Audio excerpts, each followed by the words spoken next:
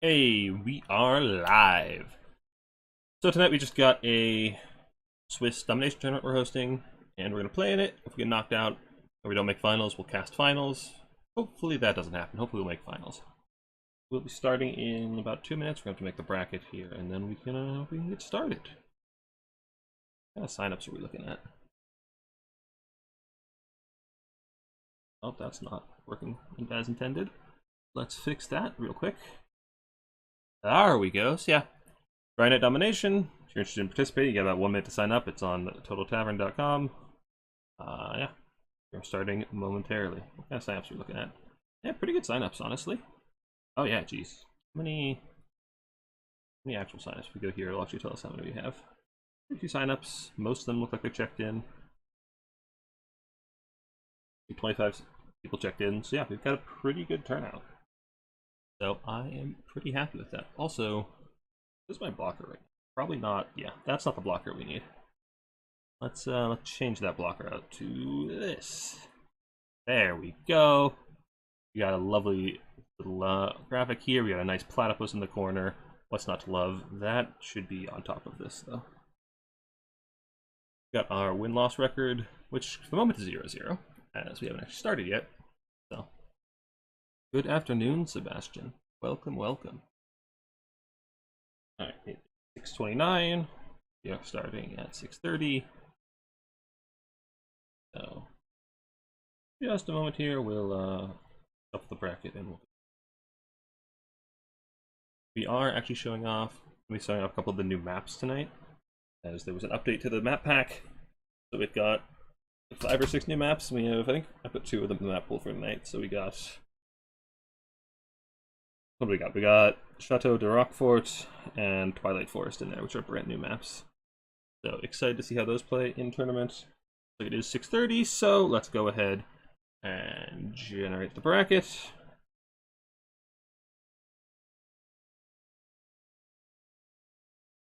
Alright, and now let's ping the Discord so everybody knows.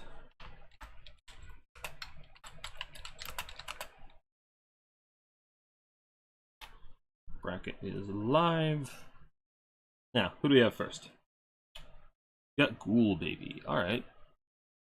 We can tangle with Ghoul.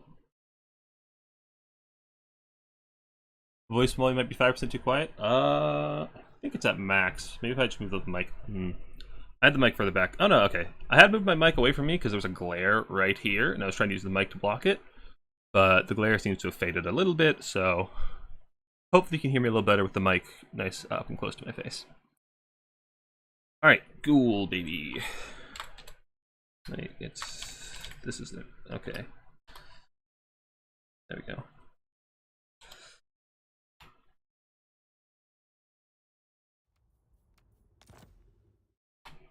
Alright, what's our first map? You'd think I'd remember these things, but I don't. Oh, it's the new one, isn't it? It's, yeah, Chateau de Roquefort. Which I'm told is Castle of Blue Cheese, but I can't verify that. Or I haven't verified that.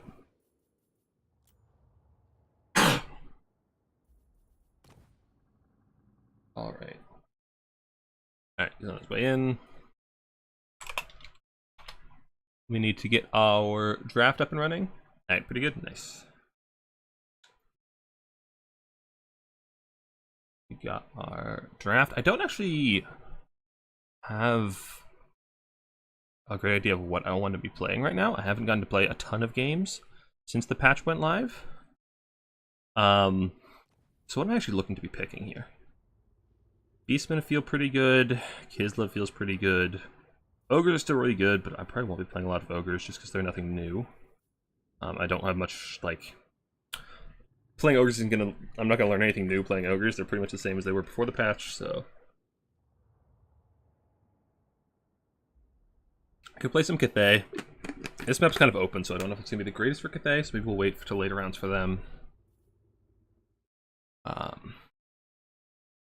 Let's go ahead and make this.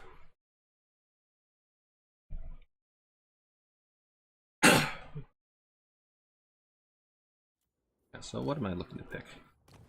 It's probably Beastman. Want to try Zinch? Maybe we'll skip on the Zinch. I know actually Gabagool plays a good bit of Zinch, so we might need to be a little concerned about that. Maybe we'll take Beastman, Kislev. What else?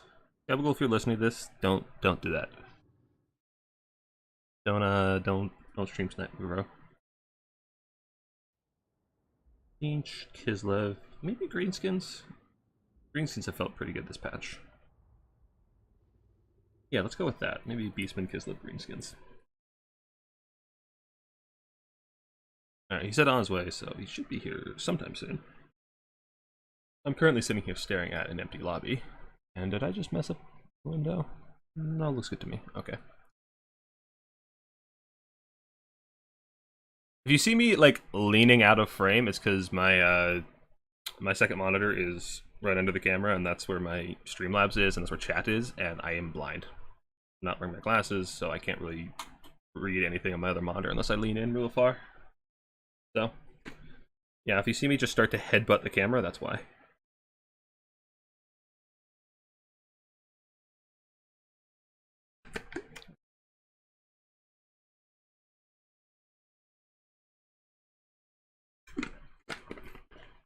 Just waiting on our opponent.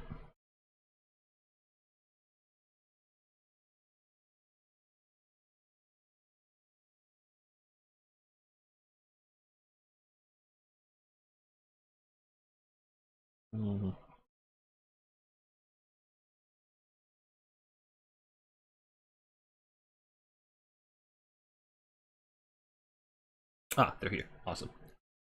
Alright. So what we say, Beastman, Kislev,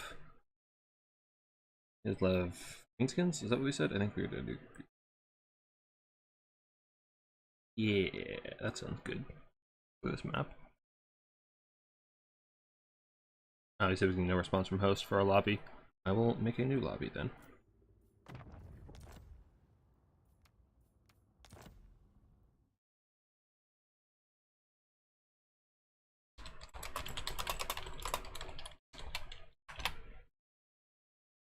Alright. What do we got? Kislev, Zinch, Walk. Okay, we can throw down with that. Let's see. I'm gonna make our pick 3 matrix. Gotta go and yoink this. Copy paste that into Discord, and what actually were the factions again? So we got, for me we got what? Greenskins, Kislev, Beastman. Then we got Kislev, Zinch, and Walk.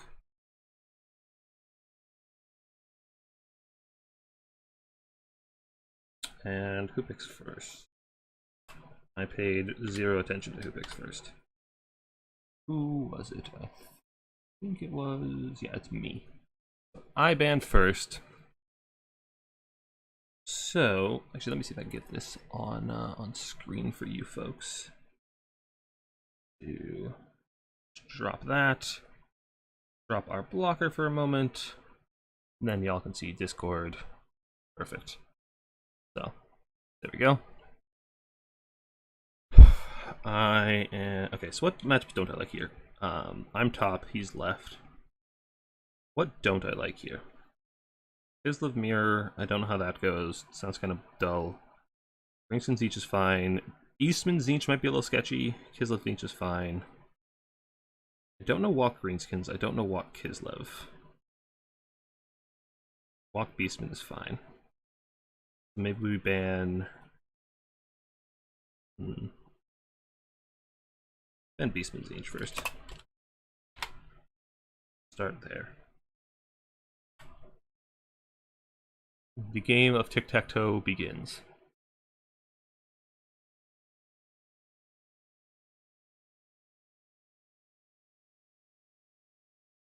Yeah, and the map we're playing on is pretty open.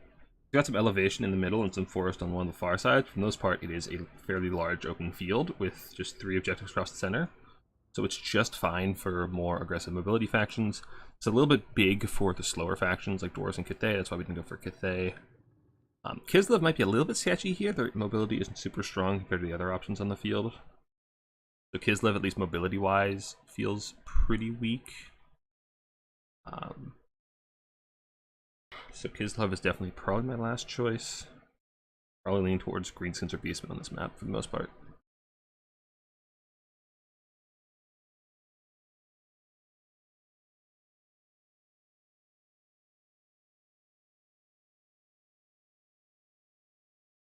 What do you got for me, Gabagool? Lay it on me.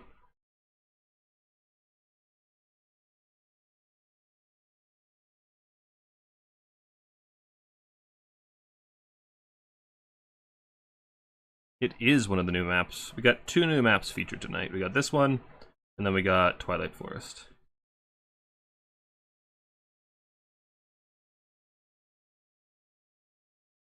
Bruh. Oh, he just... Okay, so... He banned what? Tzeentch, Kislev, and Kislev Greenskins. Cool. Fine with me. I think we're banning Walk Kislev and Walk Greenskins. How scared are we of Walk Greenskins? I feel like Walk Greenskins is probably just fine for us. So maybe we ban out both the Kislev matchups.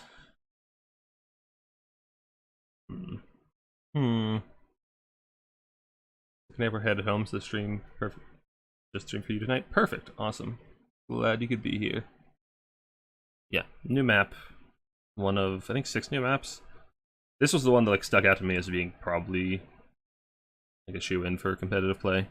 The other ones had some, like, gave me pause a bit. We're trying out one of the other ones tonight too. Alright, what don't we want? I think Kislev Walk is an easy ban. And...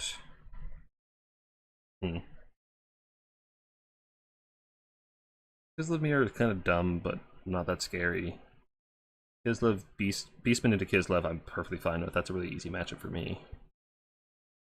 Beastman Walk, I can do without too much issue. Greenskins Kislev, I played exactly once. And I played the Tzeentch side, and it was real tough. I feel like it's fine for Greenskins, even with Zangors. Like, Armored Infantry doesn't scare Greenskins all that much. Mutalith might be a bit of an issue, but on a pretty good map like this, we can get some Archer Fire on it, no issue. Do good work there.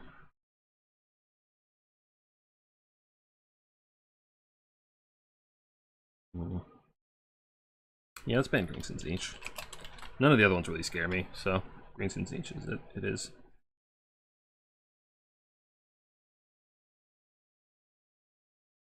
And what else we banned? Kislev Walk. Cool. There we go.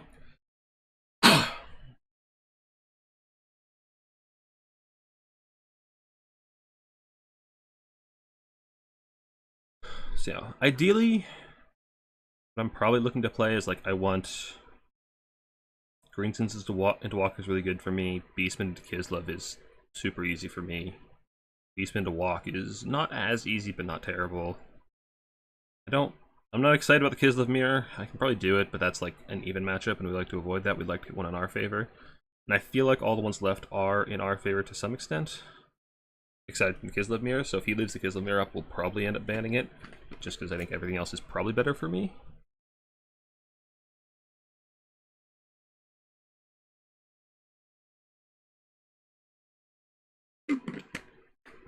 Oh.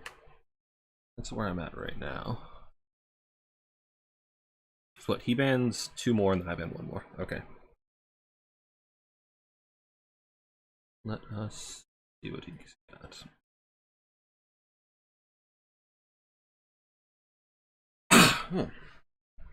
Sorry, allergies are kicking my butt tonight.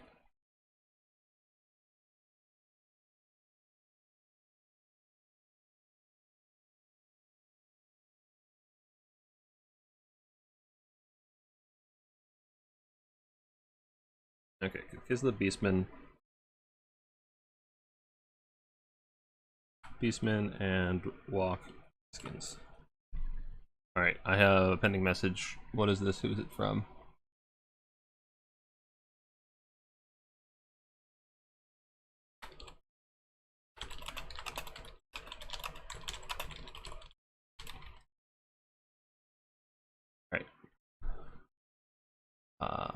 Okay. So we have Kislev Mirror or Beastman Walk. I would rather play Beastman Walk, so let's ban the Kislev Mirror.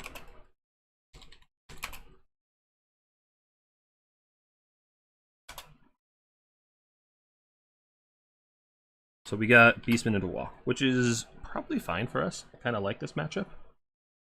Verifying peek into Platy's mind. Yeah, exactly. All right, let's get our blocker back up. We aren't leaking our builds. Got Beastman into Walk.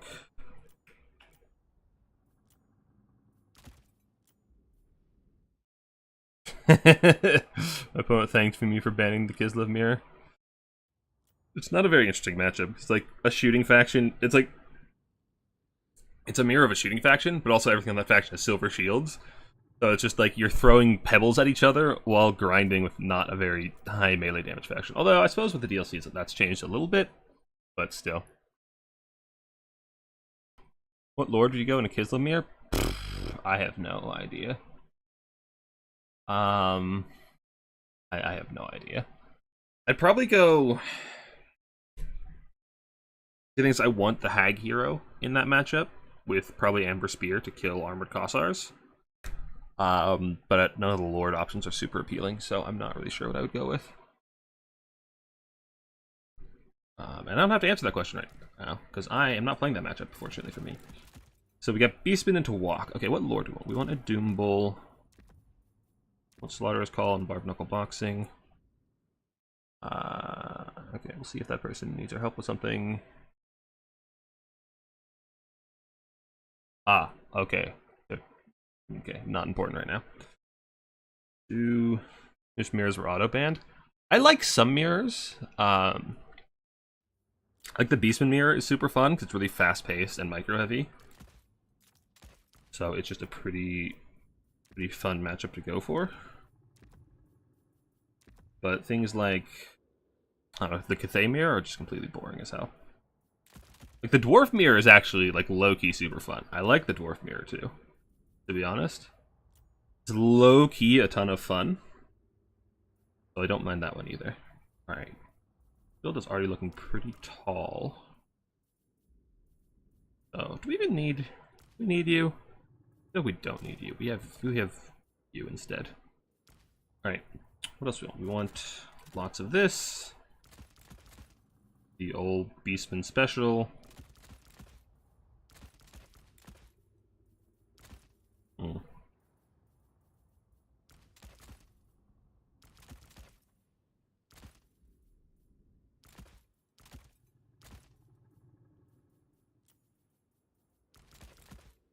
The problem I've been having with Beastman the past couple days, I feel like there's just so many things I want.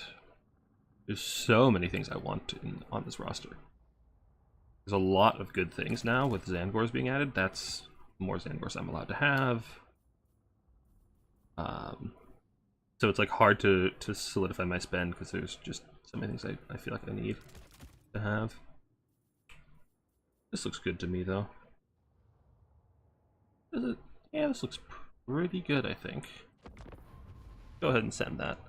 What are you guys up to in chat? Seeing Ulrika as the Lord pick in the mirror. It's a boring matchup either way. I could see Ulrika. I mean, you can't take her as your Lord anymore, but yeah. There's definitely a strange world, though.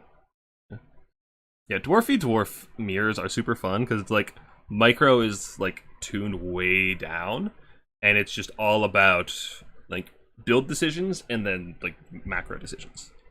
And especially the macro decision part is very interesting to me, because it's like, well, you can't just rely on micro, you just have to make good choices, and you get punished pretty heavily if you make those kinds of mistakes. So it's almost like, it's pretty slowed down, but it's very macro intensive, so I like that. And summoning choices. Summoning choices are also a big deal, which is kind of part of macro. Empire matchup is super degenerate. Fuck that matchup. It's just a shootout, and it's not that interesting. Dwarf Mirror's underrated? Yeah. Dwarf Mirror's a lot of fun. Okay. Pinged again. Does somebody need my assistance? Do I have to do admin work? No, I don't. Cool. Let's mute that channel because I don't need that channel. Alright, anybody need my help? Admin side? No, looks like we're good.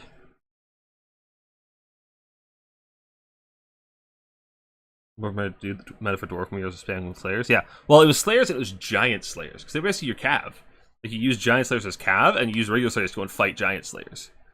So it was actually pretty entertaining. Dwarf mirrors like turn-based strategy. Yeah.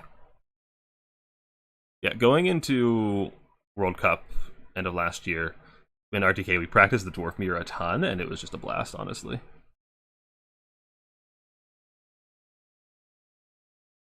So, what other mirrors are actually pretty fun?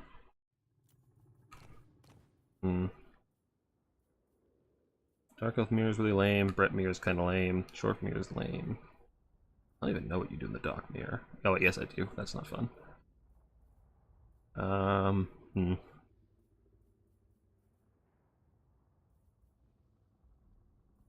Lizardman mirror is kind of interesting because usually what happens is one person goes for a big dino blob and one person goes more kitey and shooty. Like you, even though it's a mirror, you have a mismatch of styles, which is kind of fun. Lizard mirror can be kind of fun. Norska mirror is like, there's nothing wrong with Norska mirror. It's just kind of bland, like Norska. Like it's a fine mirror, although it's kind of skirmish cav heavy, which is fun if you're microing, but not fun to watch. Ogre mirror is alright. Skaven mirror is very silly. Yeah. A ton of good mirrors. Short mirror was your guilty pleasure? Yeah. Walk mirror? It's okay.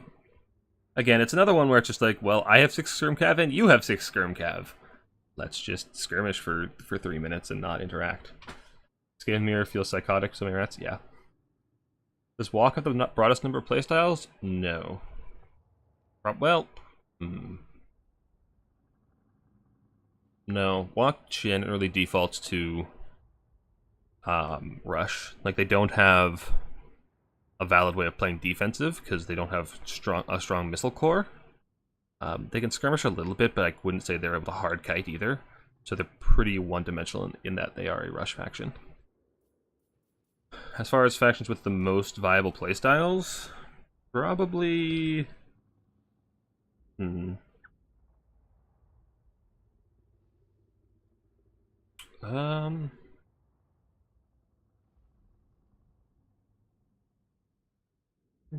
Probably ogres. Ogres can rush, ogres can kite, ogres can do a gun line. Yeah. Skaven can too, but their kite is kind of shit. Their gunline and their rush are fine, but their kite is pretty shit. It's doable though. Like if you just want to spam gutter runners and night runners, you can. It's not that good. But no, walk is pretty one-dimensional these days. They really just rely on their heavy infantry core. Their mobility isn't even that great. So they're pretty limited in what styles they can play. High elf rush is kind of meh. Their kite is fine. Their bow line is fine. Their bow line is pretty weak to like just armor and shields though. And their rush is okay. It's nothing to write home about. Different compositions of units rather than playstyles. Yeah, there's definitely a lot of variety on the roster, but it boils down to like there's not that many units that are actually that good. Just like, let me drop the blocker. Look at all these units. So what you actually use is like, you never used Mark Marauders. You use like some combination of like Chaos Warriors, sometimes Chosen. You use like, your infantry is all pretty good. Like you don't mark the cheaper stuff, but your infantry is pretty good. Your cav is pretty shit. Sometimes you see Chaos Knights, but usually you don't do a whole lot of cav play. Hellstriders are terrible now. Chariots aren't very good. It's like this just doesn't exist. Monsters are fine. Trolls are good. Manticores are good. You don't see a lot of spawn these days. You don't see a lot of war shrines. You don't see dragon ogres. They're pretty terrible. Mutalisks are great. Mutalisks are new and they're pretty great. So you probably see a bunch of those these days. Jaggets are bad. Cockatrice, not sure where the Cockatrice falls these days. But like there's like half of this is good. This is campaign only. All your missile cap is good. Skirmish cap is all really good. And jury's out on Hellcats because they were bad and then they got buffed, so I'm not sure. So many different types of viable Chaos Knights. I mean, like Corn Knights aren't bad. Corn Knights are probably the best. Zinch Knights are okay too. Nurgle and Slanesh Knights are pretty terrible. Like, oh wait, did they change Slanesh Knights? I thought Slanesh Knights used to have like half as much charge bonus because of Marcus Slanesh giving them Devastating Flanker. If they changed, I can't remember if that was... I have to open Total War Stats now because I don't remember. It's gonna bother me.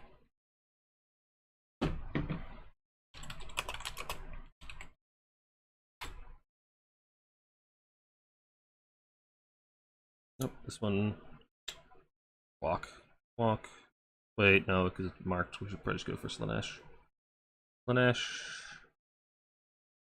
Chaos Knights. I think their charge bonus was... Nope, I'm crazy. Okay, that's good. Got that sorted out. Also, we have a game now. Garner's Night Runners definitely has some play. Feels a bit janky. Yeah. I've had more success with that in land battles than in domination, because their damage output just isn't super high, but you can keep them pretty safe. I find Skaven Kite to be really fun, because especially in land battles, you can kite with your entire army. Like, your entire army can outrun their entire army, so I don't mind that. Go back to Hellstrider meta. I didn't mind the Hellstrider meta. Hellstriders are like, if something's going to be OP, which, given history of this game, something is going to be OP. Hellstriders aren't a bad option in my mind, because they're very fragile. Like if they get shot, if they eat a charge, they're gone. So it's all about the speed and finding good engagements. So there's a lot of player skill involved in actually getting them to perform. Like, I played against a lot of bad Slanesh players who would just spam out Hellstriders and just die on cooldown. Like, they would just get a Hellstrider out and it would die on impact, basically. Like, if you didn't manage them well, they were very, very punishable. Which I think is, like, a good thing to have for, like, if something has to be OP. Like I said, which, again, probably something's going to be OP. Or at least something's going to be the best. So, I like those, like, glass cannon units being the best thing. It's really obnoxious when, like, it's a brain dead easy unit to use that's OP. Like, like Count's Infantry Tides or, like, Corpse Carts. Like, those are just like, well, you just right-click on your opponent, and they're sad about it. And that's not very interesting. That's not very skill expressive. Not say, like, there could be skill with counts, but, like, those units in particular. Like, Crypt Horrors and Infantry walking at you is not very interesting for anybody. Alright, I am ready.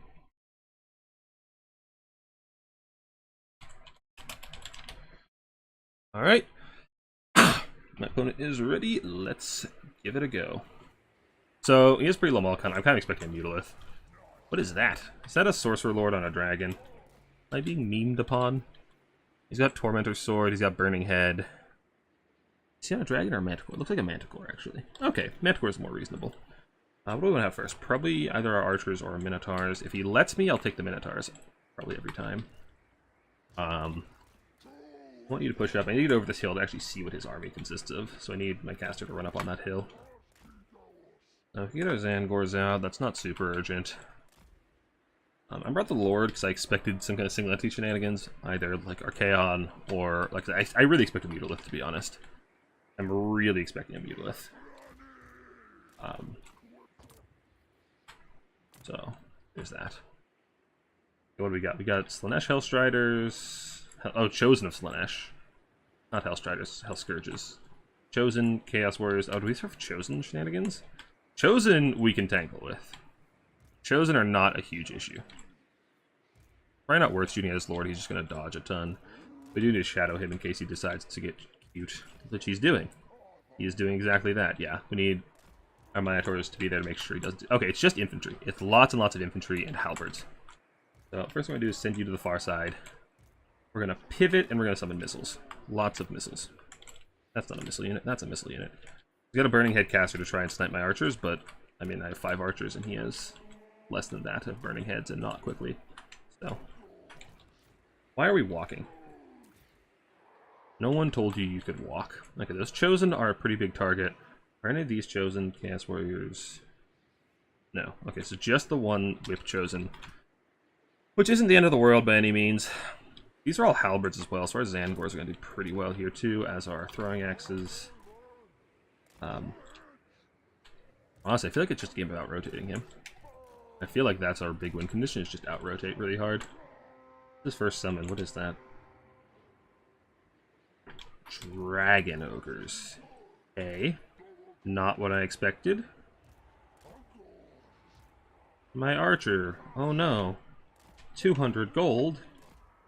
How sad. Anyway. We can start skirmishing with our archers. They're pretty quick. Yeah, they're quite a bit faster than his infantry, so we can just start taking pot shots. Just push up and start shooting. Okay, that burning head got very lucky and it's very rude. Our lord can come over here and shed on this side to make sure they don't get any cute ideas.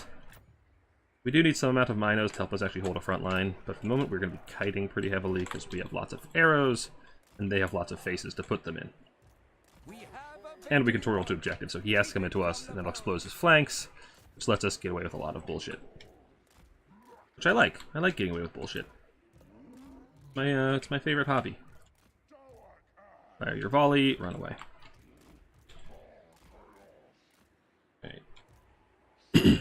Yeah, we need both these anti-infantry minos before we can actually take this fight. And then after that starts, we'll start summoning throwing axes to kill these halberds and those dragon ogres.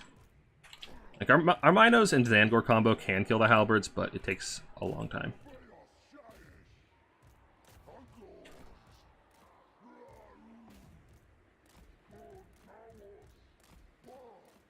Has to run away.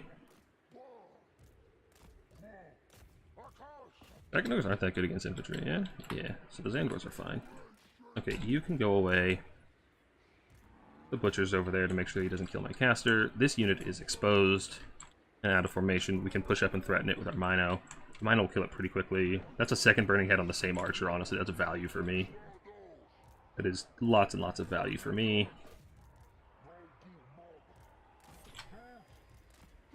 Cool, we capped the far side objective at long last.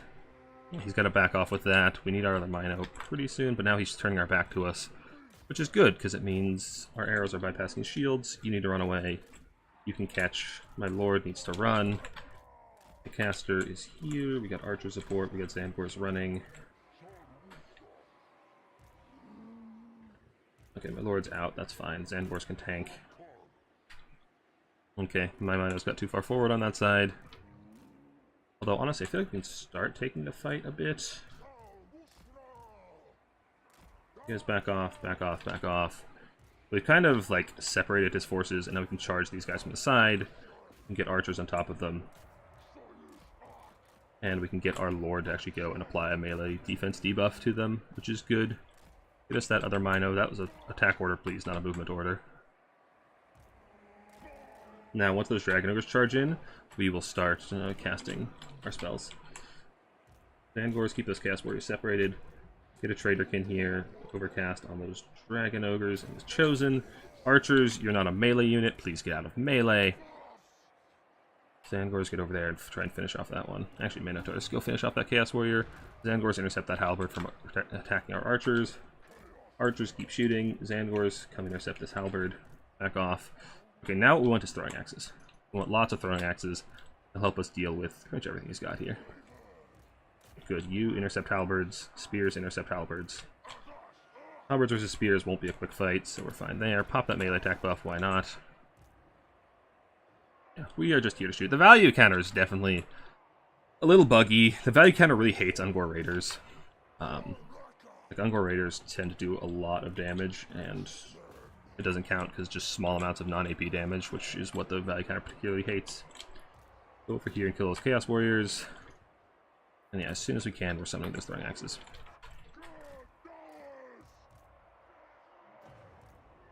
Alright, the Minotaurs should finish those guys off pretty quick. The archer support, although the archers can move. Oh, you need to leave because there's dragon ogres there. Like, this blob fight's going pretty well for us. We're killing off those chosen pretty quickly. You guys can actually leave at this point. We need those throwing axes. Make real bad. Okay, bounce away. Get out of there. You guys come over here, help with that. Get some throwing axes out here onto those drogers. Okay, get this. I don't know where we want that, actually. Oh, hello. That's where we want it.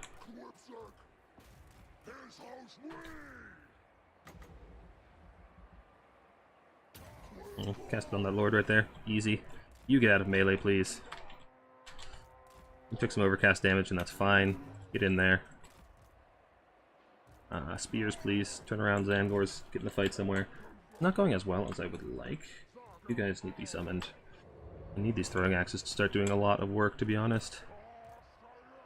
And our lord in this Mino blob. Hopefully getting the catch on his lord. That would be pretty huge. These guys need to not be in fucking melee. For 1 goddamn second, please.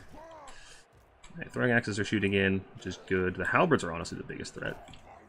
But yeah, we did good. We caught his lord out pretty heavily. Doing a lot of damage there. And Doom Bull's actually really good at sticking to him because he has that speed debuff effect. Right, throwing axes are going in. Cool, you guys kill the Dragon Ogres now. Alright, Dragon Ogres are going down. Shoot those halberds. Get them off of me. Good, we capped the objective. There's the Mutalith. I knew it was going to be here somewhere. I knew there'd be a Mutalith. Go ahead and cast this. See if we can finish off that Lord kill. That'd be pretty huge. Now that the Mutalith's here, we need our anti-large Minos. Which is fine. I think that's a perfectly reasonable thing for us to summon at this point. Our archers can start putting down damage on them. Keep killing the Dragon Ogres, actually. Get these guys separated so they're not obstructing each other. Get these guys away from those Skirmcav. Skirmcav is scary.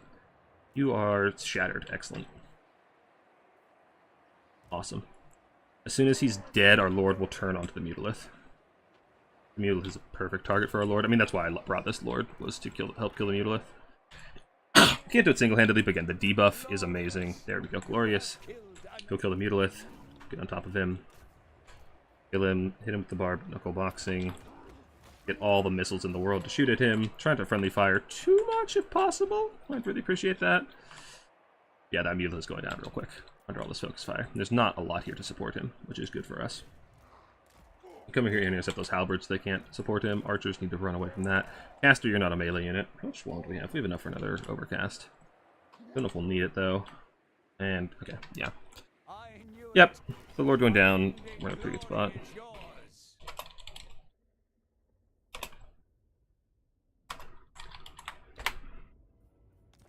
Alright, we are on the board, folks. Got that first W of the new season. Yeah, I wasn't around a whole lot yesterday, so I didn't get to play in either of the tournaments. So this is actually my first tournament on the new patch. So far, so good. What actually did all the damage? I guess those Minos, throwing axes. I feel like our damage numbers are just not that high. It's weird. I guess, yeah, the halberds didn't do a whole lot to shut us down. Dragon Ogres. Dragon Ogres are so shit these days, dude. It's really pathetic. Like, you compare them to all the other monstrous infantry options, they're just so bad for their price. They're so expensive.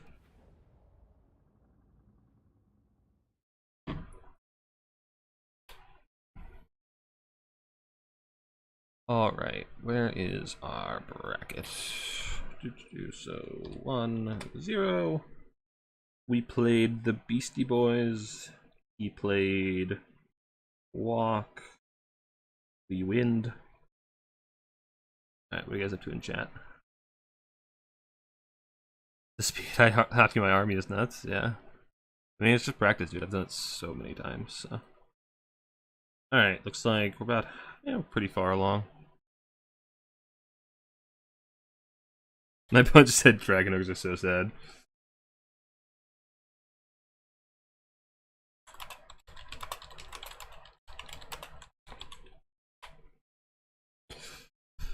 Oh. The foot pedals, yeah. Mamcan and renderers on release for something else. Yeah, that's exactly the kind of thing that's not fun when it's meta. Is particularly like single entity artillery is dumb, but like even the renders, like they kill the shit out of everything in melee.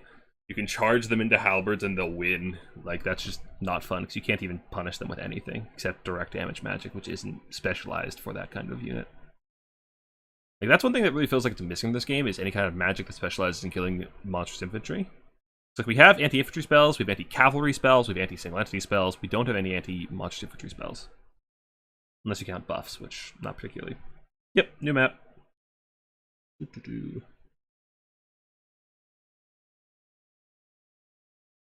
Seeing Beastman's Silver Shield mainline feels cursed. Yeah, Zangors are crazy good. I don't know if Ungor Raiders go to Valhalla. Feel the tap out from Ghouls premature? No, I feel like we had that pretty well in hand. Like, he lost his lord. The infantry trade was going pretty poorly. Like, his halberds weren't able to actually stand and fight very much.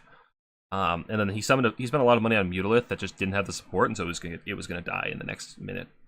Like, there were 4 missile units shooting at it, 2 Minos, and my lord beating on it. It was gonna die, and that was gonna be a huge value spike for me. And at that point, he just has no presence on the map. So I think that tap out was pretty realistic. We'll be more tournaments this weekend. I'm sure there will be tons of tournaments. Now, every time there's a new patch, like, everybody's just chomping at the bit trying to get some games in. You'll play. Good luck tonight. Good. Have a good night, dude. Any match to bring Dragon Ogres is viable? No. So let me show you why Dragon Ogres are bad. Let me show you a comparison. So on one hand, you have the humble Dragon Ogre with stats that are pretty shit, and the animations also suck, which doesn't help. On the other hand, you have the armored Chaos Troll. The Chaos Troll has more melee attack, is 700 gold cheaper, has more armor, it has less hit points, but it regens. It has 10 less weapon strength. Like, Dragons are slightly better statted for 700 more gold. And their animations are shit. Like, they just don't connect very well. Even when they're in a good fight, they just don't actually hit very well. So, yeah. Why would you ever take this over this? The rest of my case. That said, how would you play against Beastmen these days? I feel like Archaon is the play into Beastmen. Burning Head,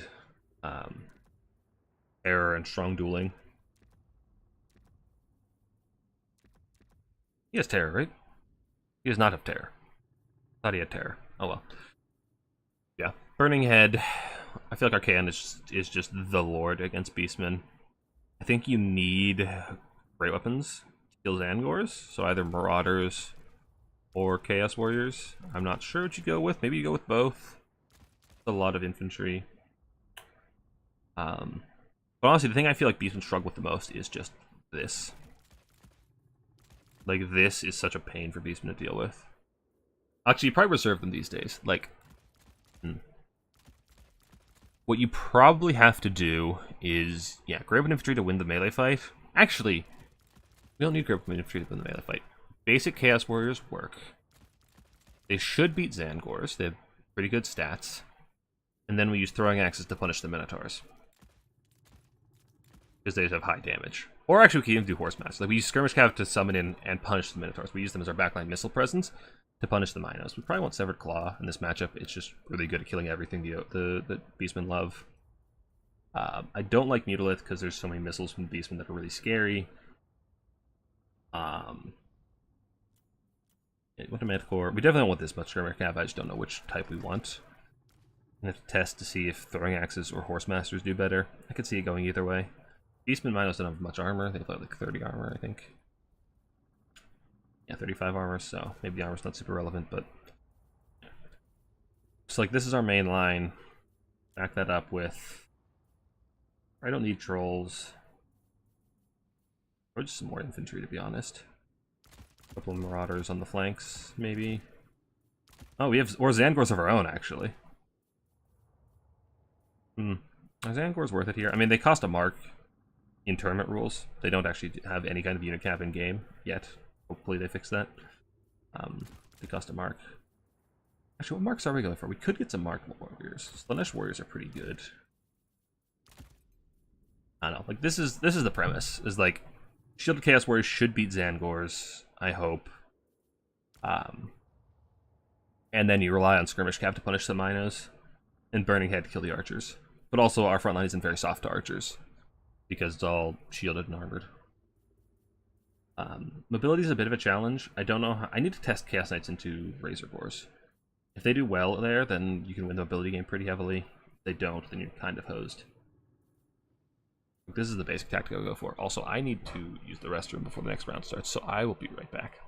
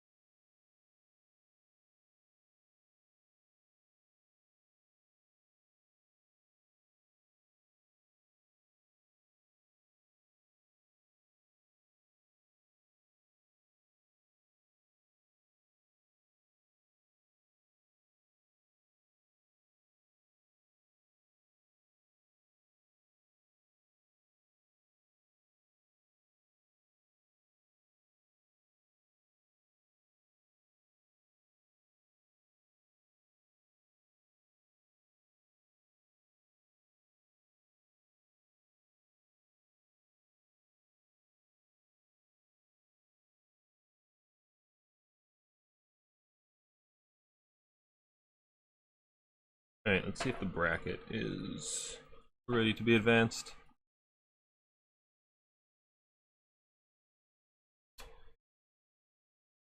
Looks like we're just waiting on one last game.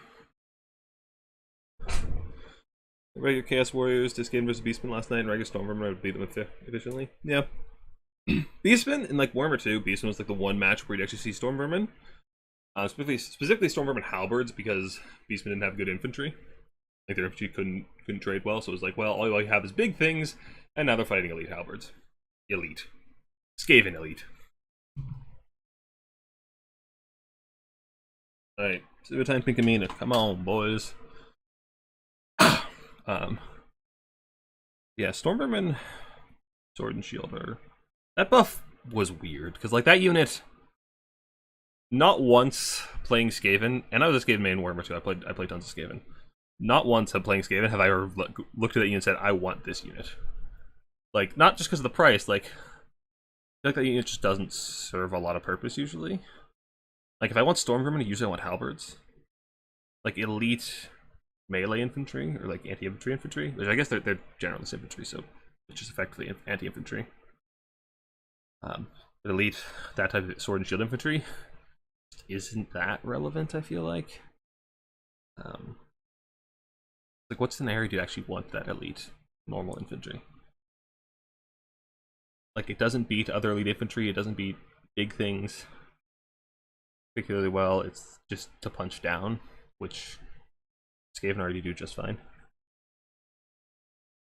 There a weird off-meta pick versus dwarves back in the day. Why? Like, that matchup is so free for Skaven, I don't know why you'd bother with off-meta stuff. I mean, it's probably just because that matchup is so free for Skaven that you could take it. Like, that matchup is one of the worst, probably the worst in the game, is Skaven dwarves. Dwarves can't win that. Well, they have... In Warhammer 2, they couldn't win it. These days, they have a little bit of hope. Maybe the defense still is great against Razor Cores? Yeah. Stormvermin could do with further cost decrease? Yes! Like, in a vacuum, the unit is overpriced. But Skaven also don't need elite infantry. Like, if Skaven get good elite infantry, then they kind of have everything. Like, if elite infantry, they have good shooting. I mean, I guess they're not in the greatest spot. If Power Grab still hasn't been banned by anybody yet, but I think Turin has been talking about banning that. So, but like, elite just doesn't really jive with Skaven lore or playstyle, so it doesn't make a whole lot of sense to me to have those be super good. Like, they've been bad forever, and I feel like that's fine.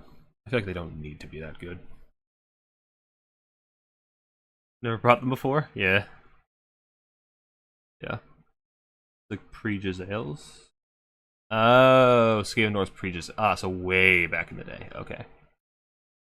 I see. Because, yeah, Giselles won't make that matchup unplayable.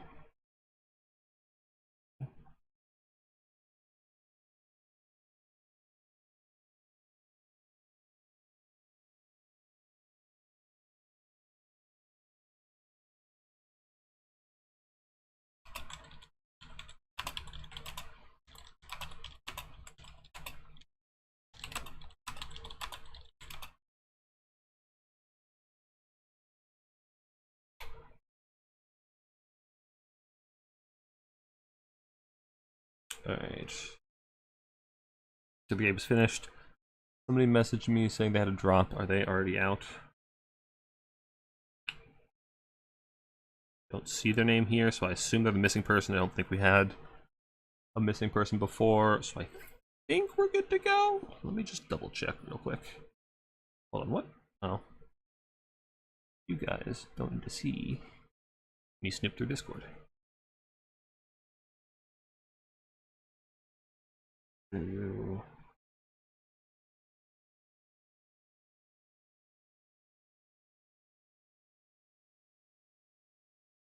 Ah, okay, there they are. Did they drop? I don't want to... I want them to drop before I advance the round, so that, get this person to drop. So that way, nobody gets paired up against them. If somebody gets paired up against them, then they have their unnecessary buy rounds, so we should have an even number of players.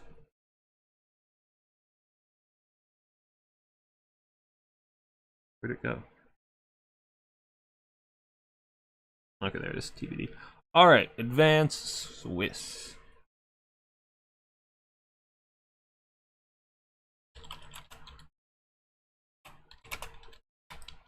Alright, round 2 is up. Who we got? House Cat. Oh no, the dreaded RTK mirror. The horror. Alright, what did I do? I feel like aha, I did something. There we go. Alright, what map are we on? I think it's Celestial Lake? What map was it? Proving Grounds. Okay. Proving Grounds, gotcha. House Cat in here.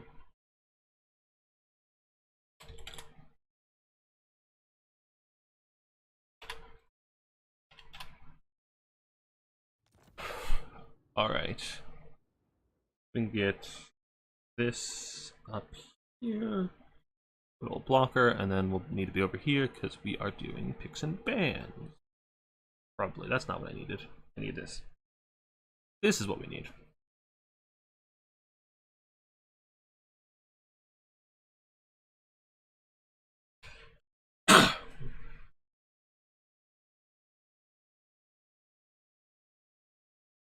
RTK mirror is the new ODM mirror. I don't have context for that, but sure. That's that basement no clue match you ever see them in? Exactly. I've actually had some success with Stormvermin Halberds into Khorne, but again, not the Sword and Shield. The Sword and Shield are terrible. If they have no reason. Skaven monsters still have inefficient SEMs. Yeah, Skaven monsters still kind of suck. Living playstyle? Thank you.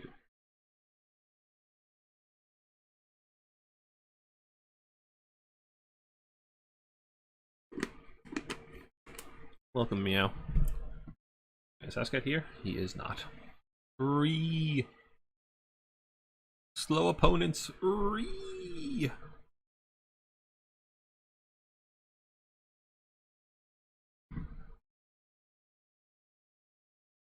Ah, okay.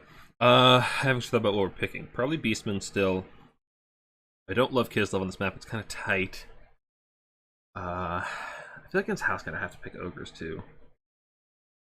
I don't want to play Ogres, so we're not going to play Ogres. Grab Kislev.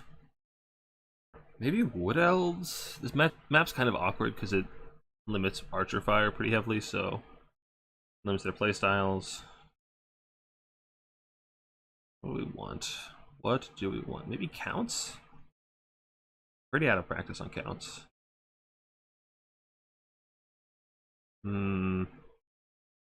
Yeah, let's throw Counts in there. What's we got? Tzeentch, Kislev, Ogres. Yeah. I kind of figured he'd play Ogres. I'm not happy about this. I don't like Ogres. I'm a good old-fashioned ogre hater. Alright.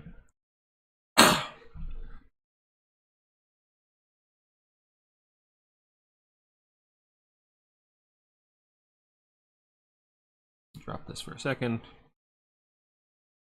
No, we're doing it my way. You can't stop me, House Cat. Mostly because I can't like process it unless I see it like this. This is the reason I started doing this little grid, is because I can't figure it out the other way as easily. It's very hard for me to visualize.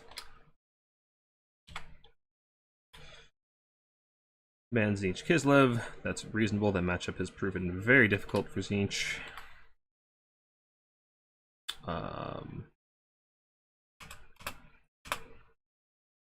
What do we like? I like Beast. I don't know if I like Beastman Kislev.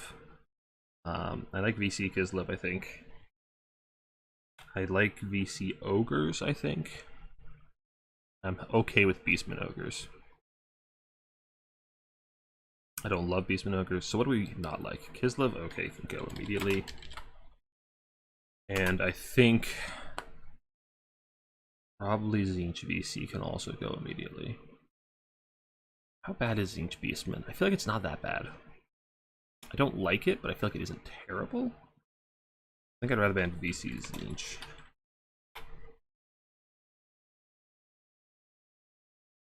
Kislev. Okay, my Kislev. And Tzeentch VC.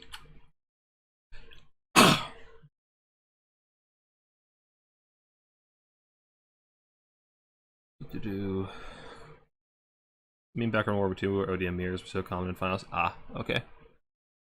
I wasn't super involved in Warhammer 2. I started watching a lot of tournaments towards the end. I didn't play or really participate that much. Do the grid and chat. Yeah, yeah, exactly. Like that's why I think I was the one who first was doing this grid. And then I did it against Serica. Eventually, he copied it onto his description, and yeah, this is the easiest way for me to see it. Kind of wish we had a system like automate it, but I don't know how to make any such thing.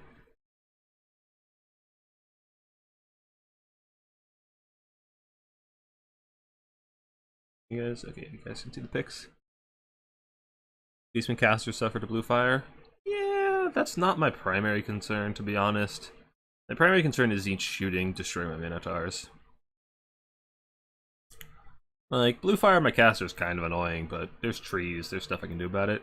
I'm really concerned about just blues and pinks shredding my Minotaurs, because I need them to break through his armored infantry. Like, anything that can break his armored infantry, even if I want Vestigors or Chariots or whatever I want to kill the armored infantry, it all dies to the Zenith shooting, so. Which I can shut down, theoretically.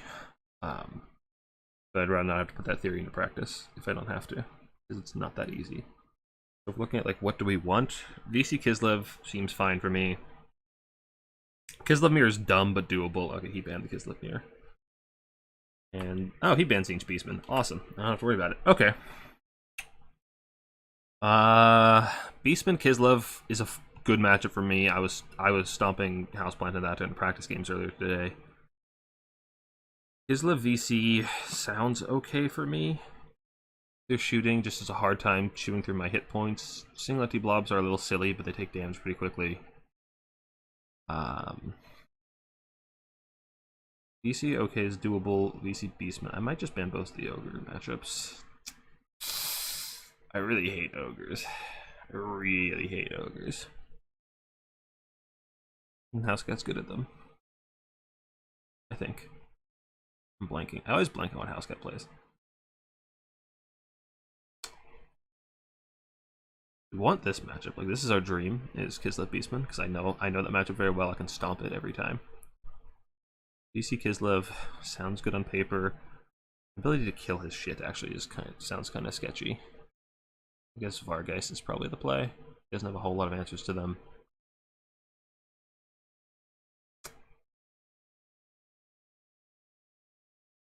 I think we ban out both the Ogres. I'm so conflicted, man. So conflicted.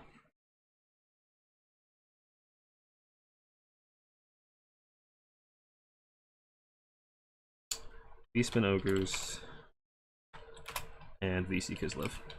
That's what we're banning. His choice of VC Ogres or Beastman Kislev. Which I suspect will take VC Ogres. I guess you guys can't see it if I put it over there.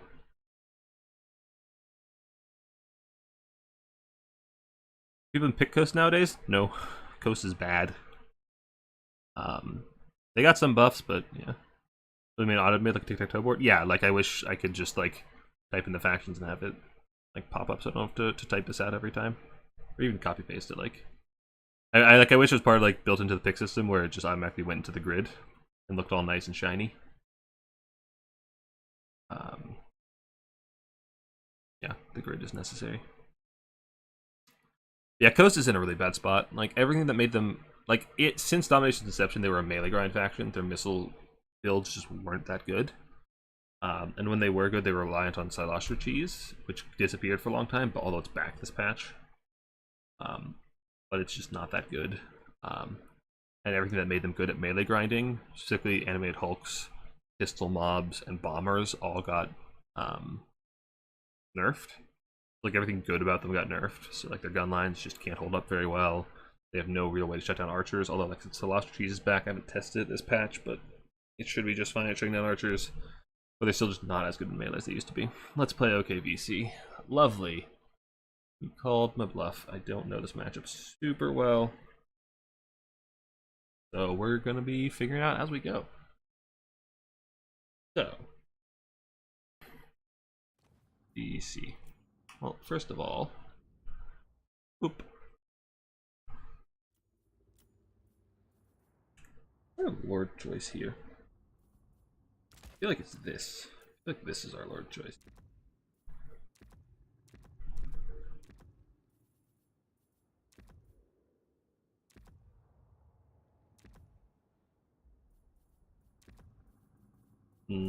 What's the other version have? That's kind of a problem. Maybe this isn't our Lord choice. Let's come back to Lord choice.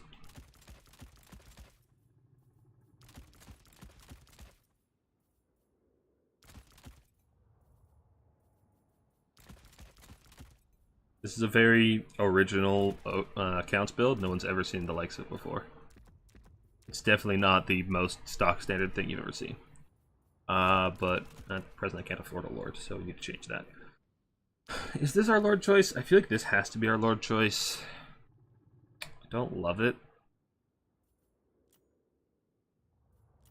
What am I scared of from ogres? The Bull Tide is annoying, but because we're undead, we should hang in there just fine. Especially with Crypt Horrors to help bolster our lines. Kite is a little annoying, like Lead Belchers are kind of tricky. But I guess... Can we get after Lead Belchers? I feel like we probably can. We can just run over his line pretty heavily if he goes for heavy shooting. Pistols are annoying. Pistols are definitely annoying. Trappers are always annoying. We have just bodies to absorb the damage. I need Wind of Death for Trappers. Are Trappers that annoying that I need Wind of Death? I hope the answer is no. I really hope the answer is no. I feel like what I want is this.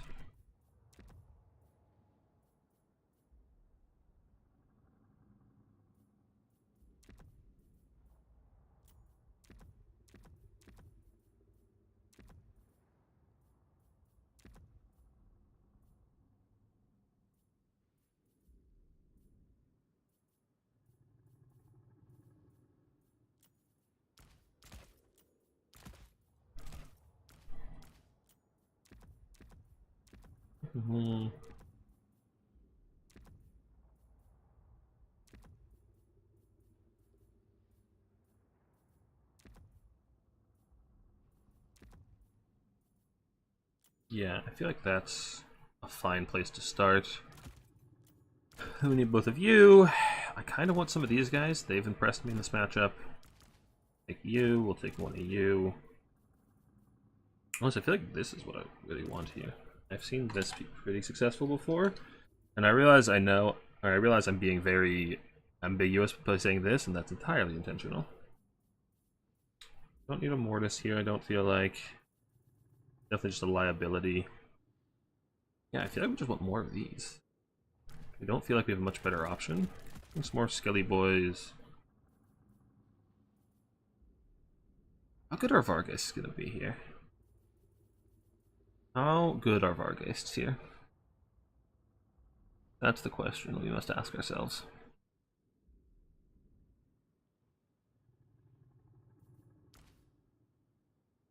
I feel like the answer is not great. They're gonna take a lot of damage from bulls. If we do that, we do another one of you. If we don't, I am really out of practice on counts. Jeez, I don't know what I want.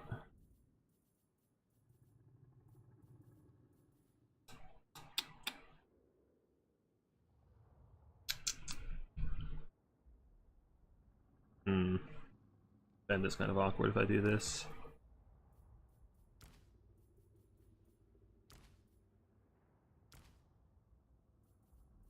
Are we at all scared of cavalry? Am I at all scared of cavalry? Graveguard, Foot Strigoi versus Hadries. Interesting.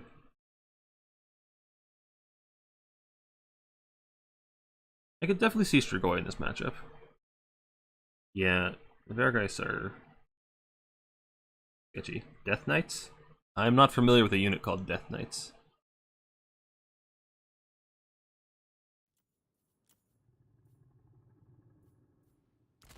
Do this. How do I make this spend not terrible? Chat, how do we make our spend suck less? I guess I could do... I don't love that.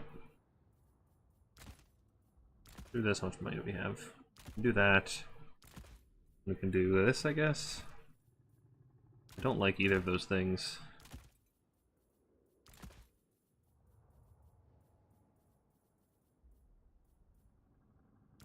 Drop that unit, we don't need it.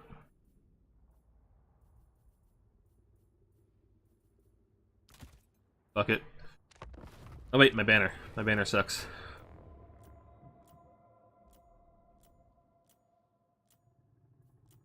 There we go. The good one. Alright, we're sending it.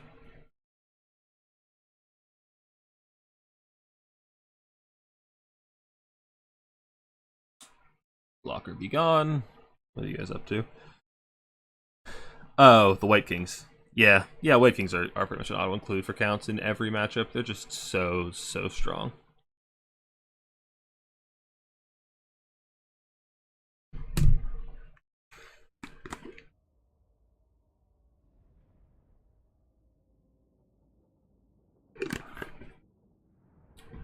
Guys on his banner game? I am always on my banner game. That is the most important part of Warhammer multiplayer. You gotta flex on them with the banner.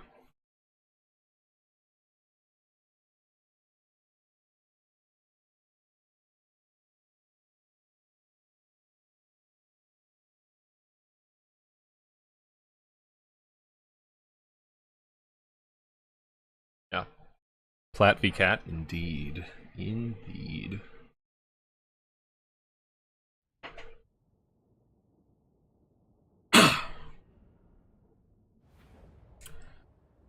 Alright, how do we want to deploy? We kind of need to swarm everywhere. I feel like the right side could be a little bit rough if he deploys lead belchers, but if he deploys lead belchers back here, we can't get at them, but we also don't need to, because we can just back off. So I feel like we want to have some aggression on the left side. Also, yeah, we did go for Strigoi. Like, you guys were saying Strigoi is a good pick. I have a Strigoi, but he's flying, so. He is anti-large, which is nifty. And of course, he's got spears and zombies to eat shit and die for the greater good. Alright, first thing we're going to do is summon out the rest of our Crypt Horrors. You know, with our Necro in the trees, Corpse Cart there, White King here. Yeah, I feel like 3 should be pretty easy for us to hold. Because I feel like he has to deploy over here and fight for the other 2. I'm a little concerned about, like I said, like a lead belcher deep. Can you see my cursor? You can't see my cursor. It's like deep back here or deep over here. But I think we'll just have to deal with that. It doesn't kill anything that isn't cheap. I think all it kills is my infantry, which is not the end of the world. It doesn't do that well against monster infantry. Crypt Horrors. I know, White Kings, Crypt Horrors, Corpse Carts. What a shocking Vampire Counts build. Going circles, they charge theirs. Yeah. Oh, picking the same banners and mirrors. You are the type of person that casters hate. You are the most annoying person to cast. I hope you realize that. Oh, that's itchy. Alright, so yeah. First thing we're doing is summoning our Crypt Horrors. Means actually we're going to summon him over here. So we can have these guys on this side. Yeah, our reinforcements are looking like... I have a bunch of Karen Rays. I've seen them doing pretty well into Ogres, because Ogres don't have an abundance of magical damage. What do we have? Double Pistols, Greasis. What on earth? House Cat be cooking. Absolutely cooking. How many units do you have? 14? 1, 2, 3, 4, 5, 6, 7, 8, 9. Probably the other 5 are trappers. So honestly, in that case, forget the Crypt Horrors. We're just summoning skeletons. Pistols don't do great against infantry. So we just want more and more skeletons. Our guys can come prowl around with the White King and look for people. My caster can stay back here. I don't actually have spells on my Lord, I have spells on my caster, because I wanted to raise dead and the Destroy doesn't have it. Pistols are going to be irritating though. Okay, we need to be a bit careful about them. I want to scout trappers, but those pistols zone out everything that can actually scout trappers. So, be a little careful. Yeah, pistols are definitely very irritating for me here. Breath attacks can help me with them. But they're very tanky in melee, which is going to be a problem for us otherwise. Back off, back off. No! Don't take shots for free! Ow! My undead booty! Ow! Run with the corpse cart. It'll heal you. If he wants to shoot zombies, he's perfectly welcome to. I'd really like to know the location of trappers.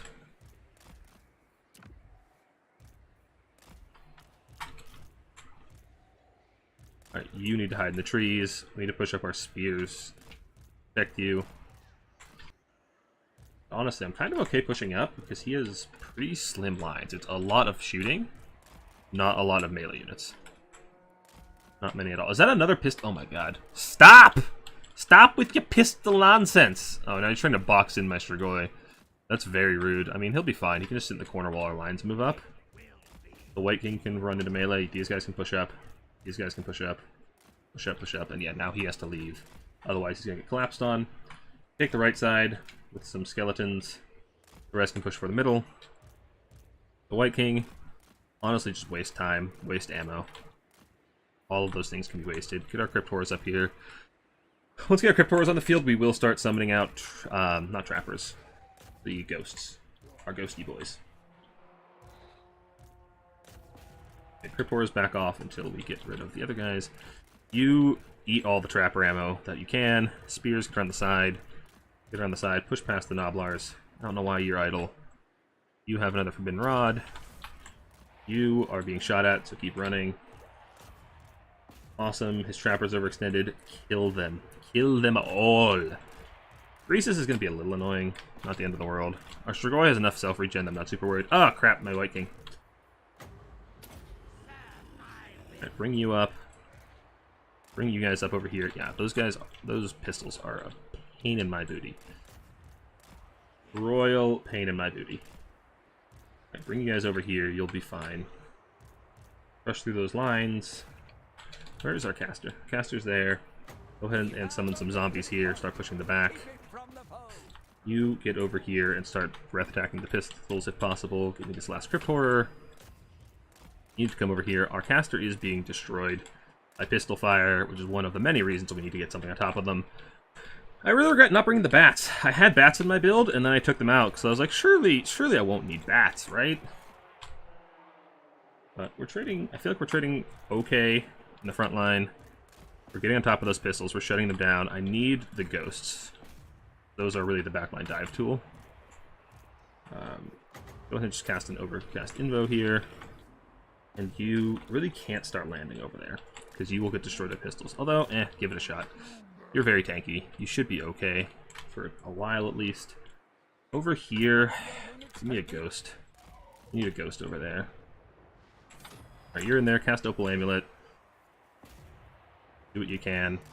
Push past. Get back there and help. You guys need to push through. You do not need to all be stuck fighting one trapper. Get you back here. Shut down those pistols. Do what we can to get on those points. Get past the front line. Just move past the front line. Get over there. Get over there. Cairn Wraiths should be able to take care of these Ogre Bulls just fine, especially if we deny them their charges. You need to get airborne and start breathing on people. I'm like supremely unconcerned with killing Greasus. It's really not a win condition for me. Like I don't gain a whole lot off of killing him. So I'm not super concerned about that. You guys get on here. Get a breath attack on the Powder Guts. We really need that. Blood Knights are actually kind of compelling. There's really nothing to stop the Blood Knights other than the pistols. But they're so expensive. It's going to take me so long to get them on the field. I think I'd rather have Ghosts. Ghosts are a better choice, I think.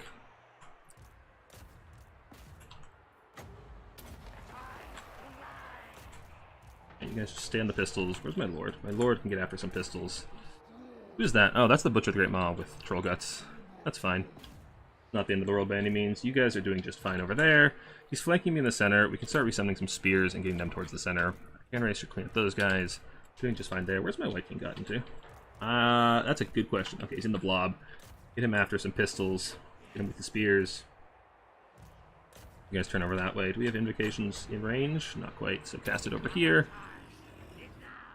Ghosts are cleaning up Noblars. Not the most worthwhile thing of all time, but it's fine. Boy, get after those pistols. Do what you can. Get back airborne, actually. I feel like you need to be in the center. We are starting to lose the center, and I feel like we're trading down. Actually, we're trading pretty well in value. And the Cairn Rays are retaking on the right side, which is good. Very, very good. Cairn Rays start pushing up. These guys also, we need to push so deep to get these pistols offline. It's a huge nuisance, but that's what we gotta do. Center is falling apart, and that's honestly not the end of the world for me. Let's fly right over top of this caster and see if we can get a snipe on him. Drop a breath attack on him. Get these spears after these pistols. Actually, we cannot land on him. It's much too dangerous with those pistols online there. Alright, kill these bulls. Get you guys back here. This line has to push deep.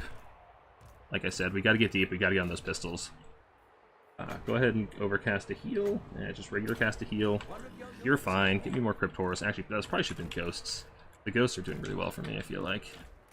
Okay, center is lost. Forget the center. We're capping the side. We're getting drowned so deep is the problem. Turn around. Go back, I think. The White King can still be annoying. Cryptors are going down, but we just need bodies on the center.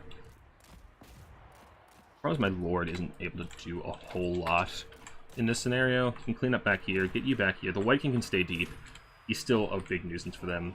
Charge those guys. Give me some more bodies over there. Go off those guys. Spears can fight in the center. Cryptors can back them up. There's some zombies in the center as well to help bog down those Noblars. Get you guys spread out and on those trappers. Yeah, we're fighting back here pretty heavily, and we're trading down a lot, which is not great. We can get a breath attack clear to a lot of these Noblars. Do pretty good damage there, but we need some kind of reinforcement on the right side to actually hold that objective, and we have spears. Perfect. Spears can get over there and help out. Our Lord can help out. The problem is just there's not a lot of, like, inroads for our Lord to be places. The Lord just doesn't have great places to be. Drop some zombies back there and try to slow their rotations. I completely lost track of my other corpse card because it died. Cool. Love that. Love to hear it. Alright, let's try and actually get a snipe on Greasus. Get a breath attack on him. Our Lord can do alright against him. How many buffs is he actually packing? Give me his goddamn stat card. I couldn't see. Cool. Cool. Thanks, game. He is over here. I feel like we need Blood Knights online. The pistols are running low on ammo. Let's get those Blood Knights on the field. We're taking the center. Our Strigoi and our Cryptors are beating the crap out of Greasus. We can probably get the snipe there. We took the point. Get these guys back here. Get our Corpse Cart Caster out of harm's way. Cairn Rays, clean up those dual weapons and keep that objective, hopefully. Yeah, we need the Blood Knights. We want the Blood Knights to help us take the side points and play the rotation game. Although those are Iron Guts. Perfect, not Man-Eaters. Alright, we need you to get another cycle charge on Greasus. How much money do we need? Still a lot of money. You need to make sure you're still on this side. Oh, wait, hello, Caster.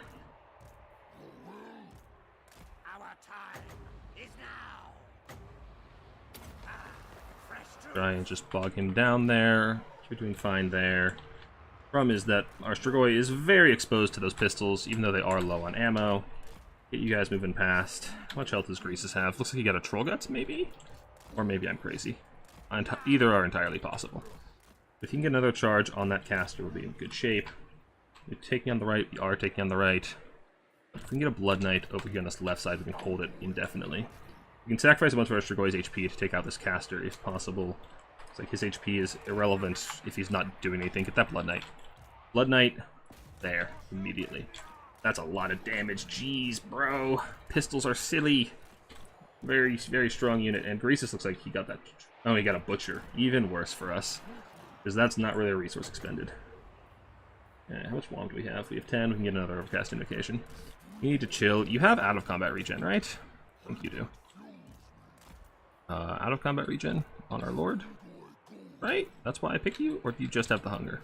You have both. Cool. That's good. That's what we want to see. Zombies, bog down those guys. We need to take this right side.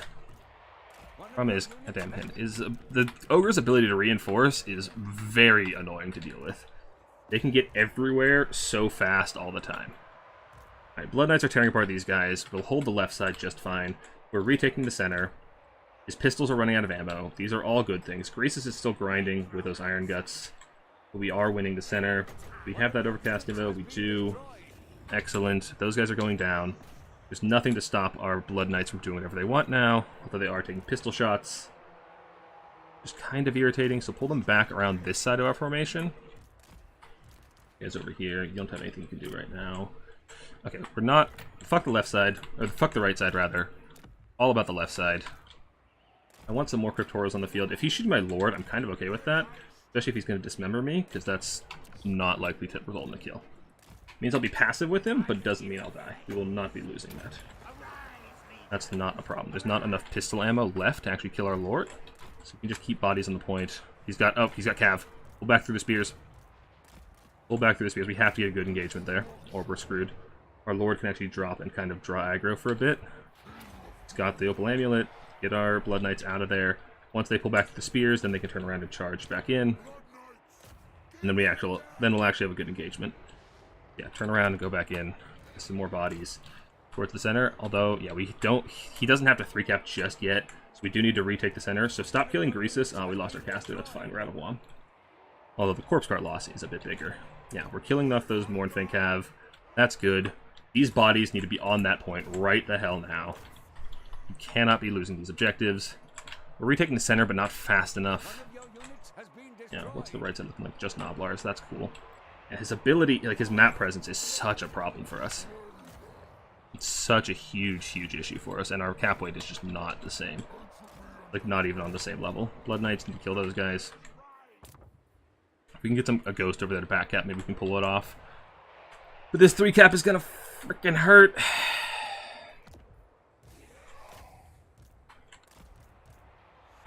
Okay, Blood Knights, we killed his Cav. Blood Knights are still going strong. Our Lord can start terror routing these Noblars, hopefully. Everything on the goddamn point. None of you should leave that point for a frickin' second. How are you guys all so stuck on nothing? Like, actually, how are you so stuck on absolutely nothing? What do we have here that can actually kill? Dire Pack. We need the Dire Pack out here, yeah. Our Blood Knights are taking a heck of a beating, so they need to back off. The Powder Guts are a nuisance. We're taking, that's good. The problem is we're losing a lot of objective points while we're doing it. We don't have a Corpse Guard here, which is a problem. Pivot back towards the center. We still have a strong fighting force in the center. Garen Wraith with Terror coming in the back of there will do good work. Got dual weapons coming in. God damn, dude. Ogres. I don't like ogres. Get these guys on the point. We need to get them to cap, and they can eat those Mania Pistols ankles. Eat you on top of those Mania Pistols as well. Try and break them off. Hold off those trappers. Don't let them touch the objective. Get more spears. We're trading back pretty heavily. Now that his ranges are being forced to actually fight. Stop whatever you're doing and get the hell over here. You're fast enough to outrun them, right? And if you touch them and slow them, you will be.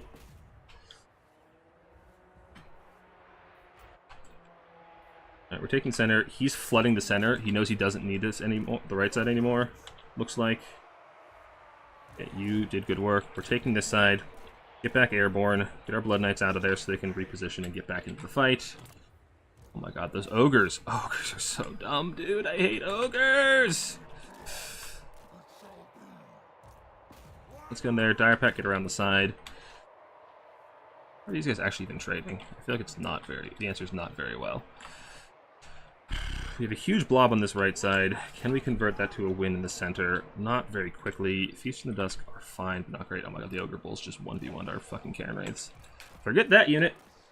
Forget them. They are not good enough here. We catch those guys out. Eat that Cav. Get me some Cryptors over here towards the center. We need them out here ASAP. Spears can start rotating. Dire Pack, you guys can start helping me catch out this Cav, hopefully. I can bring some of our infantry over. The rotational power of ogres is just absurd. Like, we cannot out-rotate them in any scenario ever. It's very, very difficult to deal with. Yeah. You might be out of luck here.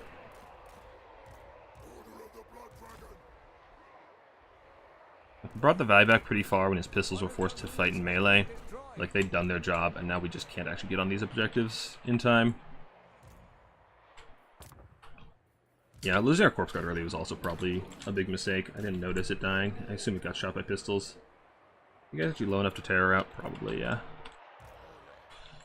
We need you to terror out. But we need fast things, so we need Cryptors. Which means we can't actually get here in a reasonable amount of time, probably. You're not terror routing. That's cool. I didn't recharge you, and now Grease is gonna bully me. Leave you guys just because you're fast.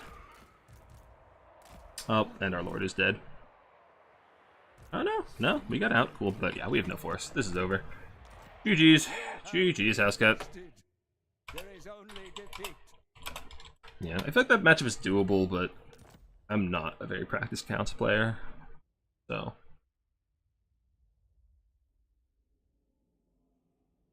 The Chaos Race let me down. I thought they'd be better.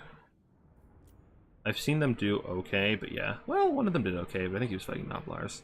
The Blood Knights did well. Maybe we double down the Blood Knights. We got good engagements with them, and they did well. Strigoi almost exactly paid for himself. Yeah, the Corpse Cart getting shut down hurt, makes it lost healing. But like, look, this is the shit.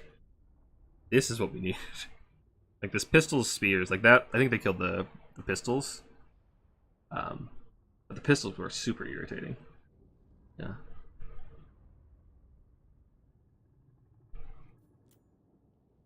Yeah, they all got over 2k value.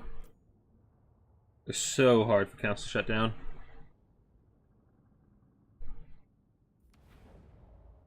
Yeah, getting pulled that deep was a mistake. Was it? I don't know. Like, I felt like I was strong on winning the engagement, but I feel like... I'll take a look at that replay real quick. First, we need to double check the bracket and see where it is, because that was a fairly long game. We might be nearing the point to progress. Where's the bracket at? Ignore that other window you saw, that was an accident. Okay, Housecat can put in that score. It's not my responsibility, because I lost. Alright, I want to take a look at that replay. There's one point where I'm not really sure what the right decision is. So we won the initial engagement on our left side, and he retreated really, really deep with his pistols, and we pursued, and then I ended up doubling back. And well, obviously, like, the doubling back, either I go all the way or I don't go in the first place, and doubling back was kind of like me trying to cut my losses. I want to see, was it correct to pursue, or do I pull back and just sit in the trees and try to deny him value? Or do I just take the initial engage a lot later, which I feel like is still probably a mistake. If we don't want to be taking the engage later, because he can skirmish pretty effectively with those pistols. And because his like objective control is weak. We had a 3 cap. I feel like we can give up the center. And that's the only safe position for his pistols to be. If we hold both sides, he can't do a whole lot with his pistols.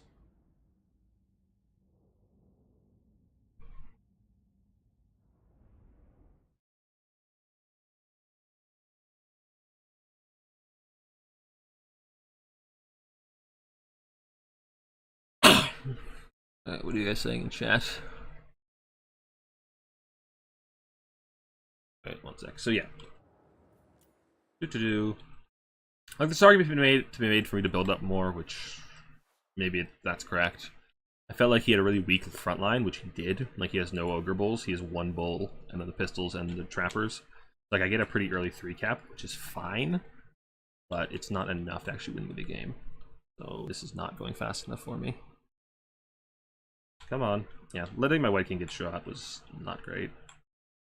But the pistol's melee stats make it really hard to shut him down. And like my caster also take a lot of damage, was a mistake. Not great. It didn't occur to me that'd be his first target. I should have my zombies up further. Probably. 3rd pistol coming in.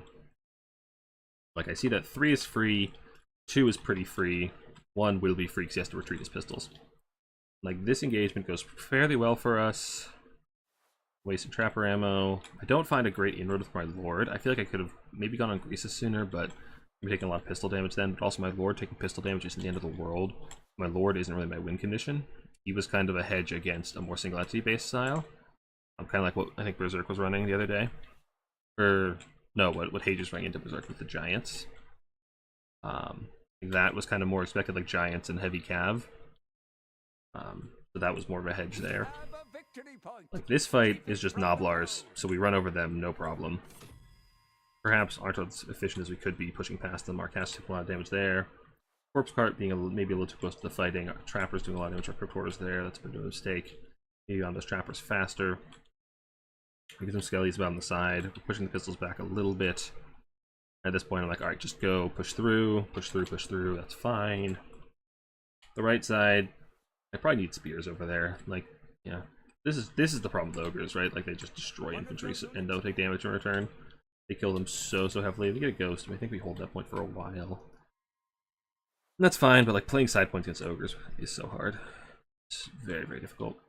And yeah, this unholy blob is too blobbed up and not pushing deep and like not setting these things down. But like this is the point where like, all right, should I pursue these pistols or should I kill what's in these woods and hold the objectives? Like if I sit in these woods, just like where this trapper is, don't push past the trees.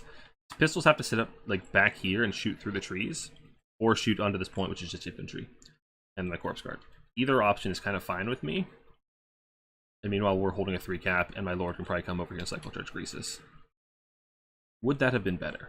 Because I cannot catch these pistols. I didn't realize that in the moment, but I can't catch these pistols. And there's gonna be heals coming out for them. There's a butcher on one, a fast butcher, and there's a troll guts for the other one. Troll guts casters came out. I feel strong here because I have so many units, but a lot of this is just crap infantry. Nothing here does a whole lot of damage. So I feel like I got overconfident and pushed too deep when there's no realistic situation where I actually like stuff them into spawning and actually kill these pistols. So I feel like I need to be very disciplined and just hold the line here at the trees and not chase those pistols.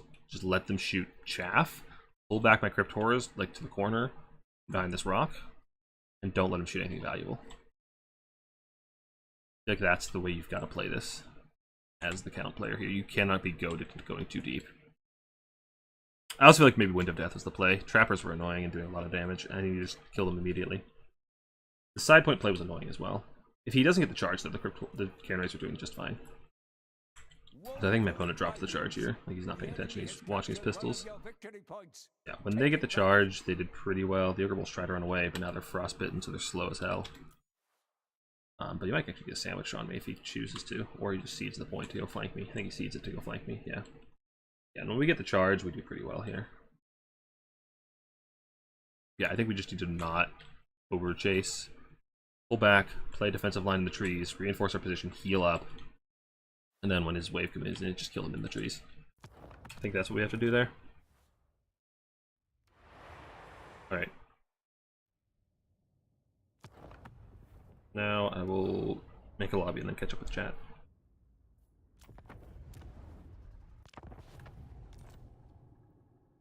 Alright, what are you guys up to? You know, turn hates the same banners? Yeah, it's super obnoxious to cast. Ray this dude fine against the ogres as long as they actually get the charge, apparently.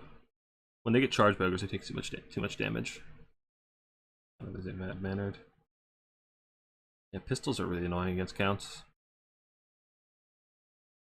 Alright, have a nice flight, Dustman. Grease is not a mean pick anymore. He was always somewhat good against counts, because counts just have a hard time dealing with him, because he's a very strong duelist. So he can kind of be an anchor on your point and keep you having some point presence. Housecat was actually commenting about it. Housecat said, not sure if Grease is worth it, but he did grind the middle fight and is hard to get rid of. He's fine. He trades into most count lords pretty well, and obviously has a ton of healing and massive HP pool, so he's hard to get rid of. Which means when you're kiting, you can actually have like some consistent presence on the point. Is it worth it? I don't know. It's definitely not a meme there. Like it's a reasonable decision, even if it's not optimal.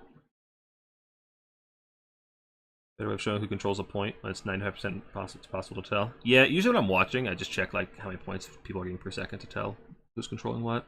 Yeah, it's definitely a little bit hard to tell when it's like, you know, 95% of the objective is one color. Ogres are very gross. Based on Noblars? Yeah, but the terror out of Noblars is really nice. Yeah, pistols is ideal, but it's so hard to get them on the pistol, especially on a narrow map like that. Games are all done, are they? Is that why Housemat's pinging me?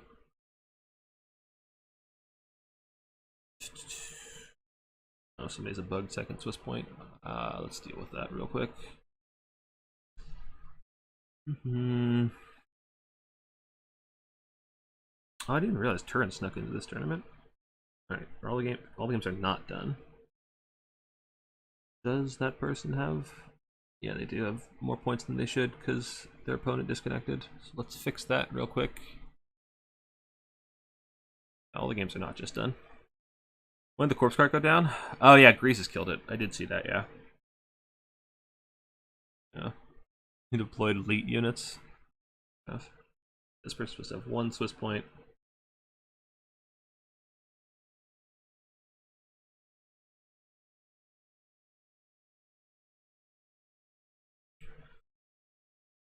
Alright, does everybody have the Swiss point supposed to have? No, that didn't fix it. Why didn't that fix it?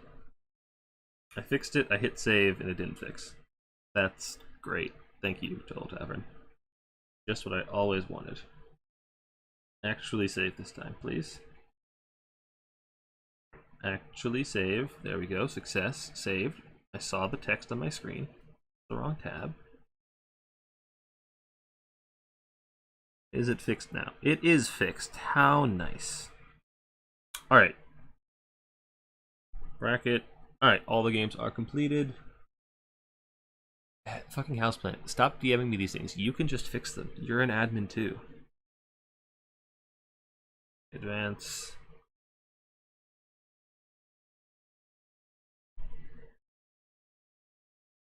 Alright, who do we have? Swarv, lovely.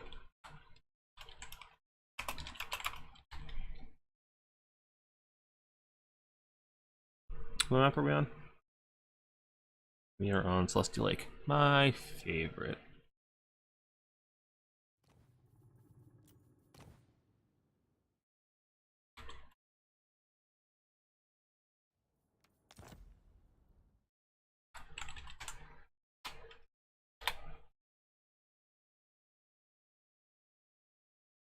Yeah. Alright. I think we might have to start picking ogres. I don't want to, but I also don't like losing. Losing is not really part of my game plan.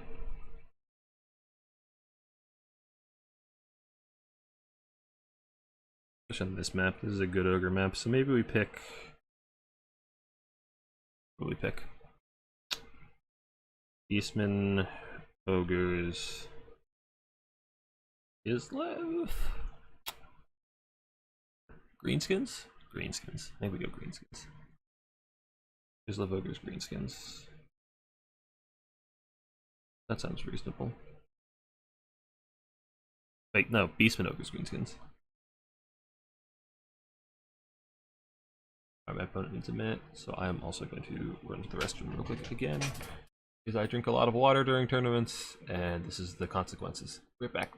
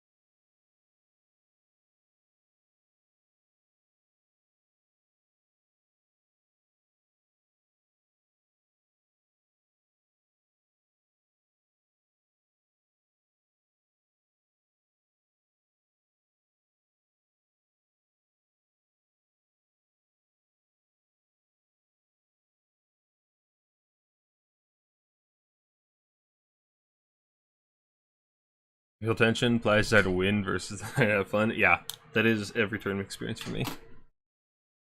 I like winning. Yeah, winning is fun, indeed. Alright, so Beastman, Ogres. This isn't a great Cathay map. Cathay's been pretty good though. What are other maps to play? I want to play Cathay at some point tonight. Played in Borderlo. Might not be final, so probably we'll play it in Borderlo, or we'll pick it at least.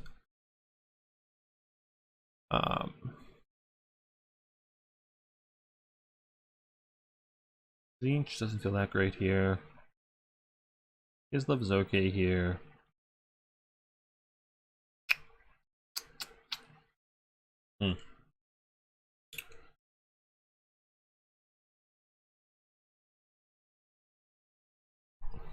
Yeah, probably greenskins. Probably greenskins are better.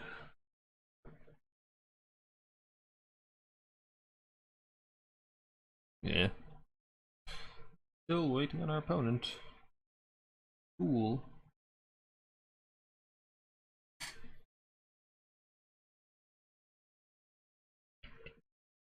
I don't know how this started, but hold on.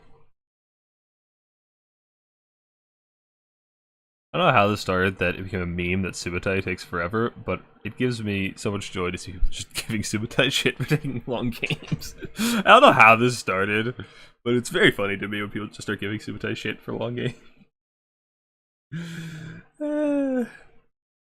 Again, I don't know how that started. Subutai doesn't take particularly long when I play him. It's just very funny to me.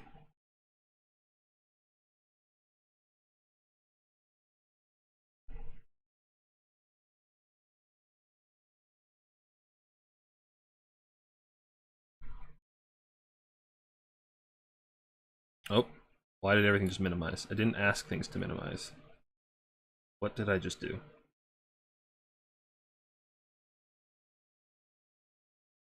Okay, he says he's on his way. Lovely.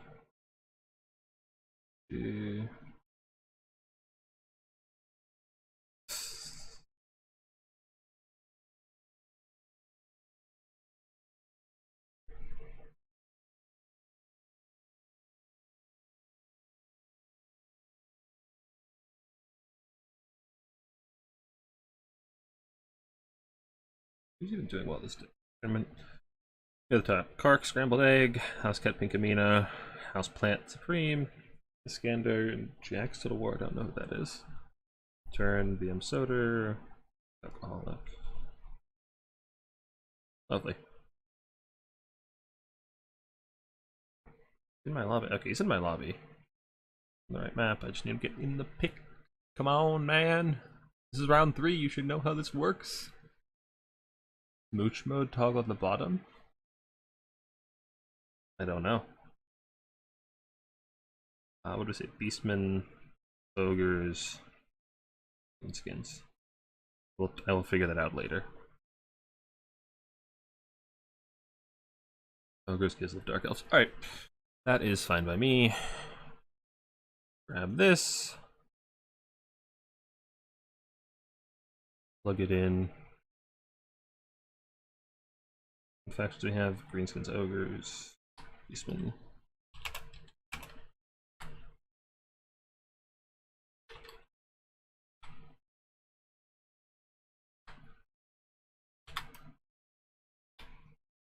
Alright.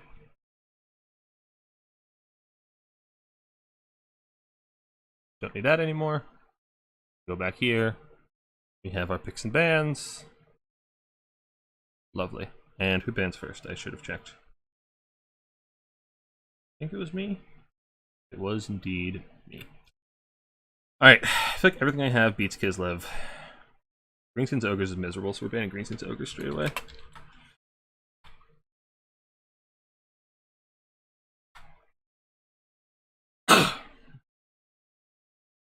Dark Elves Ogres is easy for Ogres. Greenskins Dark Elves is a stomp. Beastman Dark Elves is doable for Dark Elves. I don't hate that matchup, but like I could ban it, it's not priority. I think everything beats Kislev, so I'll probably ban out his Ogres first round, because I feel like those are the strongest ones, and I'm sick of playing against them. Yeah. It's my favorite Warhammer character. Alright, let's find out what it does. Or waiting. let's find out what that button does. I'm gonna open another draft for it though, because I don't want to mess up the one in case he's looking at it. So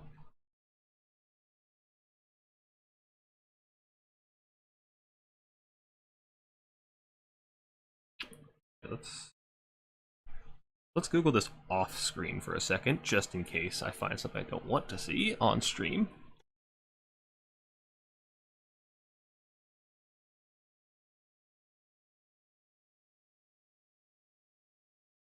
Site called.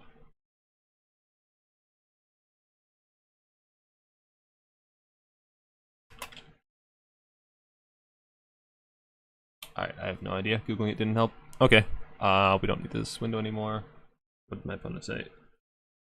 Kislev Ogres. Excellent. I don't like that matchup. And Dark Elves Ogres. Reasonable.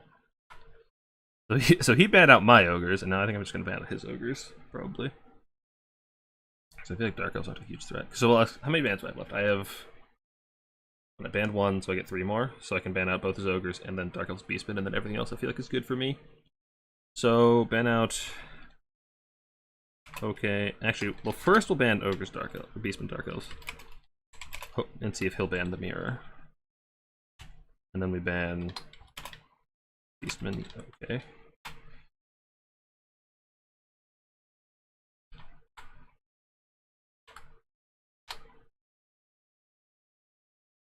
I don't want to get banned. Shocking, I know. Yeah, Ogres, I mean, that's part of the reason you pick Ogres, to be honest. Like, you can get away with picking Ogres every game and not playing them in a tournament. It definitely happens. Just because nobody wants to play against them. They're not fun to play against, and they're really strong. Ogres are like single-handedly what made me not want to play last patch, and why I haven't been doing a whole lot of content. It's just because playing Ogres is miserable to me. I didn't even mind Brett that much. Like, Brett's a fun faction to me. It's just miserable to play. Alright, I think Greenskin stomps Kislev more than Beastman does. I already played Beastman today. Probably. Is that accurate? Zangors are fun though. Fun and balanced. I think I'd rather play Beastman. I just like Beastman better than Greenskins. And Kislev Greenskins. I'll play Beastman Kislev. We play Beastman Kislev. Cool. Cool. And I mean, push this button and this button. And grab some Beastie Boys. Beastman Kislev. I was just playing this with Houseplant before the tourney started. What was I doing? I had this, I had this. I do get to show off one interesting thing that you guys might not have seen from the patch.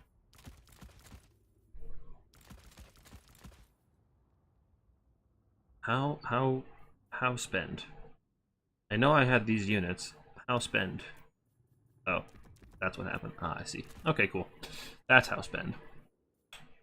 Reinforcements look something like these are actually the reinforcements I had. This is totally just my build, isn't it?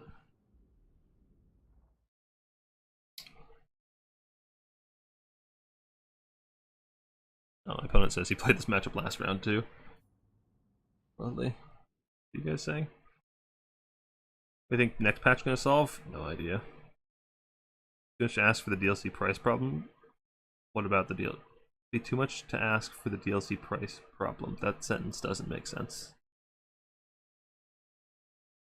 What about the DLC price problem? I think next patch is gonna solve. I hope it solves ogres. Because like I said, I don't enjoy playing ogres that much.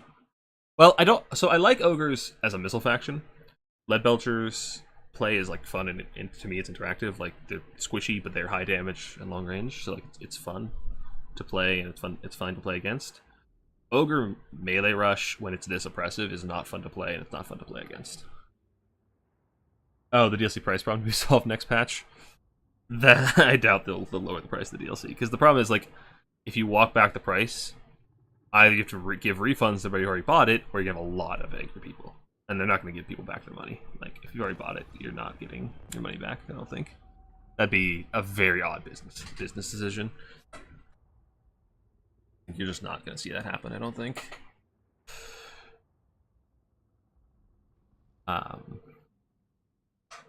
As far as balance, I hope they fix ogres. That's the big one. Like, ogres need to not... Ogre bulls typically need less charge bonus, because like right now, ogre bulls have more charge bonus than any other monster infantry in the game, and it's silly. It's so dumb. And they have the ogre charge passive, and they just do so much collision damage.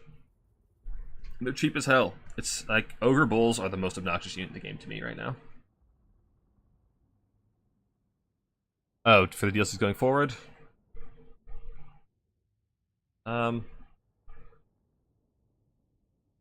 Yeah.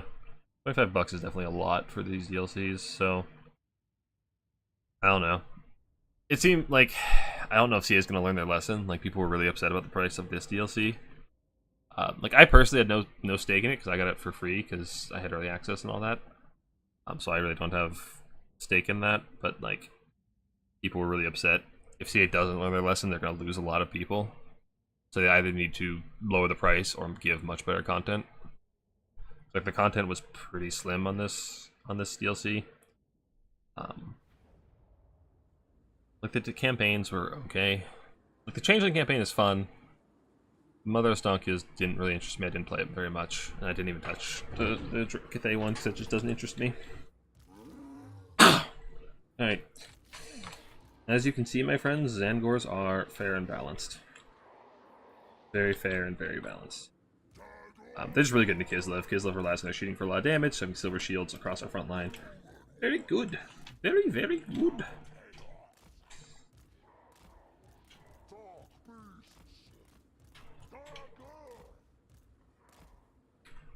I want you over here. Really good luck and fun. Like I said, I literally played this match with Houseplant on this map a couple hours ago, so I know exactly what I want to do. Remember how they explained need to hike the price? The simple math is now up to almost half a game's worth of content. Yeah. Yeah, either they need more content or they need to lower the price. Like I said, they're gonna lose a lot of players if they don't do one of those things. Oh yeah, by the way, I have a Pendulum Caster. Normally like an Amber Spear Caster to kill armored infantry in this matchup, but double... Interesting, with just melee attack, no healing. Interesting. Oh, the passive healing. Normally like Amber Spear to kill armored Kossars, but on this map it's kind of tricky. Right, we don't need our archers out, because he has just infantry. We need Minos. We just need our basic Minos. That is the first order of business. Watchman of the Night is interesting. Armored Kossars, armored Kossar Grey Opens, things in the woods. No surprise there, so archers can be a little useful against them. You guys can come more towards the center. Well, actually, I think we're taking some guys around the flank. I've actually been kind of fond of like slipping things over here on the left side and be slipping through there. Give you on that side, so we'll get some Minos over here to pressure that side as well.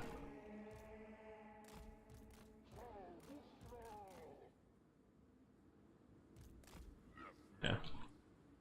We kind of like, we don't want to piecemeal the fight against a missile faction that's heavy. We kind of want to like blast everything all at once. You guys, there's a blocker.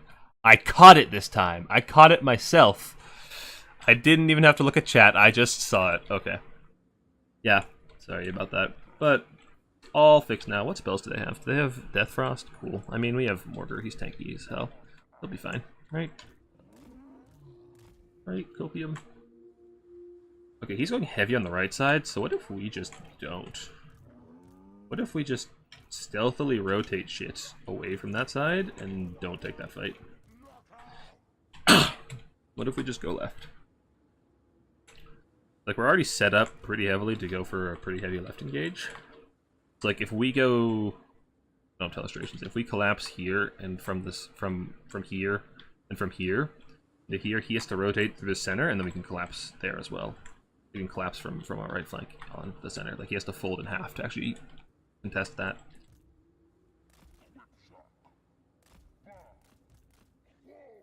Anti-infantry, Mino, please. He doesn't have anything that's large and threatening. Also, I'm pretty content with the stalemate for the moment. We need our... actually, what else do we need before we start this fight? Spears would be kind of nice, archers would be kind of nice, neither of which are essential. What does he have? That's another things in the wood. That's a Zargard. Okay. want an archer over here on the right, but other than that, I think we're ready to take this fight. Can we get a little bit cheeky here? Armored. Probably not. Very better to just not be greedy with our pendulums.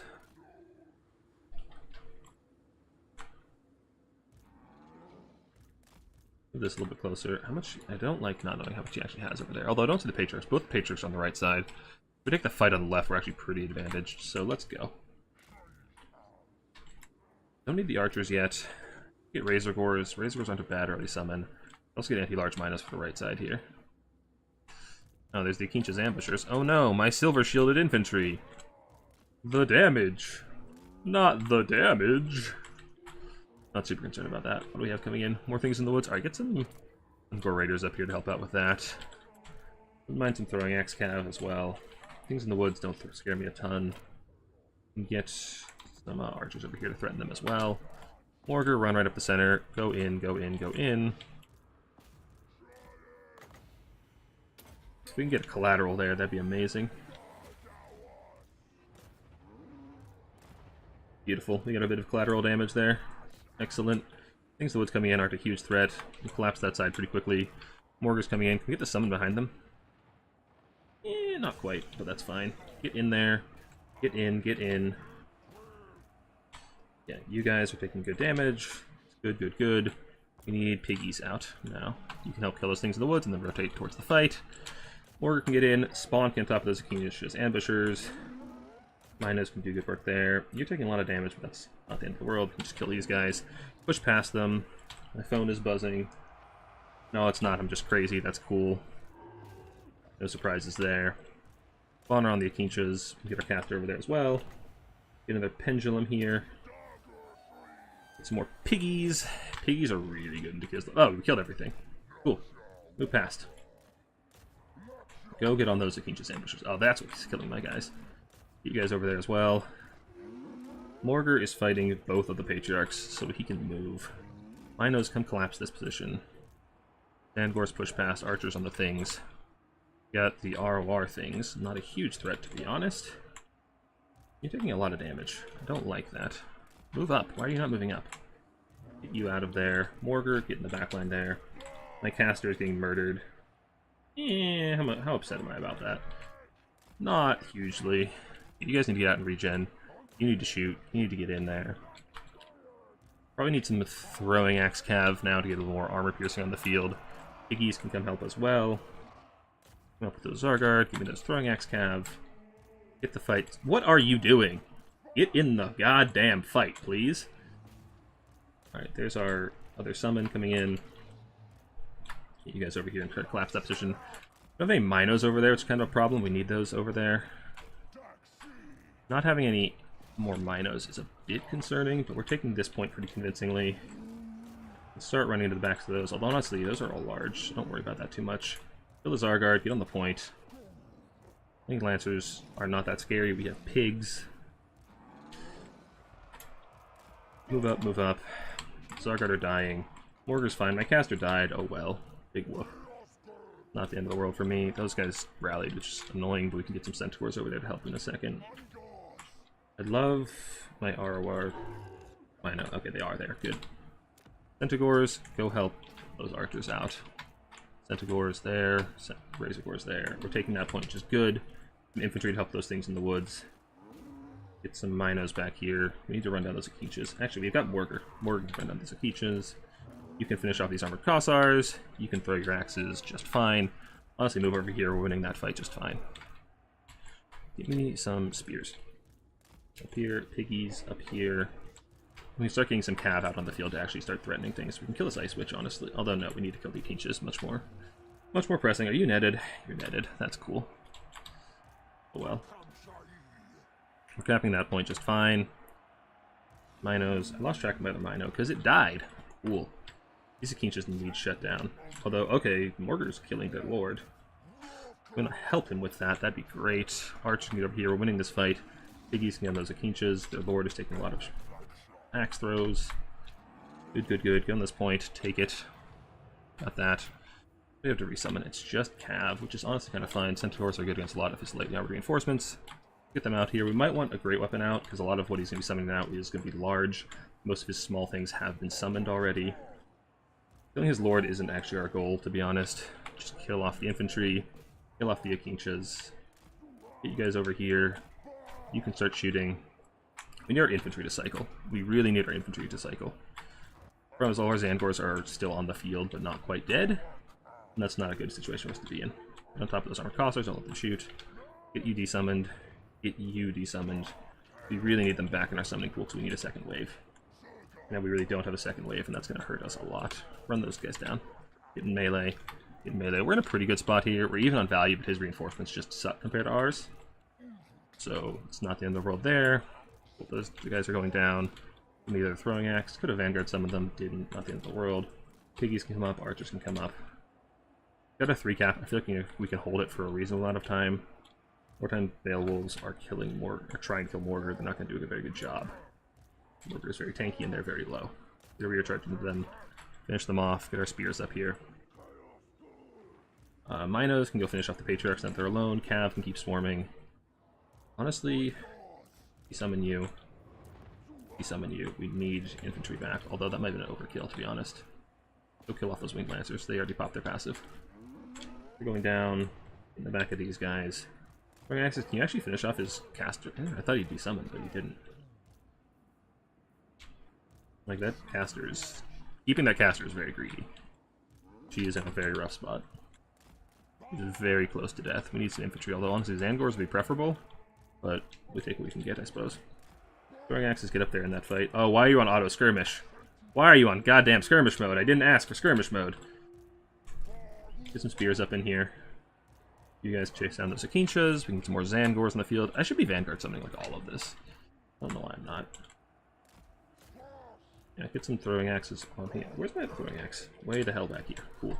Very useful. Extremely useful. We have this point, right? Yeah, Beastmen have it. We're killing that Patriarch, which is good. I need another anti-infantry Mino. Cool. The Akinchas have crowded. The Lord is not here, so either bullshit happened or we're fine. Cool.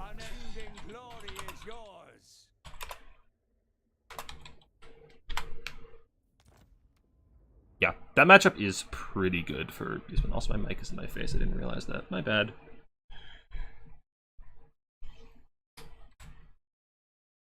Update our win-loss. Yeah, Minos and Zangors are just such a nasty combo for Kislev to deal with. I played this with Houseplant twice earlier, and I won both times with Beastmen. It's very hard for Kislev to shut them down.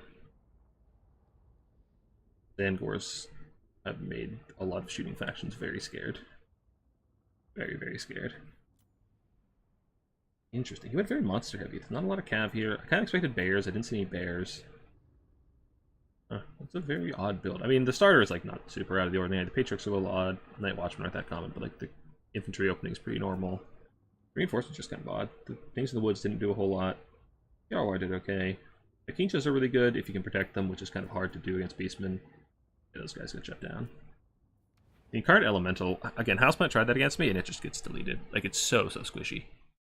Even with the Patriarch healing. It has, like, no armor. It's a huge, easy-to-hit target.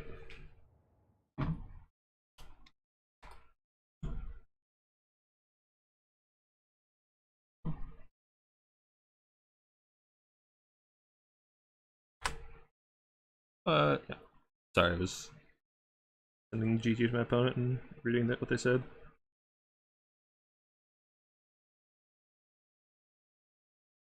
What was it? Kislev. Beastman Kislev.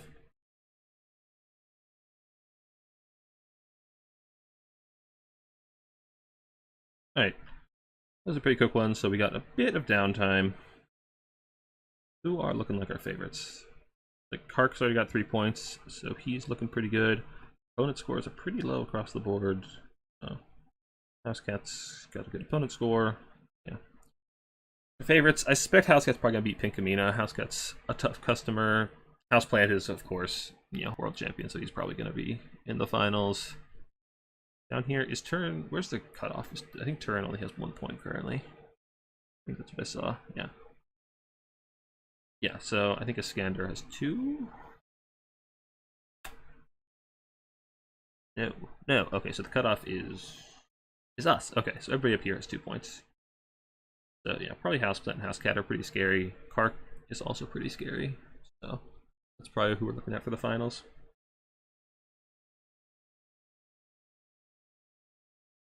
Alright. Well, we are going to have a bit of downtime, because that was a pretty short game. So I am going to go make myself a snack, because I'm getting kind of hungry. I will be right back, chat.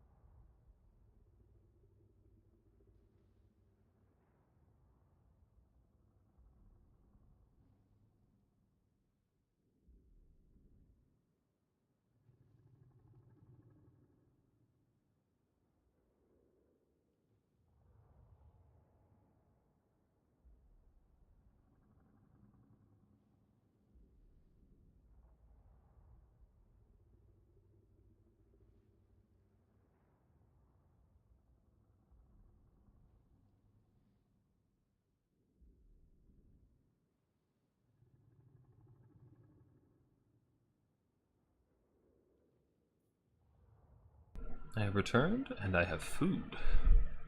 Who's pinging me? And do I care?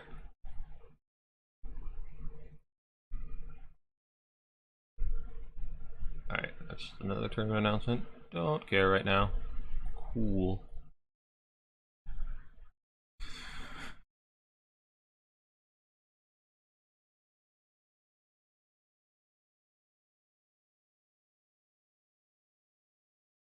Alright. Speaker invoice? Yep. Bracket. You just sit here and spam refresh the bracket while I eat my chicken.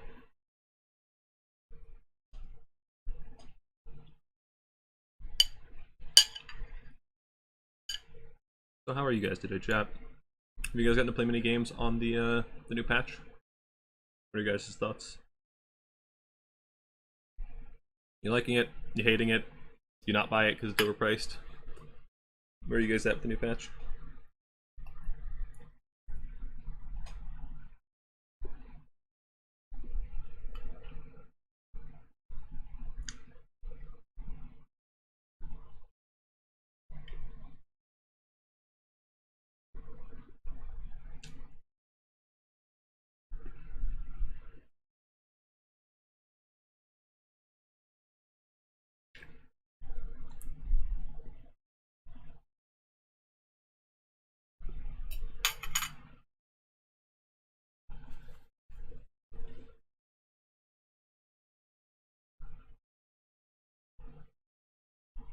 I wonder.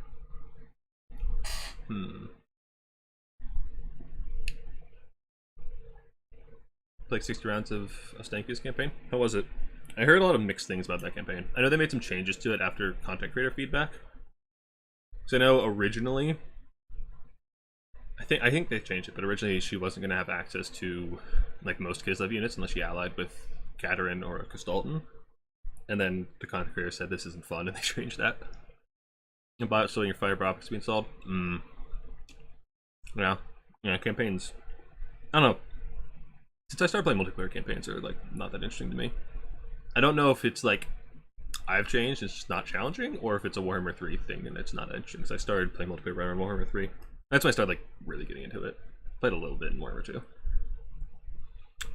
I'm not sure if it's just, yeah, I like the challenge of multiplayer and I don't find that anymore, or it's just the campaign's not being as good, because I've heard the campaigns aren't as good in 3. Spider focused? Like chariots. Chariots are fun. I enjoy microing chariots. It's one of my favorite things to do in Warhammer. Yeah, also a lot of people not happy about her start position, because like her whole thing is like defending the land in Kislev, and she's not in Kislev because she's in what, Nagaron. So yeah, a lot of the content creators didn't like the Ostankia campaign. Changes in campaign is super fun though. It's definitely very, very different. Like there's no empire building really. It's just build an economy without holding land and getting the job done, like getting your quests done. So it's much more like almost an RPG-esque experience. AI sucks. Yeah. Use some large battles. Yeah, I've heard a lot of complaints about the AI these days.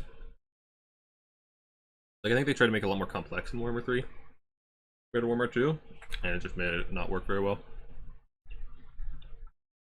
Not that the AI was ever like great, but like it was much simpler and like it did the simple things. Like, well, now they're just trying to get it to do more than it should reasonably do, and it's causing problems. Alright, we're waiting on Houseplant,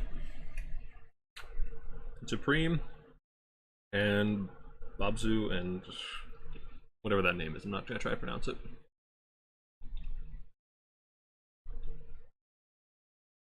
How is Houseplant's game going? He's streaming in the Discord, so I'm going to peep in and take a look. Oh, nice, it's over. Cool. Oh god, it was an ogre mirror. Oh god, gross. That's disgusting. I hate everything about that. Why'd you subject yourself to that? Ogre mirrors aren't that bad.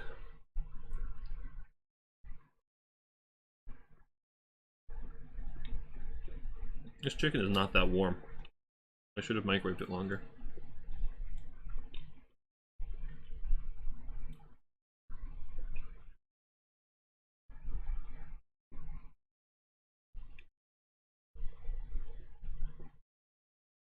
Yeah.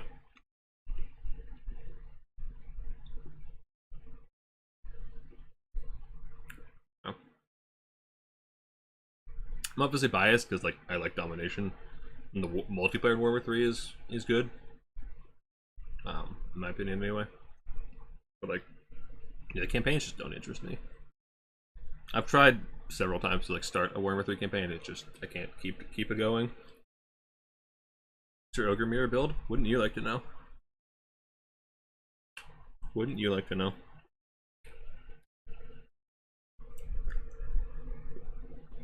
You should just go really wide, the Beast Caster, and cast debuffs so that your bulls beat their bulls, and bring in some like obviously you have trappers, and then bring in some Meteor Grey Opens as your big heavy hitters. Nothing super fancy. Again, it's just another one where it's like a lot of about micro decisions. Air fryer, spirit of microwaves. Does anyone anything anymore? Ah. I've never used an air fryer, so I wouldn't know.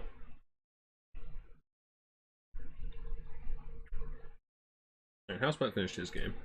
Where are we at now? Alright, games are finished. Nice. Vance Suisse. We got Pinkamena. And I gotta make the announcement that the bracket has advanced.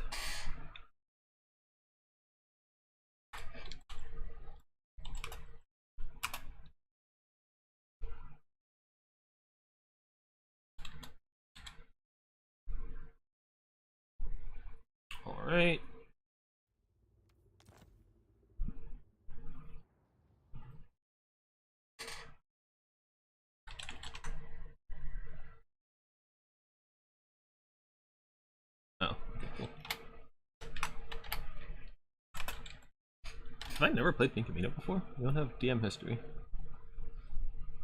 Because I know they play, like, fairly regularly.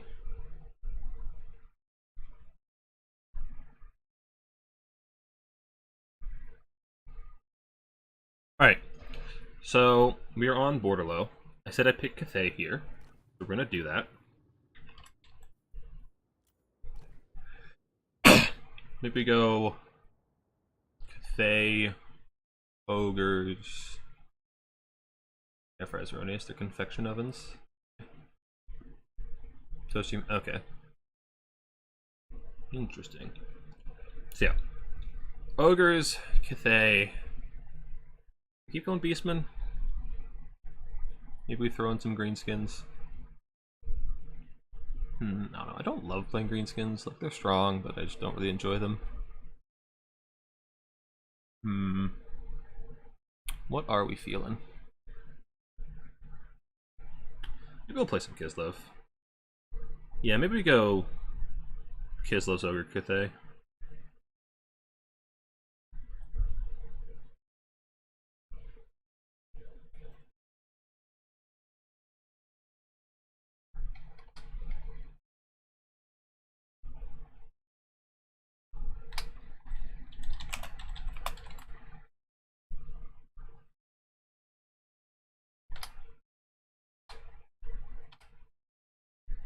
Ogres, Kislev, Dwarves.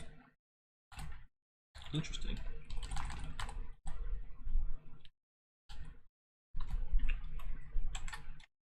Interesting.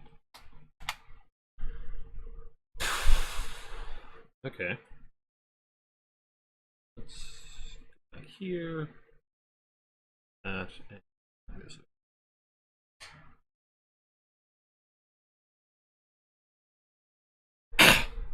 I'm getting bored, so you just gave up my campaign to watch the stream. I'm glad you picked the right choice. Who bans first? I keep reading check who bans first. Me again? It is. I'm just that special. I always get to ban first. Post privilege, I guess. Alright. Kislev Ogres is cursed. Let's make sure it's my Kislev, your Ogres. This.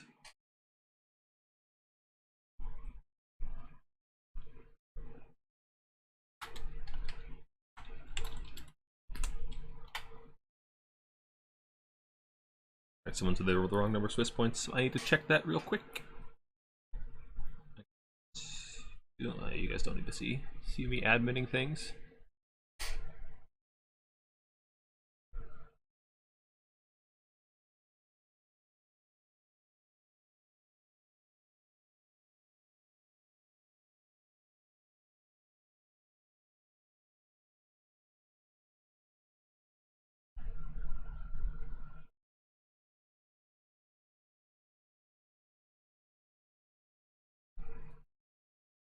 Alright, so both sides of Kislev Ogres are gone. And the Ogre Mirror is gone. Cool. What else don't we like? Ogres Dwarves is easy. Kislev Dwarves, I don't know Kislev Dwarves. At all. Should be fine for Kislev, actually. It sounds pretty... Yeah, with things... Yeah. Sounds reasonable for Kislev. Not super concerned there. Ogres Cathay. Might be doable for Cathay, but I haven't tested it, so I'm a little concerned about taking it. That fix the problem on the back end. Right.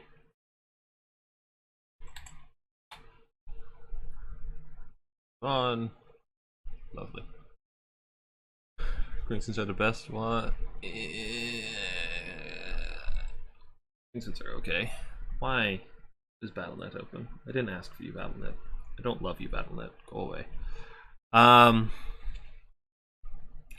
not gonna ban Dwarves Ogres, even though I don't like it, because I'll probably ban it. Ogres Cathay was like the reasonable thing to do. Probably the reasonable thing to do.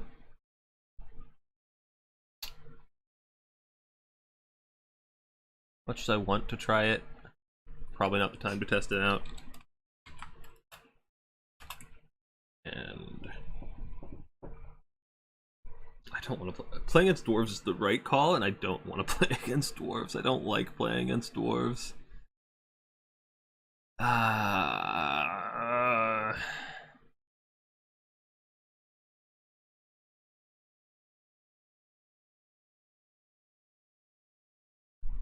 And the kids live here.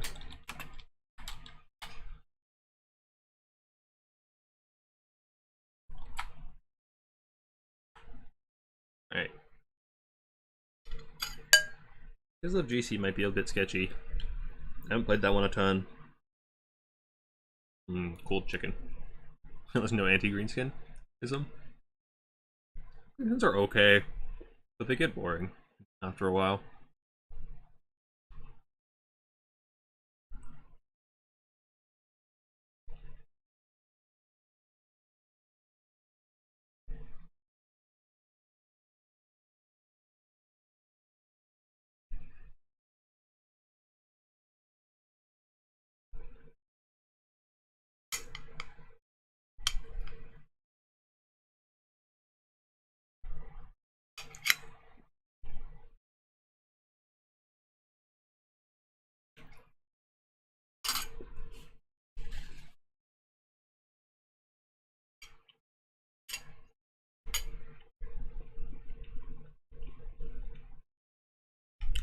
Alright, so we are getting some Cathay gameplay.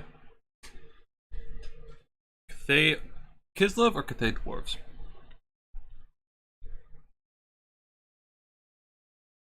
I think Dwarves is the correct choice.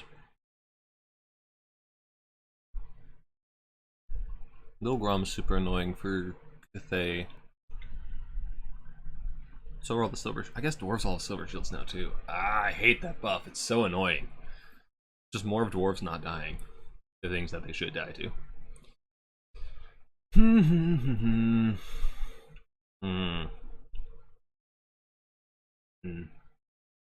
don't want to play against dwarves. When Cathay Kislev blind. What could go wrong?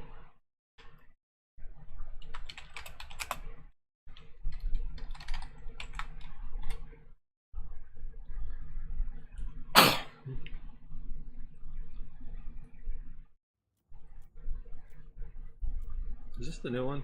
That's kind of lame. That's like really lame. Let's go for our good old Eastern Overlords.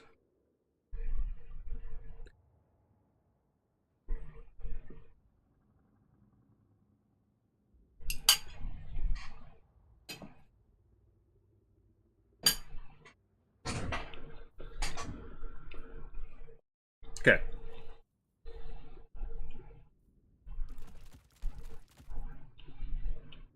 What next?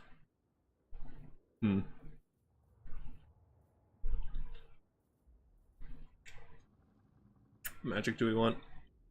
Probably want... Actually, first question is, what's the range of Logrom? Like 450? Before Gust of True Flight? Yeah, 450. Okay. Probably want Dragon-Blooded Shugi Lord with Talons. Do we want Misselmere? Could be kind of cheeky.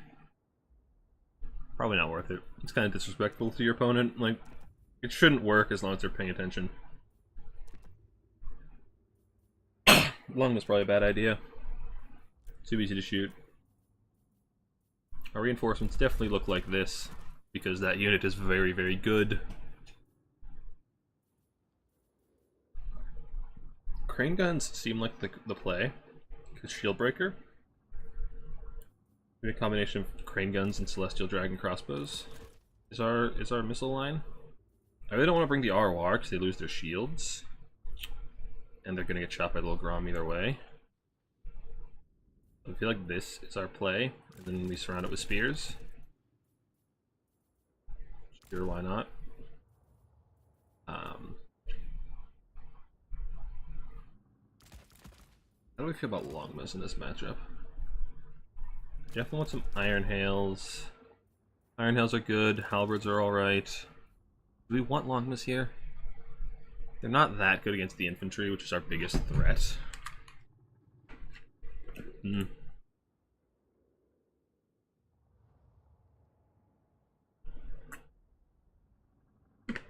I I feel like we can't bring much of the new stuff because of Lil Grom. Like Lil Grom single-handed means we can't bring like the drum or the lions.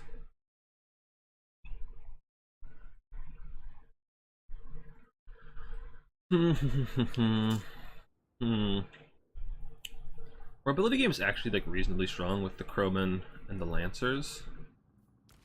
We don't have a lot of.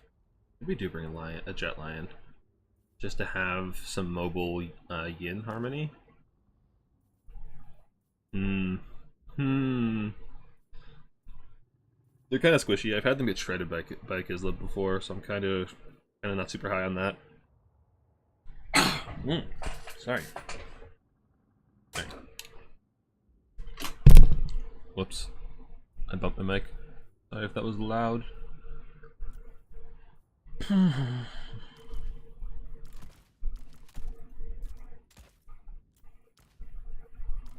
Anything for 100? Actually, that's not bad at all. Minus armor isn't bad at all. I will forget I have that, but it's not bad. Crane gun is mostly for shield breaker. That's kind of essential. Celestial Dragon Crossbow. I mean, the thing is, our front line's gonna be both wet noodles unless they go gray weapons. And if they go gray weapons, we can destroy them. Do I want to try and get a cheeky, like, late summon Fire Rain? Killing Kislev in melee is going to be difficult. We probably need it.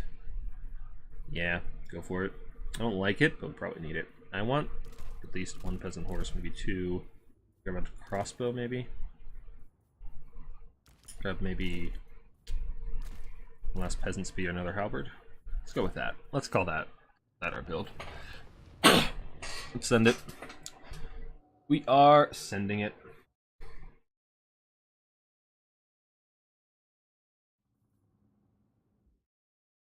All right.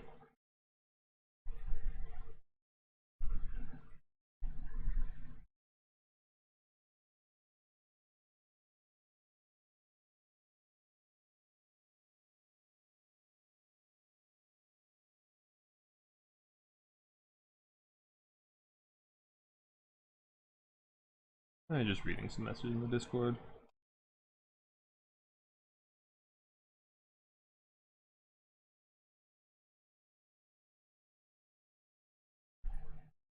That was the wrong button. Oh well. Alright. Just kinda gotta wait for my opponent at this point. We have the spell, right? Like the good one? Yeah, good. Kinda need it. There we go. Alright. I didn't have a blocker up that whole time. I hope my opponent wasn't stream sniping. That'd be rude. Oh well. Can't fix it now. Whoops. I do not need to make a mess all over the floor right before the tournament game starts. So I'm not sure what our chances of getting into finals are at this point. Even if we win this game, I don't think our opponent's score is that high. But we will still be casting finals if we're not in it. So there's still something to look forward to. Sorry. What is in my throat?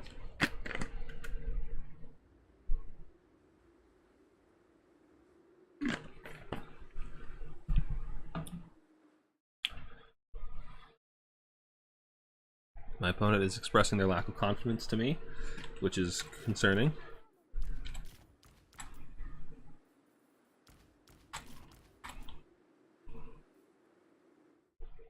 Alright, no blocker. Not muted. Checklist complete. We have a string. Alright. Not a huge army for him. Actually, kind of big for Kislev. Kislev usually goes pretty elite. I guess it could still just be armor toss or spam. Hello, Cat. This is not a good time for you to be here, Cat. Hi, kitty.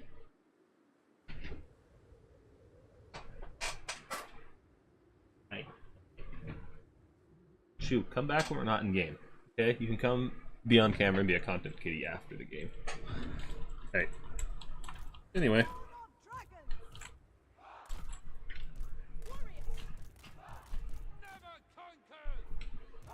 want that the other way. For Cathay, when I have the two crossbows like this, I'd like to have a checkerboard this way, because then I can actually like have harmony spread out pretty evenly. My throat is not happy today. Not happy at all.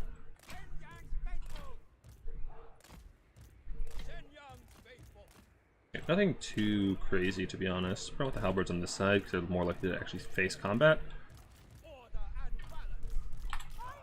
Alright.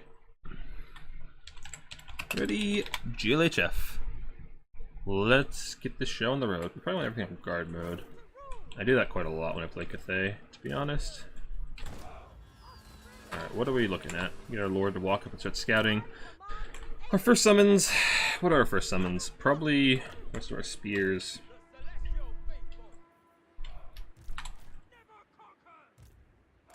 Go out here. Maybe our halberds, probably our iron hails. Iron hails feel like they want to be out late, though. Like, I feel like a lot of things we have really want to be summoned late. Patriarch with the active heal and the passive heal. What are we healing? Okay, little Grom's there. Juke, please. Haha! I have dodged you, good sir. Little Grom can be really annoying to dodge. Like, that thing is so accurate.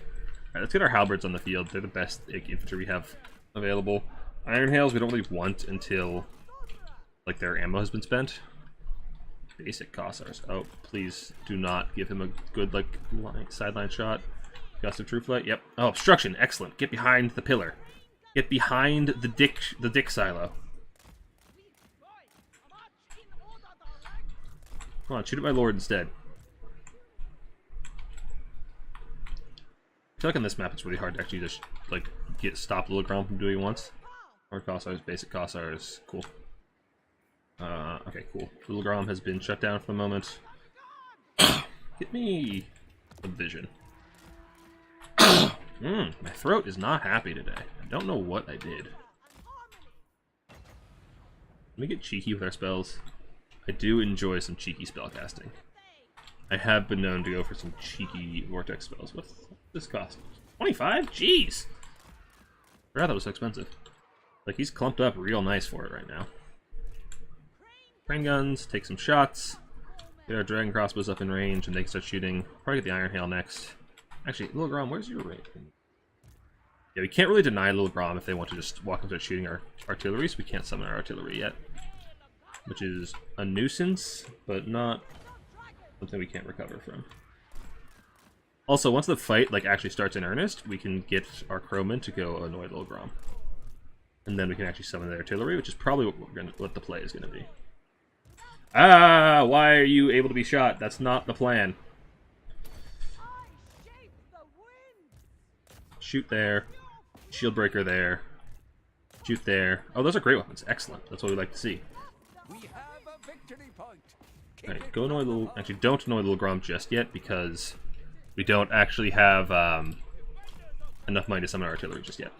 Which is not where we want to be. It's not how we want to live our life. I need iron hails up here just to be shooting. Or just to be harmony, rather. Basic Cossars are fine. We should outtrade them in the missile duel. Ow, Little Grom hurts. Okay, those guys are wavering. Shoot the basic Cossars. Push up with our infantry, honestly. Get our crowmen in there, actually. Okay, artillery can come out now. Yeah, the crowman can start pestering Little Grom if it tries to and do any funny business. Get some more infantry on the point. What is that? Is that dervishes? Is that a bunch of fucking dervishes? I hate this. Oh no, it's things in the woods. Okay, that's fine. I hate like mass dervish summons just for the sake of diving a missile unit. It's the most obnoxious thing because there's nothing you can do about it. It actually tilts me so much, like every time. Alright, we're getting some good damage down. Artillery is firing. Artillery is friendly firing, but that's not the end of the world. Crowman can go shut down the Little Grom. Celestial Dragon Crossbows are trading pretty well into the Armored Cossars. Keep pushing up. Things in the woods are going to be kind of annoying, but we can actually have our Iron Hails help handle that. That's probably what they're best for, honestly. I think most of the shielded stuff is non-existent, so you can turn onto things in the woods. We have a lot of spears here as well to help with that. Crowmen are going to get killed by the things in the woods if we try to land them there. Let them sit on top of Little Grom. You need to go on the Logrom right now, because we're gonna lose artillery piece if we don't. Alright. Start killing the things in the woods. Much as you can. Iron Hails as well. You can go on guard mode. Okay, Crowmen are doing good work there. These Cossars are not very relevant, which is good for us. Yeah, just do as much as you can against those things in the woods. And then we'll start getting some Crowmen out to actually start dealing with their backline. Crowmen are just so strong, by the way. If you weren't aware, Crowmen are like nuts. They're gonna die to the anti-infantry things in the woods probably, but other than that, they're like insane. We have dervishes. Alright, we need Cav to answer that. I hate dervishes. Oh god, there's dervishes on both sides. I hate dervishes so much, dude. You, go after them. The reason I'm like having them stop halfway is because if we lose sight, I don't want them to stop moving. Oh no, my Iron Hails. How sad. Alright, we capped the point, that's good. Keep moving up a bit. And those armored Cossars, the Crowmen are honestly holding that line just fine. Like, they're lasting way longer than I anticipated. Fire on those guys. Yeah, I feel like we're winning the shootout pretty handily. Okay, we got spotting on the dervishes, that's good. You guys can win that fight without much difficulty. Get into them so they stop shooting. Go ahead and drop that there. And get me some more crows. Stop those dervishes. I know there's dervishes in these woods too. And I'm not interested in their bullshit at all. We're really just not interested in their bullshit. We got the ROR infantry coming up. That's not a huge issue for us. You can start shooting those Cossars. We're killing off those dervishes with the crows. There's those dervishes. Cool. You guys move up. Spears move up. I think this is going pretty well for us. Our lord needs to not die to a cat, though. We've already lost to enough cats tonight. No more cat losses. No more cat-related defeats. Alright, one of you can leave now that it's breaking. I saw the dervish over there. Pinkamena, I know it's there. You can't hide it from me. I'm aware of its presence. Alright, spears, go fight things in the woods. Crossbows, get on the new elite unit. Iron Hails, come kill the Lord. Rain guns can actually also help kill the Lord. Get rid of my spell, please. No, there's still a cat on my Lord. That's annoying. Go ahead and slow their Lord, which actually, she's on foot, isn't she? She is on foot. Slow might have not been necessary. Give me the RR Crowman. You can go finish off that Lord. Oh, they killed my Celestial Dragon Guard outright. That's very rude. It's very rude. But Logrom is starting to take down our cannon. That's not the end of the world. Not cannon. Fire rain. Where is that dervish? I know there was a dervish over here. Where the hell did... There it is. There you are, bitch. I see you. Crowman, go take care of it.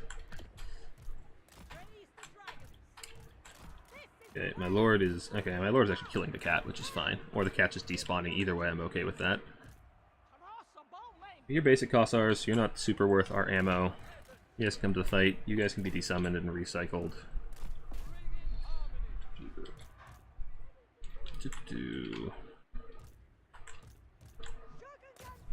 Try and finish off their lord, actually, if we can. Actually, our Crowman can go kill the lord, probably. Maybe don't. Maybe get them to use their rock drop first. Oh, hello, you're a new priority target. I see bears. Why? Why have you dropped your orders so many times? Get this crew to run towards safety. Why are you on skirmish mode? I didn't ask for you to be on skirmish mode. I didn't tell you to be on skirmish mode. So why the hell are you on skirmish mode?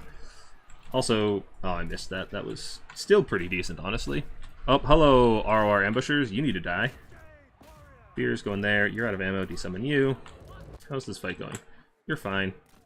Logrom's shooting the crew, but that's not the end of the world. We saved it from the melee attack. You go finish off those Cossars. Our Lord is doing fine. Actually, go finish off their Lord if you can. Go ahead and, oh no, you are shooting the bears, and that's essential. The bears must die. Although, honestly, I think the bear isn't a huge threat to many things. Like, we don't have a whole lot of large units, I say, as I summon cavalry. Our Iron Hails are friendly firing the hell out of our Onyx Crowmen. The phone is going off, because my D&D group chat is talking about things. Cool. Don't really care right now. Get one more Crowmen out here. Get them on those Cossars. Halberds can help take some things down. We are running a little low on both shooting and harmony sources, which is not a great scenario for us to be in. So if I could resummon one of my crossbows, that'd be ideal. Over there, how's our wand doing? 25, so we don't have enough for 2. We don't have enough for 2 either way. Cool. That's not the end of the world. We're up pretty far in value. Honestly, I think we can desummon you and get a refund and get our crossbow back on the field. Because you also need to be gone. You can start moving this way. Why? Oh, you got netted and then lost orders. That's what happened there. Oh well. We got it in the end, and we have more Crowmen that can go finish where they left off. You guys, are those basic costs or those are armored costs? We're not killing them with this. Go kill these guys. Those are basic costs. Although, are you... Dervishes. Jade Lancers will kill Dervishes. Easy claps. Little Grom is trying to snipe my lord. I don't appreciate that. Go ahead and drop that there. Crowman can bail out for just a second. Go kill Little Grom. Oh, the lord is routing. Finish it off. Finish it. Finish her. We are a little bit low on harmony sources still, which I don't love. Is that the end of the world for us? Also, I don't think I've ever resummoned a Jade Warrior. I think that might be the first time I've ever resummoned a Jade Warrior. I just feel like that's important to say. I don't think I've ever done that before. Crowman can case off the Lord. Our Dervishes, or our Armored Cav are going to win that fight. Inch's Ambushers are going down. Pushing forward. I feel pretty good at the state of the game. I feel like we're up a ton of value. He doesn't have a whole lot of legs to stand on. We have a lot of infantry. That's just really annoying for him. Get some more spears out. You run the other direction. Those are also armored Cossars. That's annoying. Get the cav in the front. Get the Crowman over the back. Ambushers over there going down. Halberds start moving this way with some more Halberd support. Maybe some more cav out in the field. We can maybe try and push objective 3. Little Grom, stop. You are not welcome here. Iron Hells, go kill Little Grom for me. Please. And thank you. Oh, and the charge actually did more than I thought. Ah, okay, he taps out. It's not unreasonable.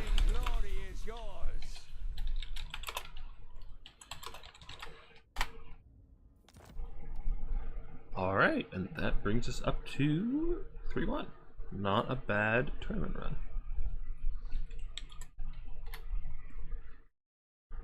Yeah, this we okay. 3-1.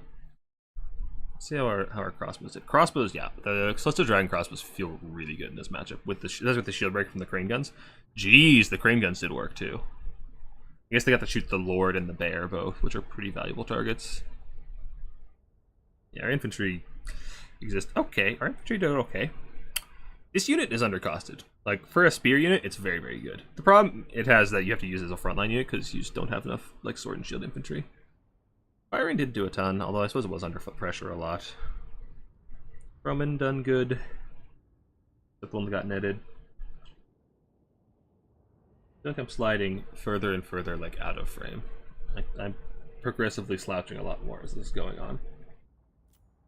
The Warbears got shut down.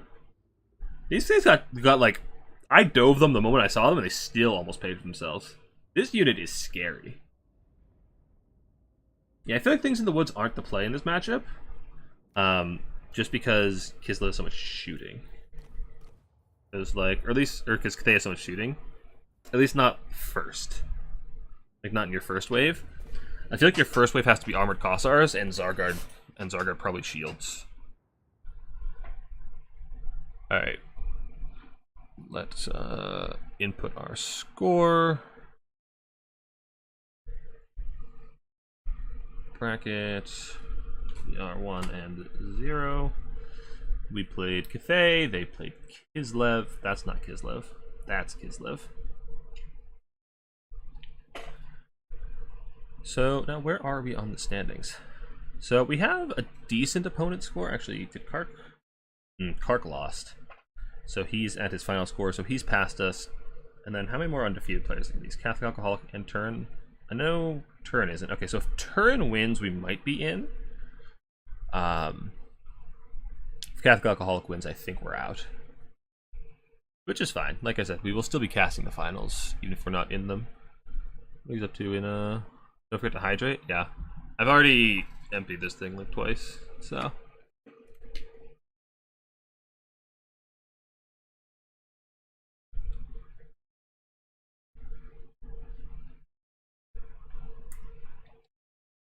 I can completely shut this coast build down. With all the spears protect against a rush, which is archers against all archers.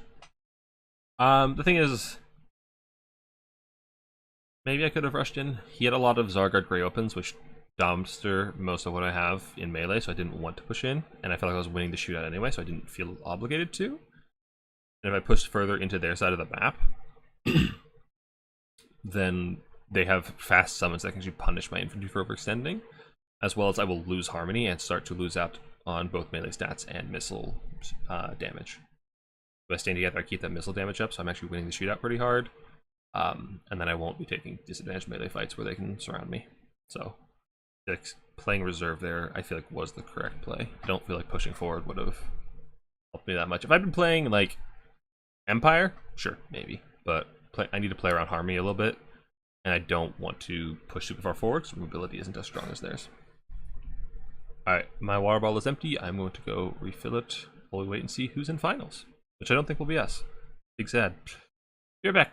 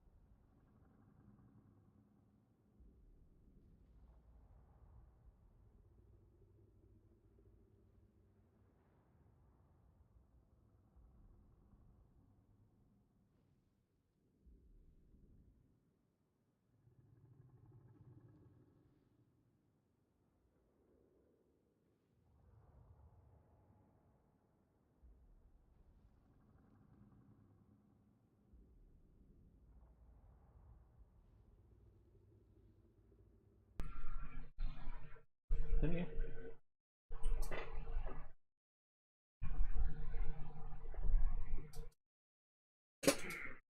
Aha! We have the content kitty. Say hi, kitty. Say hi to stream. Nope. You will cuddle. You will become a cuddly cat.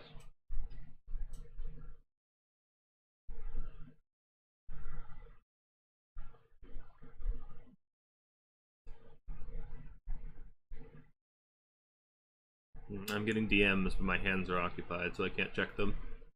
This is a conundrum. What shall we do? What shall we do, buddy? What do you think we should do? Alright, be free. Alrighty.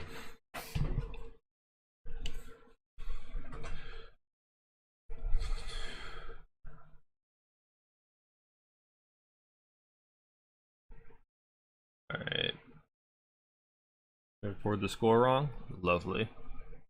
Oh, and they got rid of it. Cool. So you reported the score wrong, but you're also playing against an admin, so like they can just fix it. It's not a big problem. Yeah. Turn stranded by extended layover. Oof. Tournament going? We went 3-1, so I won't make finals, so our opponent's score isn't that high, so but we'll be casting. Keep some in reserve, but you had like yeah, but I don't feel like pushing up the units I had in the back would have done very well in a melee engagement. Like, those were all like cheap spears that don't really trade very well into the armored infantry core that they had. The true jet line emerges indeed. Alright. What is the bracket looking like? Okay, Houseplant beat Suitai, turn lost, so yeah, we are out. House cat, Kark, Catholic alcoholic, and then oh no, houseplant. Why does houseplant have 3? Did houseplant lose? Did somebody beat houseplant? No, it's just bugged. Houseplant should have 4. That's what I thought. Let's give houseplant his 4. Oh, I'm not showing you guys the bracket. Cool. I need to fix the score because houseplant should have 4 Swiss points and he doesn't. Oh, looks like he fixed it before I could. Or just hadn't updated, one of the two. Or, wait, that was weird. On the back end it showed 4, and on the front end... Okay, houseplant just fixed it before I could. Whatever. He can do that. So yeah, we will not be in the finals, so it's probably going to be these 4. So, what games are not concluded? Jack and the Scrambled Egg, Jack's Total War, Icarus, Sotor, and Iskander. Alright. Do I just advance top 4? Anyway, I don't care. Okay, D&D chat, I don't care right now. Like the top 4, I believe is selected here. I think these are going to be our top 4 with House Cat, Catholic Alcoholic, Houseplant, and Kark.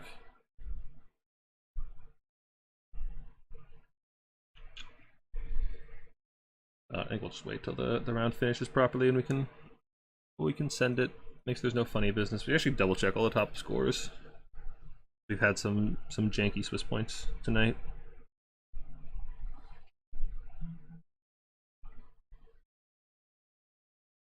Alright, you're turning. No, we're just putting the phone somewhere where I won't feel it buzzing. I don't want to turn it off in case somebody does actually need me.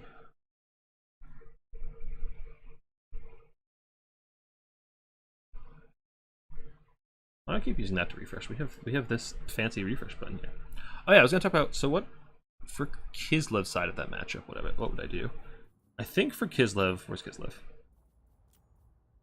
Kislev, we want probably I think the Ice Witch is the correct choice. Like that with Gust and Blizzard is like a fine choice. We don't need anything else. Horse, maybe. But I feel like I feel like Cathay really struggles with his armored infantry with shields. So I feel like an opening like this is a huge problem for Cathay. Let me back it up with like one of you reinforce. Against temperatures are fine. I feel like, and then we reinforce the things in the woods after we get the fight started in earnest. Bring some Wind Lancers. Dervishes are fine. Like, I feel like this is the opening we want as Kislev into Cathay. Just all the Silver Shielded infantry we can muster. A big issue for them. We swarm them and, like... Sure, they don't have armor piercing, so they can't kill the Jade Warriors very quickly, but there's only 5 Jade Warriors. We have, what, not 10 infantry here? So, like, 5 of them are going to be fighting Peasant Spears or Halberds, and they'll destroy them. So... Like, we'll win the infantry engagement with this, and then we can start summoning these faster things to actually pressure their missiles, or we can summon, you know, ambushers to start chewing away at the front line with armor-piercing missiles. So I feel like this is what we want. Although we probably want a Logrom at some point. Like, Logrom needs to fit in here somewhere. So maybe something more like... something like that. Probably be pretty reasonable here, I think. Maybe you go a little heavier on the Cav. The Akinchas might be a little sketchy with the Crowmen flying about, so maybe we drop those. I don't know. Is the bracket finished? One more game. One game left to finish. We'll prep the announcement.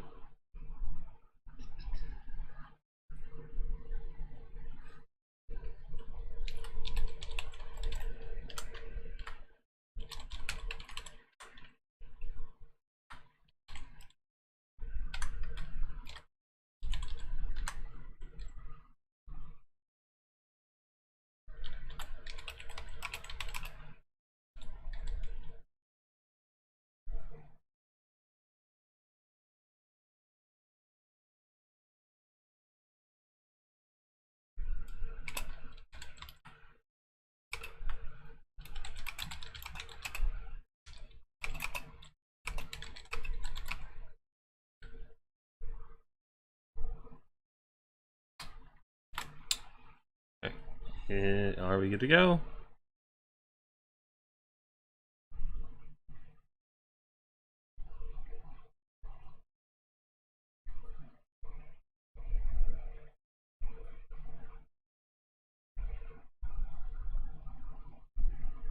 What was I doing?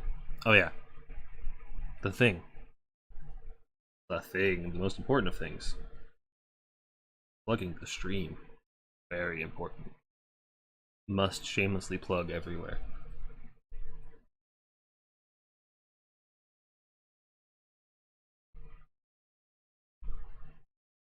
Finish your game!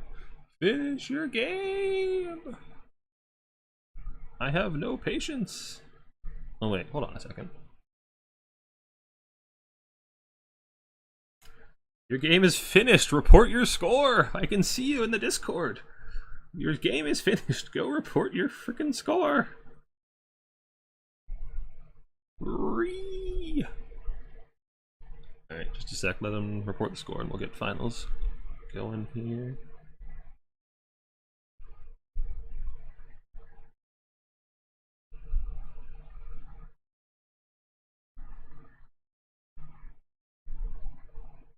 I am a very patient person. I know your game is over. Report the frickin' score. What are our maps for finals? So final format is best of 1 semis and then a best of 3 finals. Best of 3 finals will have one of the new maps in it, Twilight Forest. We're going to see how that actually plays in tournament, which should be pretty hype. But other than that, we just have Road to Talipime, Glade of the Everqueen, and Bleak Spire Labor Camp. So, nothing too out of the ordinary. Alright, we are good. Advance top foe. Make that announcement I just typed up.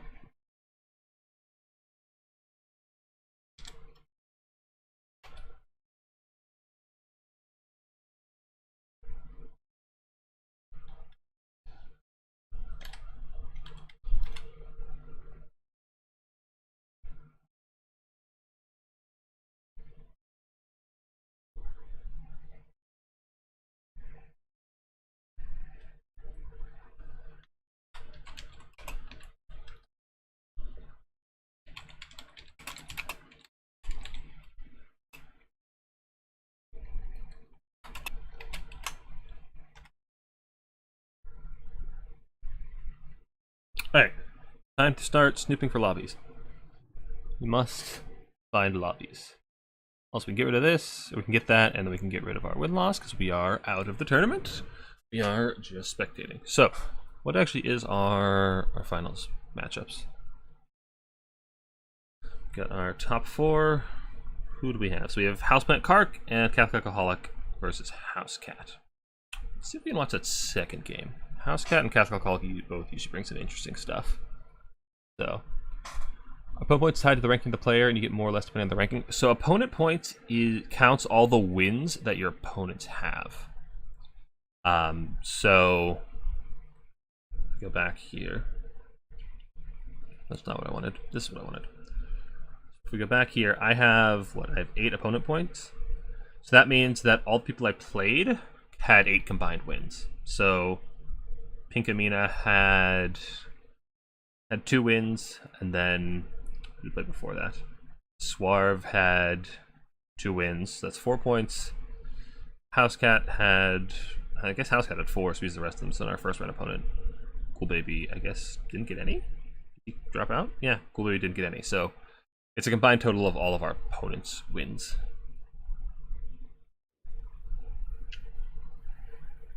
I can see Houseplant's lobby. He doesn't have a thing open for me. I can see both of their lobbies, and neither one of them have spectator slots.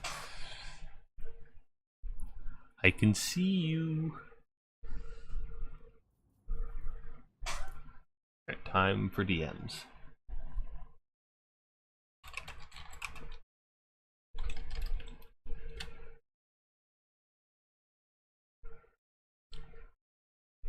Yep, that's what opponent points are. Yeah, it's just a tiebreaker because in a 4-round Swiss, there's gonna be a lot of ties. So it's just to determine who gets into finals. Gib spec slot. Ha! Spec slot!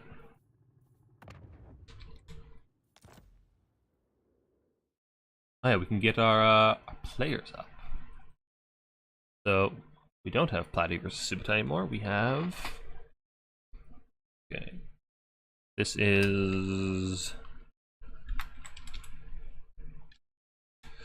Catholic on this side.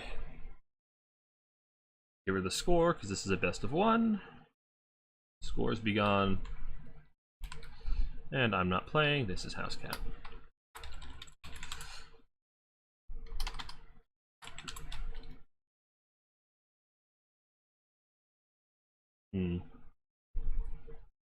Does he? No, he doesn't capitalize the C. He won't capitalize that. I believe him as an uncapitalized plebeian. That's off center. Alright.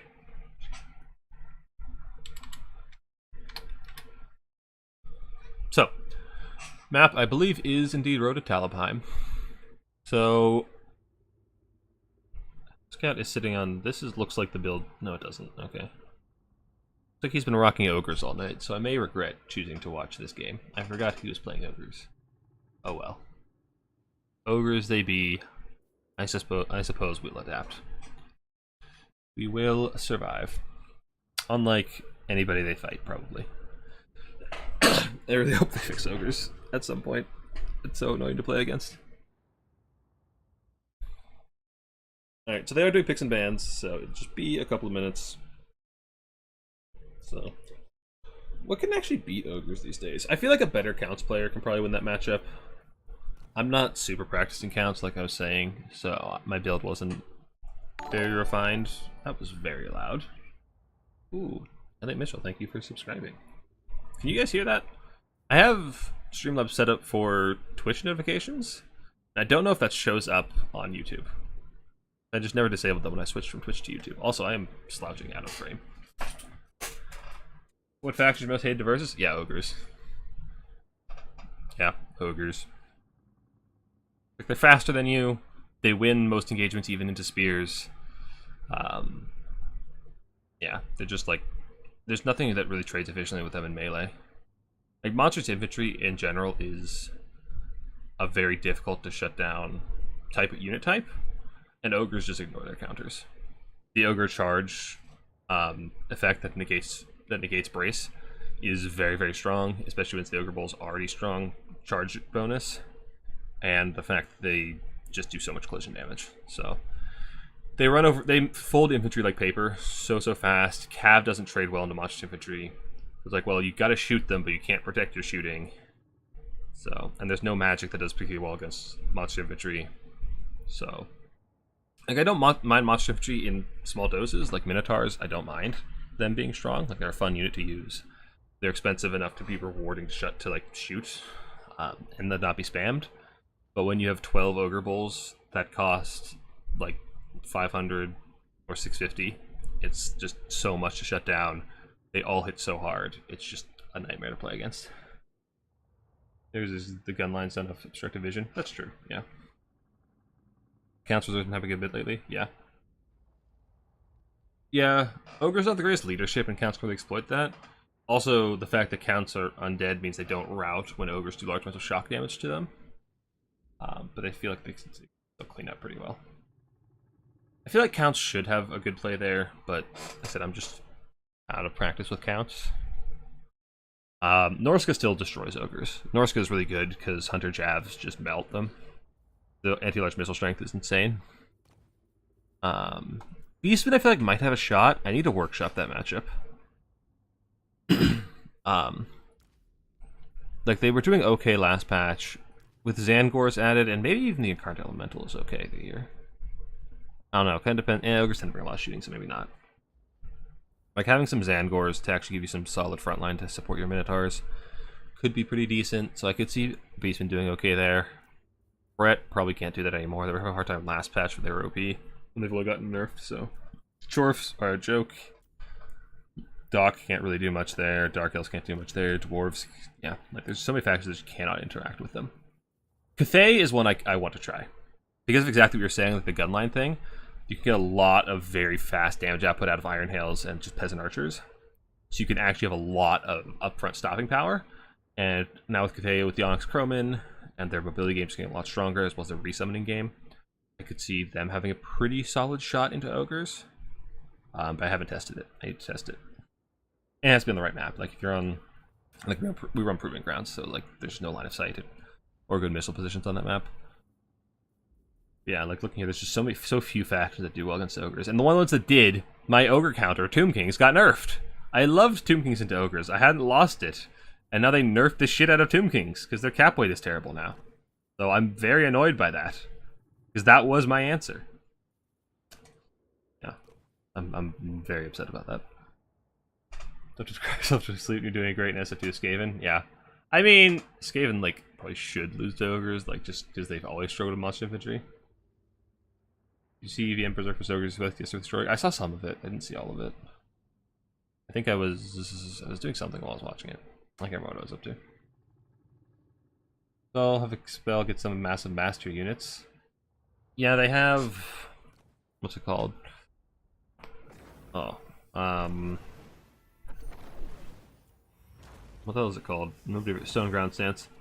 It doubles their mass, but the thing is that doesn't bring their infantry up. Like infantry. Doubling infantry mass doesn't make a huge difference to Ogre Bulls. Like, you take your infantry from 100 mass to 200. Where's Cathay? Take Jade Warriors from 125 to 250. Ogre Bulls have a lot of mass. Like, Ogre Bulls have a reasonable amount of mass. That's part of why they hit so hard. They have 1500 mass. For example, let's see, what do Trolls have? Trolls have 1300. Brett Cav has 1200. Minotaurs have less than that, I think. Minotaurs have a little bit more, but yeah. Yeah, they just have a lot of mass, so they just do a ton of collision damage. Half Shadow Warrior Kite into Ogres? That sounds very sketchy. When your Kite unit is slower than the enemy's front line, that sounds very sketchy. Also, Lead Belchers sound like they ruin that a lot. I'm very skeptical of High Elves' chances in that particular matchup. Like, yeah, they're outranged by Lead Belchers. They're slower than Ogre Bulls. They're made of paper. That sounds very sketchy, my friend. Also, let's see if they pick their matchup yet. Kislev Wood Elves. Oh, this is so miserable for Wood Elves. Actually, so miserable for Wood Elves. Oh god, this is so miserable for Wood Elves. There's so many silver shields, there's so much shooting damage into all your light armor, and you don't really win in melee. You don't have great AP options in melee. Like, how are Wood Elves supposed to win this one? Oh god. What were their picks? Charx did it? I believe Charx did it. Charx being able to pull something off doesn't make a good idea. That man makes miracles happen. I don't understand how he does it. Charx is also much better at that kind of style than I am. I'm not that great at the elf kite style.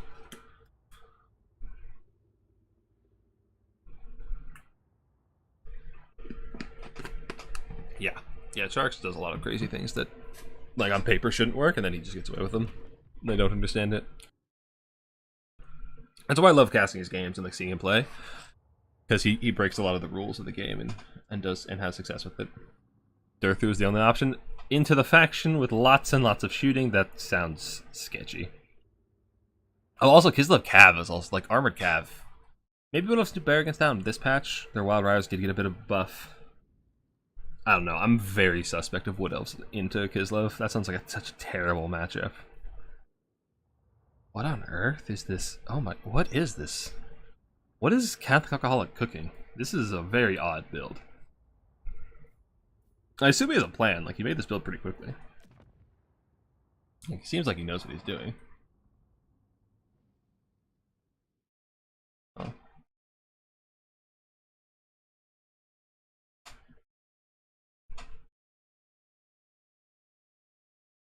Yeah. Wood Elves still have a lot of problems with Armored Cav. None of their Cavs AP short of Great Stag Knights or using Zotes. And those are very, very expensive options. So any faction that can flood the field with cheap Armored Cav, Kislev, Empire, Brett, they're all really hard for Wood Elves, on top of, like I said, the infantry line just being so devastating for Wood Elves to deal with. That minus 50 gold change anything in the Cav front? Yeah. I mean, it's something, but it's not a huge change. Catholic pull something crazy? I would be very surprised, yeah. He's cooking through this matchup? Alright, well, let's see what he's been cooking up. Right away, I see double Branch Wraith, and I checked they both have... Wait, how long do we not do this? So, there is the Durthu, who does have Phys Resist and Missile Resist, so he's fairly durable against getting shot. Okay, now it's all gone. But those Branch Wraiths both have Melkoths, so he's going like full anti-Cav with those. Which, Melkoths was nerfed this patch, it got more expensive, like it got a higher wand cost. Also, my chair is... I'm just sliding further and further out of frame. I feel like... Can we... Alright, that's the best we can do.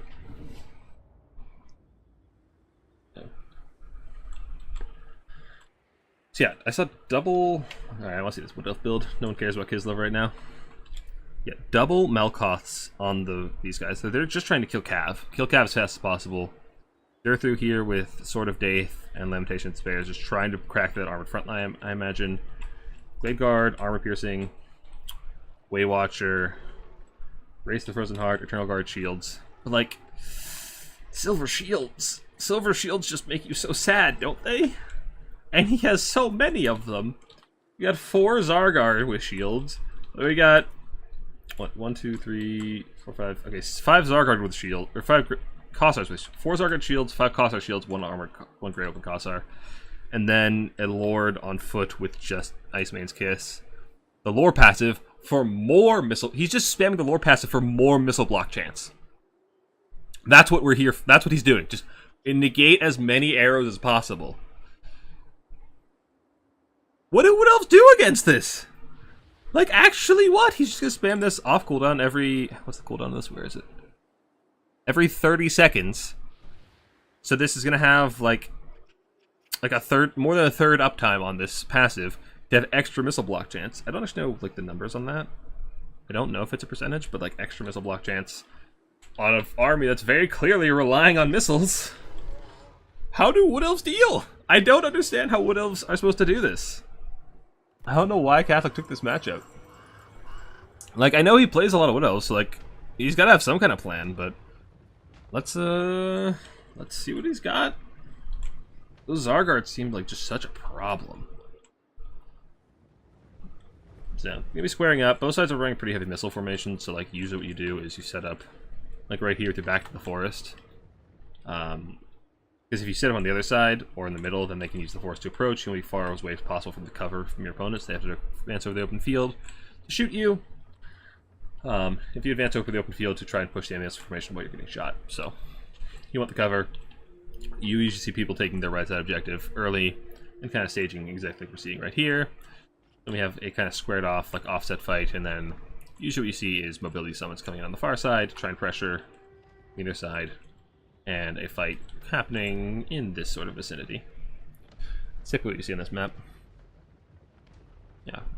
Yeah, Rangers get destroyed. I mean, Rangers aren't even a good unit in the first place. Modern Rangers have been in a rough spot for a while. Yeah, this matchup is so brutal. It's so... Even before the patch, like, none of this is DLC units. There's no DLC in this Kislev roster that we can see yet. Yeah, still no DLC. Like, you don't need the DLC to make this matchup completely miserable for Wood Elves. So, Durthu is here though, and he is a tanky boy, but there's not even any healing for him either. Like, any damage he takes is completely permanent. And of course there's plenty of shooting, and the shooting has pretty good AP values too, so... Like, pistols have pretty good AP? Yeah, 7 AP is not bad at all. So, yeah, just staging. I don't think the Wood Elves are too eager to take this fight straight away. I'm really curious what this game plan is. My watchers are going to try to get some skirmishing, but like I said, silver shields, man. They got buffed, like their missile strength went up. Let's see this shot. These are... It's not a lot of damage. That is 1 kill. That's 40 value. It's not a lot of value. If you spend all your ammo and get that much value on each volley, you're not paying for that Waywatcher. We have a victory point. Keep it from the foe. Okay, cap points have opened. Wood Elves have 2. Kislev is advancing. Kislev, they're both actually banking quite a bit of resources. I expect Wood Elves will have a Zote come out. You see that a lot against the Armored Cav factions. And I wonder if we're going to see like a mass cav summon from Kislev over here. It's like triple winged lancer or something. To come and try to shut down all this archers. There's not a lot to protect it. There's 3 melee units. Okay, 4 melee units now. The blade. Oh, there's a blade singer. I guess that is an option to try and cut through all the infantry, but they're still shooting. There's still a lot of shooting for them to shut down. Oh, great stacks. Okay, still another anti-armored cav option. And there's that mass wing lancer summon I was talking about. Double wing lancer coming out, and I imagine there'll be a third one right behind them. And it's like, well, the great stack can block one of them. One. Exactly one. And the other one is probably going to be free to just run over the Glade Guard. So, and like the Archer Fire is just doing so little. Like this Zargard is getting pounded and it's just not mattering. They're just advancing for the motherland. What can Kislev, or what can Wood Elves do against such reckless shields? So we got some Melkoths coming in, as well as, what was that, Sword of Death, or the Lamentation of Despairs, yeah. So there is a lot of anti-cav tech here, and the Focus Fire is going on them as well. But the inexorable tide of Kislev is just advancing forward. Nice Ice Maiden's Kiss right there, doing a lot of damage to the Way Watchers, who are very, very expensive. Cav Charge does get dropped from Kislev, so Wood Elves are going to get a good engagement there. Great Stags will tear apart these Wing Lancers pretty handily. But the front line, like the Kislev tide just marches forth. Durthu's intercepting. He is getting shot. Oh no, he's not getting shot. Just ignore him, hit the back line. Give him the Glade Guard. There's just nothing here to stop the Zargard. Bladesingers are getting into melee. They've got the defense buff up, so they're at the 66 melee defense. There's no indirect fire to shoot them. It's only direct fire, and they are currently chasing Archer and getting too far out of position. When Housecat does catch that, circles around to deal with the Dryads on the flank. We do have a crossfire, just tearing apart those Bladesingers with their light armored, naked lady bodies, just taking lots of pistol fire. And there's the Ice Maiden's Kiss as well. Tons of damage, lots of value lost to the Wood Elves. They're trading pretty evenly so far. The actual good damage there for the Wood Elves.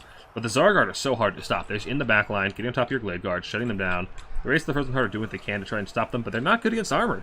Their AP is bad. They're Dryads. Their AP is very, very low. Durthu's tearing apart some Zargard. There are some more armor costs coming in and more Wing Lancers that do manage to get into the back line this time. Some good damage on those Starfire shafts. And there's just more Cav coming. Griffin Legion, Dervishes, so much Cav. The Great Stag Knights have been worn down by the Cav fights and the pistol fire. There's no Cav presence for the Wood Elves, except for just some Glade Riders who don't do that well into armor either. Oh, the armor is just such a problem. And now we have the armor costers just come around behind the Blade Singers and are just saying, think of the rabbits, buddy. Just think of the rabbits. Of course, we have, Dryads just routing off, because again, they have terrible armor piercing. The armor and the shield is just such a problem for Wood Elves. Like, that's the one thing to be holding Wood Elves back this patch, despite all their buffs, is like, all the factions that are good have Zangors, have armored Kossar shields. Like, there's just so many armored shielded infantry units that Wood Elves can't effectively deal with.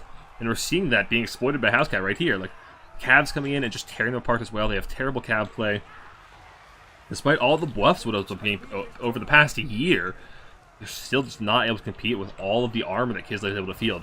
We have a Spear backup coming in, but it is just getting absolutely last samurai'd by a bunch of armored Kossars. Pistol play is doing very, very good work for Housecat. Durthu is kind of just wandering in the open. His movement speed is kind of holding him back right now. He's just trying to find targets, and eventually he's doing a pretty good job killing them when he gets to them, but it just takes him a long time to find targets. Kislev has advanced very, very far into the Wood Elves' backyard, doing what they can and just taking out all the Wood Elves in their path.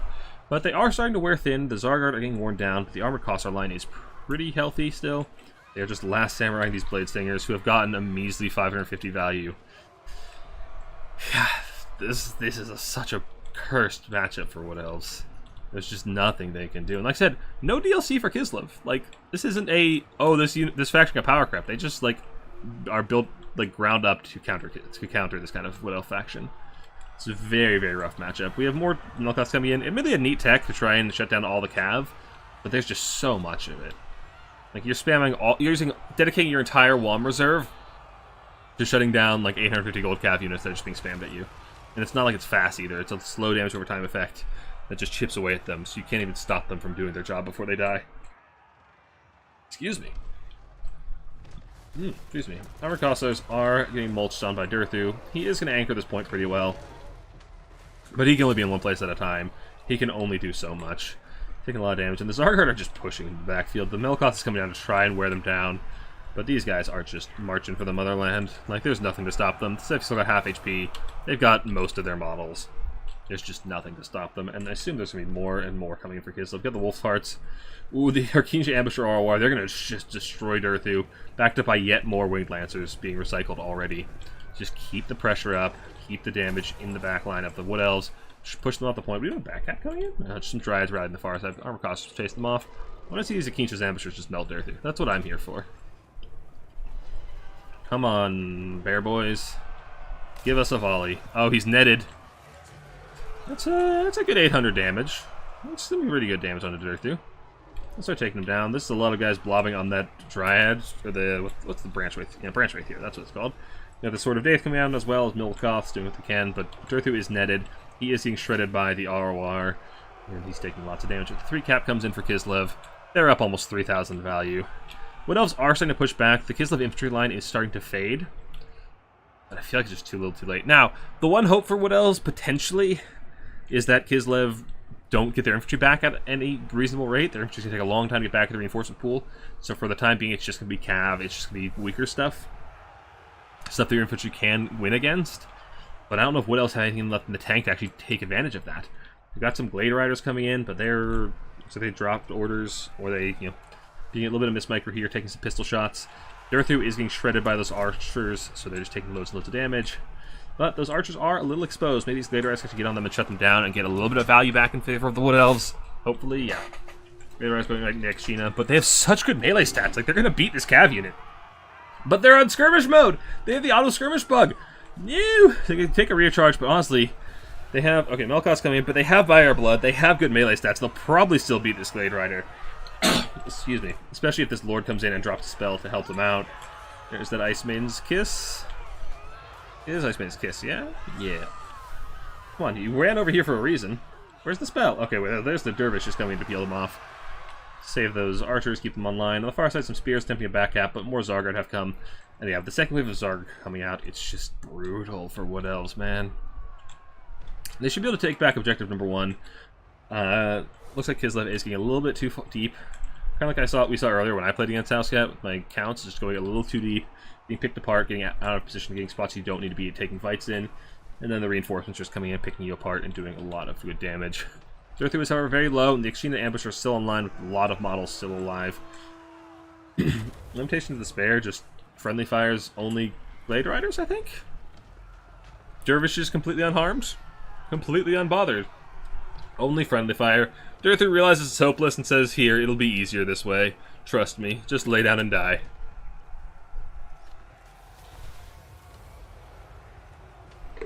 And what can you do? What can Wood Elves do against such reckless shields?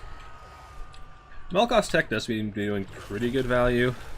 Yeah, pretty good work, but so is the Ice Maiden's Kiss, so are all the Kislev units. They're just trading up very, very heavily. Honestly, I'm kind of surprised this is this close. Like, the value staying into only about a 2-3k deficit for Wood Elves is pretty impressive. Oh, geez, what did I just do? Did I hit my DPI switch? Nope, okay, we're good. Durthu is, however, getting very, very low. The 3 cap is pretty hard for Wood Elves to get back onto. Like, the Kislev ability to just hold. They're so tanky. They had that Fire Blood pass. So we have some more. They actually have some more Great Sack Knights coming back in. Try and clean it up. Try and get on these objectives. But it's some pretty desperate last gasp for Kislev. And Catholic is going to tap out. And Housecat will be advancing to our finals.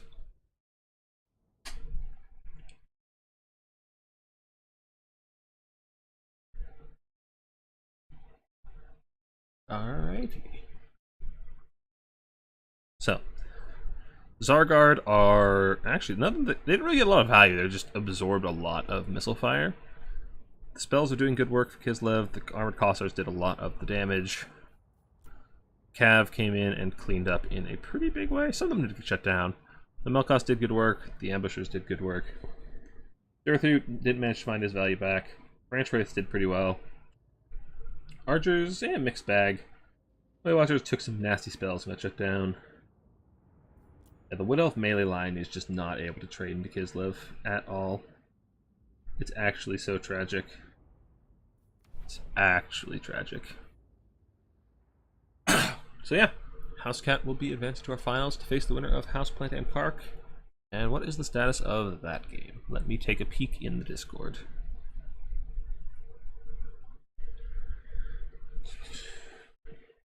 Okay, it looks like they're playing Ogre's Kislev, and looks like it's almost over. Cool. Alright, what are you guys up to in chat? Let me catch up.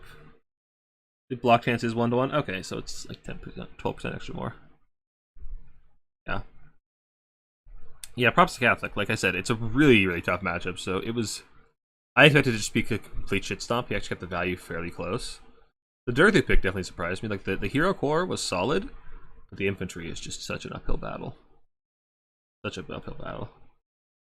Will Legrom be good here? Not really. It doesn't do that well into infantry. It could sit on Durthu, but killing Durthu isn't essential for Kislev.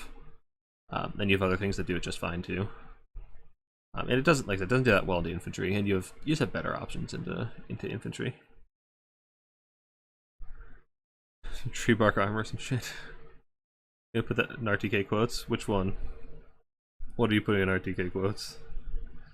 Have you seen anyone try spamming units with the missile resist ability? Seems the only unit with a chance of closing with Cossars and killing some of them. Units with the missile. You mean the blade singers or dancers or whatever? The problem is they just don't have armor piercing. Like, I think they just lose in melee anyway. You're talking about the woven mist for the missile resist. Like, it does keep them alive against the missiles, but it doesn't help them win in melee. Like, they still don't have very good armor piercing. The armor piercing's okay. Like, armored Cossars, I think, still destroy them in melee. Zargard definitely do. I think Zargard's stats are just cracked, they'll destroy them. But I think armored Cossars even do fine into them in melee. Like, you could do that, but it's like... If they were armor piercing, and they actually won that fight handily, that would be a very solid strategy. But because they lack armor piercing, and they don't trade super well into the Kislev infantry line, it's really, really rough. And if you keep that missile resist on in melee, you're going to lose very, very hard because you're losing the melee defense. So it's like, well, you're still going to get crossfired. There's still going to be more of them than you. Like, it's a really rough spot for what else? What else doing such reckless shields, indeed. Alright, I need to hit the restroom real quick before we get into our finals, so I will be right back.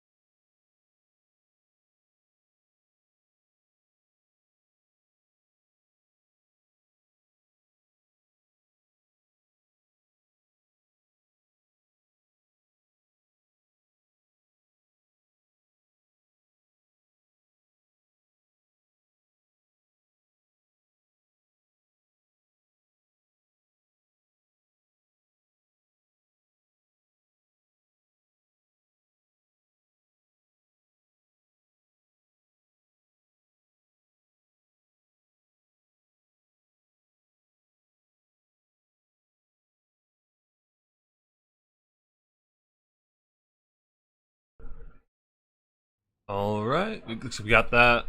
The house plant, house cat. Oh, I didn't post a finals format. Did I really not post a finals format in the tournament description? That seems like a silly thing that I would definitely do. I guess we'll just go with the normal.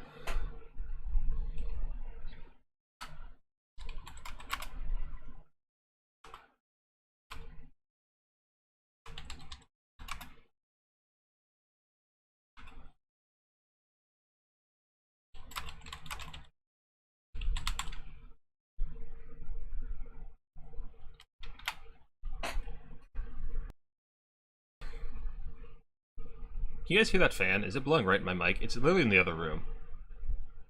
Hold on, is this showing up on stream? I need to check. That's really annoying if it is.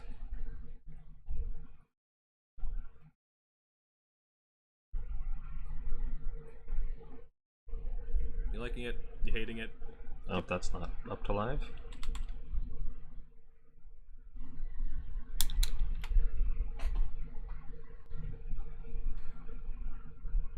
Can you guys hear that fan? Is it blowing right in my mic? It's literally in the other. Doesn't sound like it's showing up.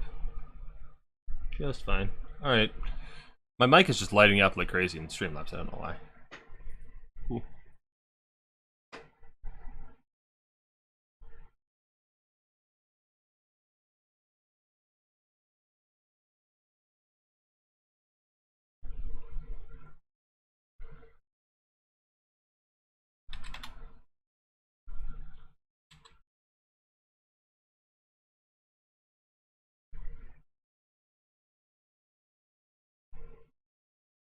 Alright, cool. Yeah, I don't know why my mic is lighting up. Alright, so I'm just sorting out the finals format because I forgot to post it in the actual tournament description. So we're doing pick 3 ban 1 for the first 2 rounds, so I think Houseplant is on top of the bracket, so he'll... Yeah, so Houseplant will pick 3 ban 1 first, then Housecat will pick 1 and ban 1 of Houseplant's picks. And then Housecat will choose, then they'll swap for the second game, and then for the third, if we need a tiebreaker, they'll do the pick 3 matrix that we've been using for the rest of the Swiss. Alright. Maps are Glade. Then we have the new map for round 2, which is Twilight Forest, and then the tiebreakers on Bleak Spire Labor Camp. So, we know... Whoa, what was that? Someone just smacked me in the side of the head. Is my cable? Housecat's been playing a lot of what seems to be very, very good. The Ogres, the Kislev. What did he pick against me, actually? It was Ogres... What else did he play? Kislev, Zinch, Ogres. So a lot of the good stuff. I suspect Houseplant will play something similar.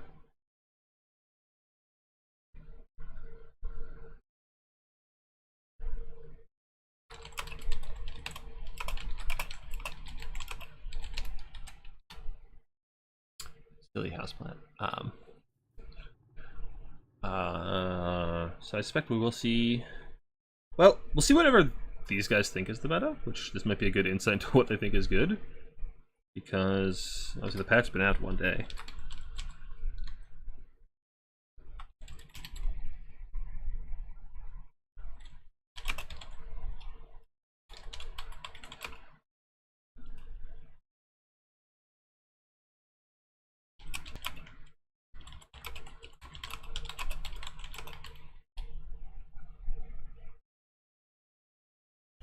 So yeah, we'll get to see some insight into what these guys think is the meta. You know what, we're just turning this into a plant. You know what, we're just doing cat versus plant. Forget order, forget making sense. We have the plant. On the other side, we have... Nope, that's the same side. Over here we have the cat. That's the Kaz. Cat. Also, I got rid of everything. Where did everything go? What did I do? Oh no, I moved it. There we go. Cat. Plant. Problem solved. Nice and simple. Score is 0-0. So yeah, maybe let's see some insight into what these guys think is good. Score is not visible. Cool. There we go. Visible score. Names in places. I think that's pretty clear. Who's pinging me and do I care? Oh, I'm being quoted. Yeah, I know, I moved the overlay by accident. I fix. Just waiting for you to mess up Houseplant House. I know. This is always a fun matchup to cast. The plant and the cat. Always a good time. So yeah, I'm curious to see what these guys think is like bubbling at the top of the meta. I've been thinking Beastmen are real scary. Look at the faction list. Ogres are obviously like, probably still top dog. Beastmen are really good, although they struggle with things like vampire counts. Probably vampire counts are their biggest issue. Maybe greenskins. Kislev are good, but they struggle with Beastmen and greenskins. Cathay might be. I don't know where to rate Cathay. I need to play some more Cathay games. If they can beat ogres, then they might beat the top dog, honestly. I think Kislev probably should be able to beat them as well. So maybe like Kislev beats them. But I think Cathay might actually be top dog if they can beat ogres. Beastmen can probably still do okay into Cathay. Greenskins still do okay into Cathay. But like neither of those I think are going to be stomps. They're still somewhat restricted by maps, which is good. But, like I'm a little uncertain of what actually beats Cathay at the moment. You have faction tier list on the 4.0 Matrix. Interesting. That's the start of a Dr. Seuss book. Oh yeah, House Cat, House Plant, indeed. So yeah, I think ogres are probably still like the generally strongest faction. I think they beat everything but Norska. Maybe Cathay.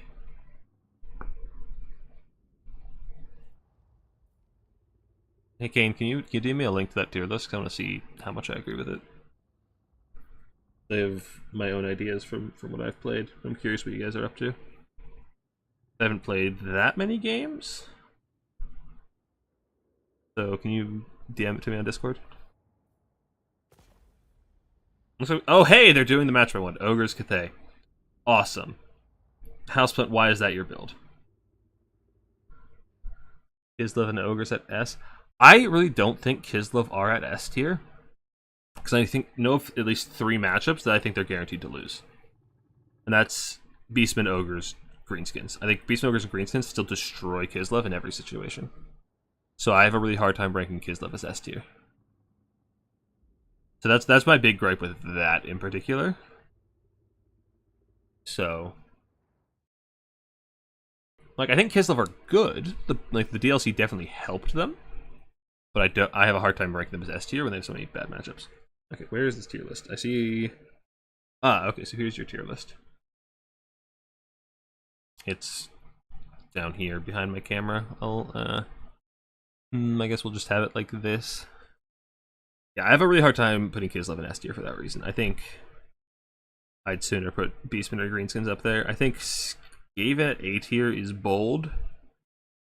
Well, I guess Power Grab. So here's the thing. When I was like thinking about this patch, all like during the time I had early access, I had heard rumors that Turn was going to start banning Power Grab, so I just kind of wrote off Skaven. With Power Grab, what does Skaven lose to? They still lose to Ogres, they still lose to Greenskins. They probably still lose to Norska, so I wouldn't put them in S tier. A tier is probably reasonable. See chat's popping off. Us on Turns Discord. This is, I think it's in the, yeah, it should be in the matchup matrix thread in Turns Discord. But I just asked Kane to DM it to me because I wanted to see it. Tomb Kings down in C tier feels wrong. I feel like Tomb Kings can still probably do a lot into a lot of matchups. Actually, I think Tomb Kings still beat Beastmen, which keeps them pretty relevant. Are we in game yet, by the way? I should like keep an eye on the game. Okay, no. They're gonna take forever to make builds anyway. Corn/Doc in D tier feels fine. Corn might be a little bit better. I've seen some okay Corn play lately. Corn might be C tier, but that's not a big deal. Ancient B feels fine. Counts. I've heard a lot of people saying counts are really good. Like I said, I'm not a great count player, so I don't know, but I know Houseplant is pretty high on them. I think Subutai is pretty high on them. I think Dark Elves are worse. I think Dark Elves are C tier. Dark Elves feel really, really bad lately. There's a lot of factions that just love spamming monstrous infantry and monstrous units, and they have no good anti-large units against them. The Drakens, are you still here? You were testing VP, right? I think Drakens was saying VP is not that good, even with the Celestra cheese, just because everything else got nerfed. But yeah. As for the top tier, I think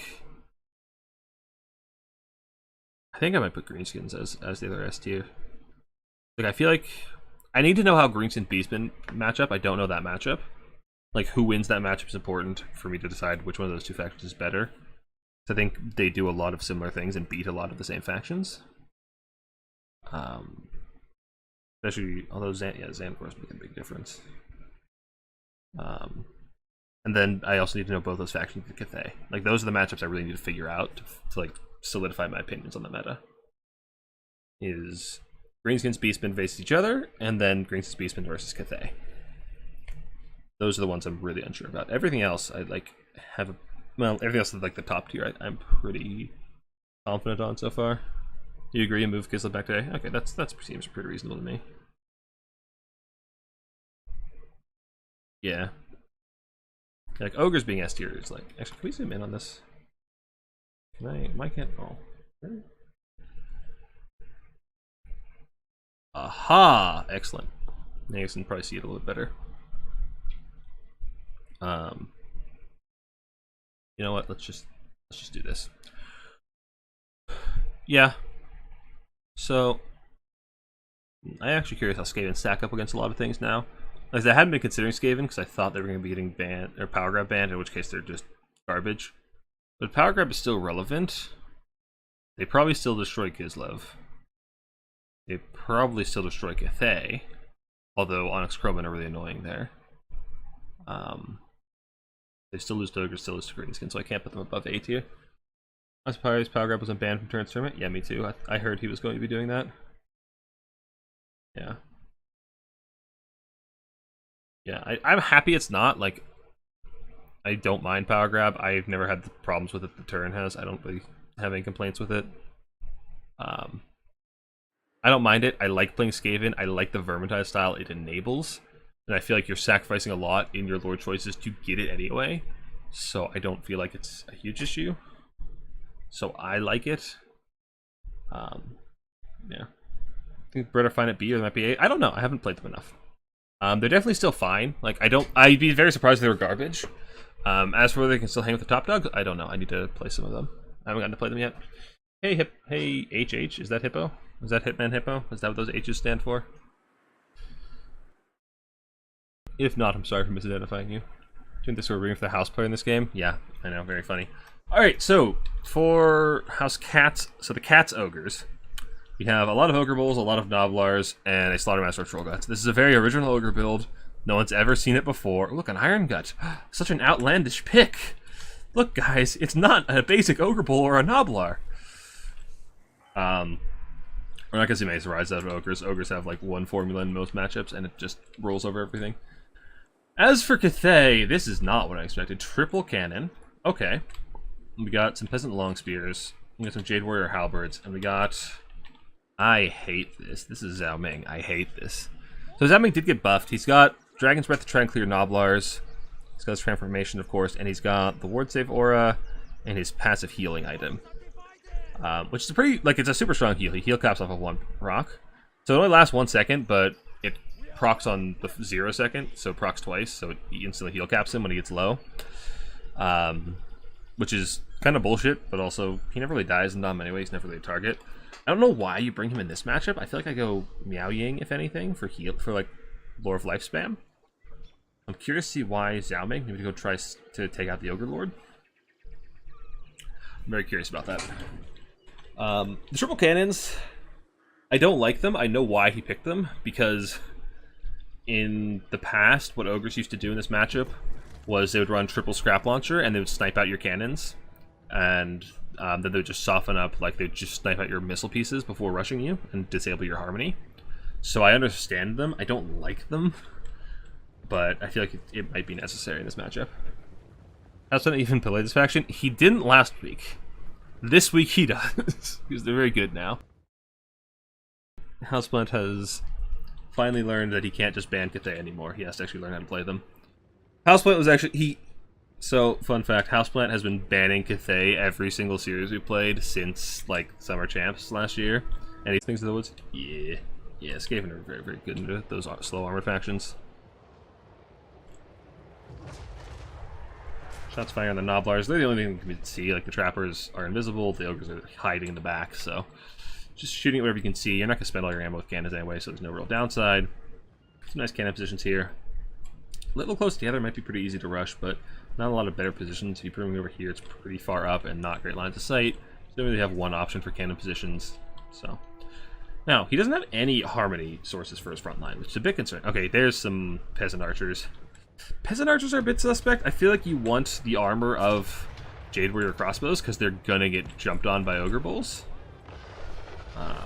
So we've got Zhao Ming just going and scouting out the trappers.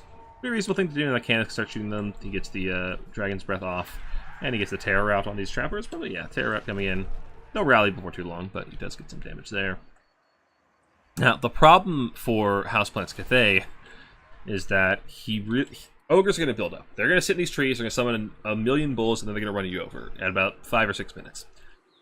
In order to make that happen sooner, Houseplant needs to cap all 3 objectives. If you cap all 3 objectives, your opponent doesn't have as much time to sit around and build up. They're on a tighter clock. But on Glare of the Everqueen, because this point is so far up and so close to your opponent's spawn, it's very, very dangerous to try and 3-cap. So he has to sit back and let his opponent even 2-cap him and just try to take whatever damage he can. But he needs to get on 2 of these objectives, like any 2, to actually force his opponent to come and fight him in a reasonable amount of time. So... like, this halberd line is like, I mean... This is not how I... I don't know how to feel about this. This is not how I approach Cathay. These trees are also a big nuisance for those cannons. Like, these trees are completely solid and block everything. They block everything. It's very annoying. Yeah, picking Cathay on this map is definitely not a move I've gone for. I feel like Cathay is really bad on this map. Also... Nadir Pistols, this feels good to me. After what Nadir Pistols did to me in my game against Housecat, it feels good watching them die to cannons, but cannons like the natural counter to this kind of unit. But there's a Troll Guts coming in, although I think their model... No models died outright. Very lucky for the Ogres, so the Troll Guts comes in, heals them up, although they did lose 1 model. Not crippling. Dragon Breath comes in on the Boglars. I wonder if Housecat's gonna think to go and just stick them in the water so they can heal up. That'd be very funny if he just, like, runs over the water and just watch the Nobblers start regenerating. I kind of hope he does. Also, tower destructible. Neat. Kudos, map maker. Now, if only we destroy all the way down the base and open up lines of fire. Trapper's wasting a lot of ammo on Zhao Ming. Probably the reason you bring him. And now, like I said, here's Houseplant trying to push up to try and take all 3 objectives to force his opponent to come into him a lot sooner. Just not what Ogres want to do. They want to have their entire army out on the field before they fight. By capping all 3 objectives... Oh, we're in a hill. Capping all 3 objectives means that his opponent actually has to come and fight him a lot sooner. Although I feel like it might be a bit too late, as his opponent already has most of his army in the battlefield. And not super far behind in points so far. Yeah, Zhao Ming is just clearing things off. And Zhao Ming, he's eaten a lot of Trapper damage, he's pushed them off a lot, and the damage on him doesn't really matter, because he's guaranteed to heal cap if he gets low. He just has an absurd amount of healing, so him taking damage isn't crippling. Now the Ogre push is coming in. The Ogre Bulls have stormed out of the trees, which means that Cathay wants to just pull back and fight close to their spawn as much as possible. You no longer need objective 1, now you just need to win the fight. So you pull back a little bit, you form ranks, you get all that harmony applied, you do what you can. Trappers have mostly died off, which is... Oh, hello, cat. Sorry. Cat distraction. ADHD is fun. We saw a massive Ogre Stampede through the water going for the cannons. We have a jet line coming in, and a nice mobile Yin Harmony source to help the front line bolster a little bit. But I don't know if this is the fight it wants. Yeah, you don't want to be here, and you realize that, and you're going to turn and run. You know what I want? I want jet lines to be a mount. Like, it looks like you fit a saddle on that. I want to see a general, like a thing in general, riding a jet lion. That's what I want to see, or a jade lion, either one. You know, cannons are just last samurai these ogres as they approach through the water. The water approach is actually pretty cheeky, because infantry units are penalized pretty heavily for being in the water, so it does good damage there. But the cannons are pretty exposed from this angle. Houseplant doesn't need to be expecting the attack to come through the water, so the cannons are going to be compromised pretty quickly. The front line, however, is suffering for it, as so many ogres dedicated to that side of the fight. It means it's just Noblars fighting on the front lines. Without any ogre support, they're not going to do super well into the Jade Warrior Halberds. So they do get some cheeky picks. Iron Guts and the Lord going on the far right side as well. get onto the back line, start compromising some of these spears, some of these missile units, and really separating them from their harmony. And yeah, they're going to be trading a lot worse without that harmony, getting some nice rear charges here. Value is still pretty heavily in the favor of Cathay, but they were up quite a bit just from their shooting. And this is kind of what Cathay does. They have to get a lot of value ahead of time before the fight really breaks out, because their melee trading is going to be a lot worse. Zhao Ming in the fight, however, I feel like you want him in human form for the Harmony amp rather than you want him in dragon form. We have Massacre going down, buffing the weapon strength, but they're just basic Ogre Bulls into halberds that have Harmony. So like these halberds are going to shred with the Harmony, but I feel like you need Harmony in a lot more places. Like all these halberds fight without Harmony, getting picked apart by the pistols, by the trappers, and just by Ogre Bulls running amok. The Harmony play from Houseplant is a little lacking, I feel. There's so many halberds fighting without it, and it's definitely detrimental when you're relying on them to be a lot of your killing power against these Ogre Bulls. That and your cannons, which have been completely compromised. The river play was definitely pretty cheeky from Housecat. With the Arwak Croman coming in, are we going to get a nice rock dropper? Now they're just going to go straight in for the fight. They do pretty good work against these guys. Their stat line is crazy. Like, the stat line of these guys is crazy, especially when they have Harmony. Like, they are insanely strong. That Arwar is absolutely nuts. Zhao Ming is doing what he can against the Ogre Bulls, doing as much damage as he can. Disruptor coming in from that jet line, trying to debuff them a little bit. The objectives are actually still largely being held by, oh no, by Ogres. Wait, which side is, oh, Ogres are green. Ogres are green. Yeah, Cathay is in trouble here. Yeah. The Harmony got decentralized. The flank through the river seems to have caught Houseplant really heavily off guard. Cannons getting shut down hurt a lot. Yeah. And then the Ogres, just their fast reinforcements and their ability to pick their fights very, very quickly coming into play in a big way. Housecat really finding those good engagements, doing a lot of work, tearing apart Houseplant's front line and piecing them apart and getting rid of those Harmony amplifiers and getting the rear charges and just tearing apart those halberds in melee, even with his large units. And I don't see a lot of hope for Houseplant. The problem with Cathay is, like, your reinforcements are so slow compared to Ogres. Their Ogre Bulls come back in lightning speed. 50 horse speed, these guys have probably already been out in the fight and died. Okay, no, that one's fresh, but like, still the point. They're going to be back here within the next minute, back in the fight. Whereas if Houseplant summons a unit, it's going to take them over a minute to get to the fight. Even when the fight is this far up the map.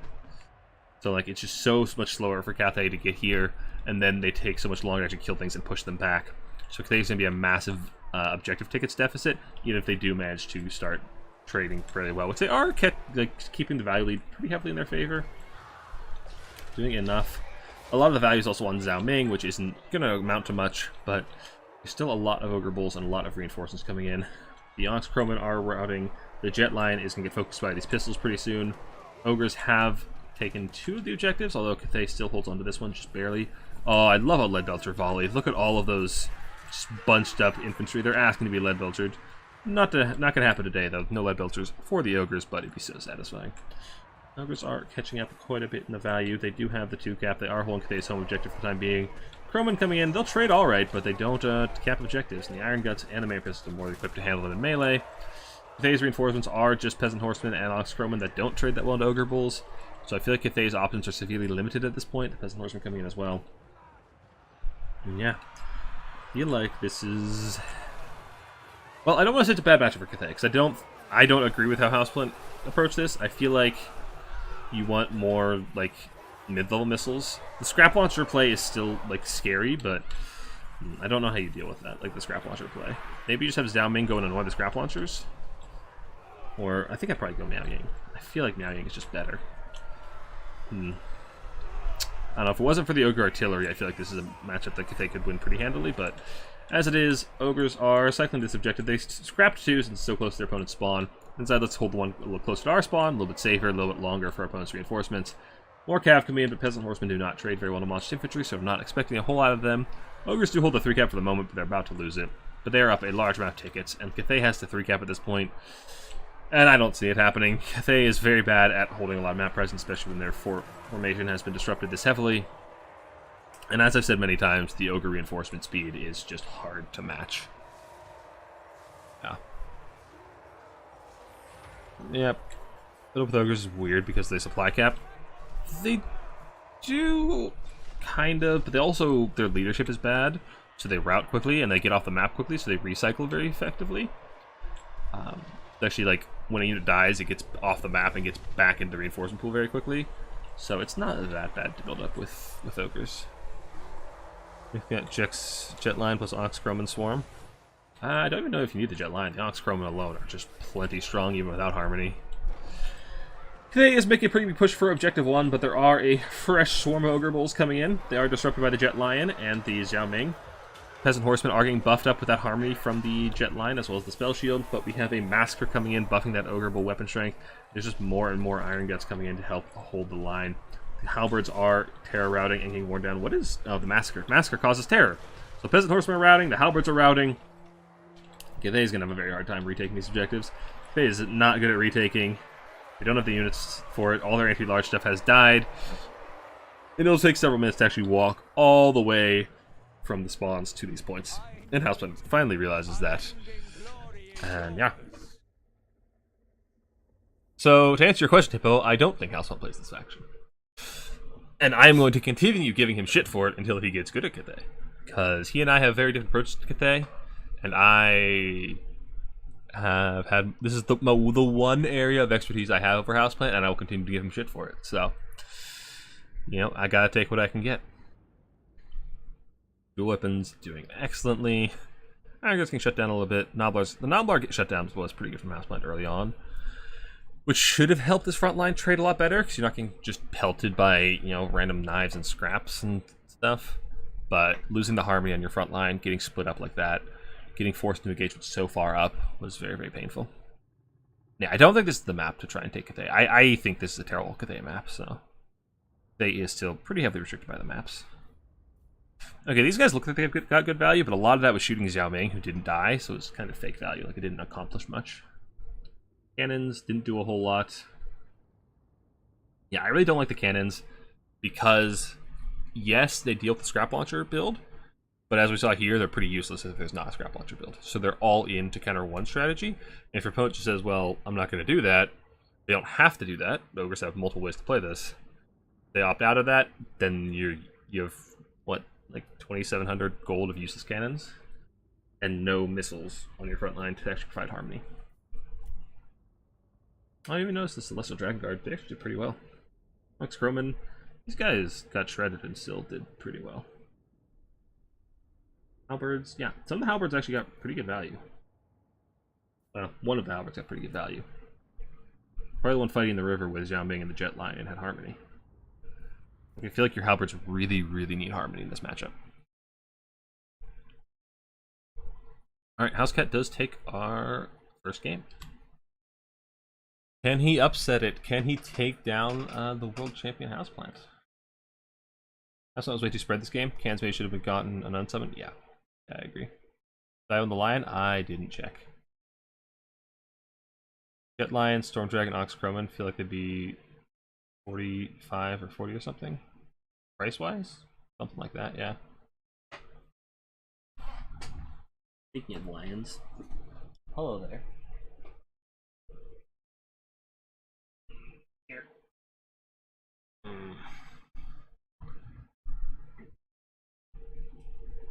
Hello again. Welcome back. Alright, so we're on Twilight Forest. This is the new map, and I can't remember what it looks like, and my hands are occupied, so I can't look. Yeah. Oh yeah, this is fairly open. There are hills on either side with an objective on it, and then the valley in the middle contains the third objective. So it should be pretty strong for static positions that want to sit up on a hill and shoot down. So I suspect we'll be seeing some Kislev. Maybe Housecat will bring out the Cathay this time. You could see some Ogre Gunline. You could also see... What other shooting faction decent? Empire probably won't show up these days. Dwarves could make an appearance, maybe. Definitely a map that does favor that shooting style. Hello, kitty. You're being very well behaved. Usually you don't like this. I guess you're showing off the camera, huh? Oh wow, I got the builds fast. Alright, time to go, cat. Time to go, Alfie. Be free. Wait a second.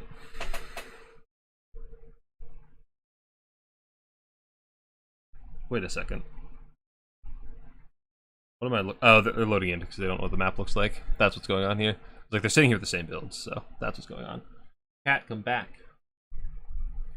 You have more time to cuddle. Yeah.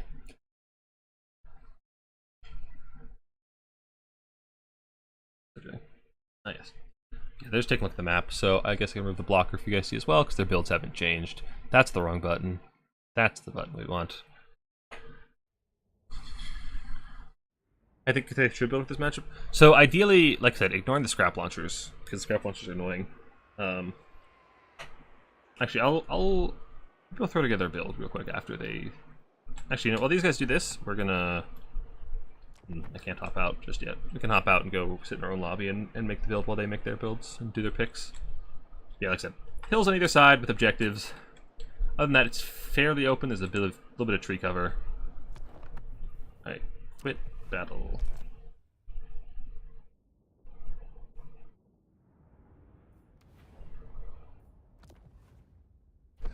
So, my first thought for Cathay to Kislev... Hold on, I'm gonna let them know what I'm doing.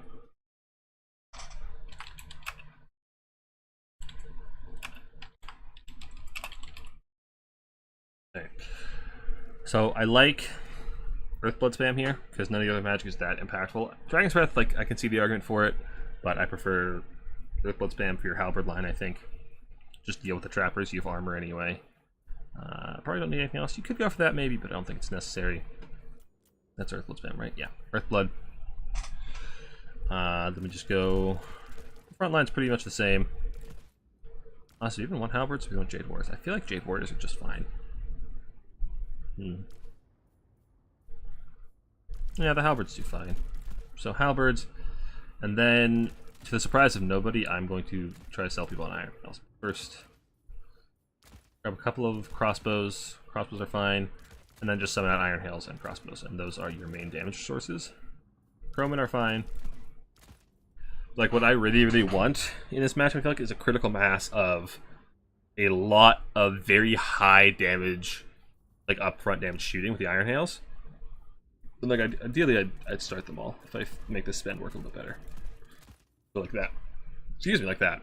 That way we delete a lot of the Ogre Bulls on approach.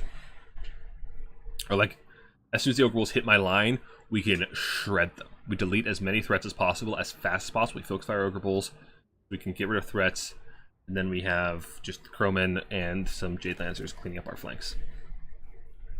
And then maybe just Celestial Dragon Guard or doing Jade Warriors to help come in and clean up, so give us a little more infantry. I feel like the Cav, all the Cav is really useless into Ogres.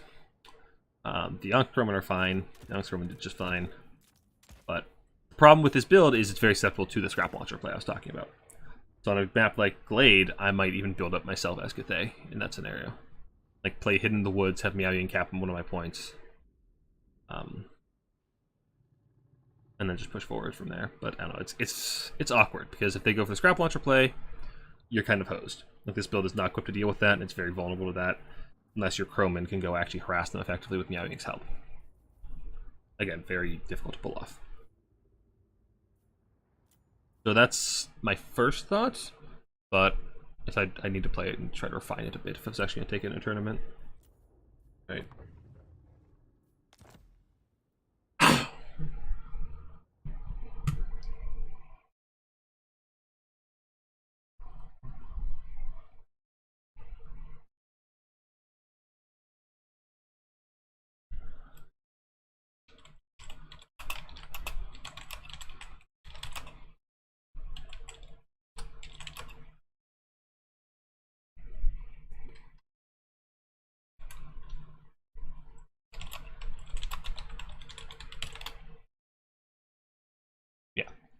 That's how I would initially approach Cathay Ogres, is something like that. But yeah, the triple Scrap Launcher build up is still a threat.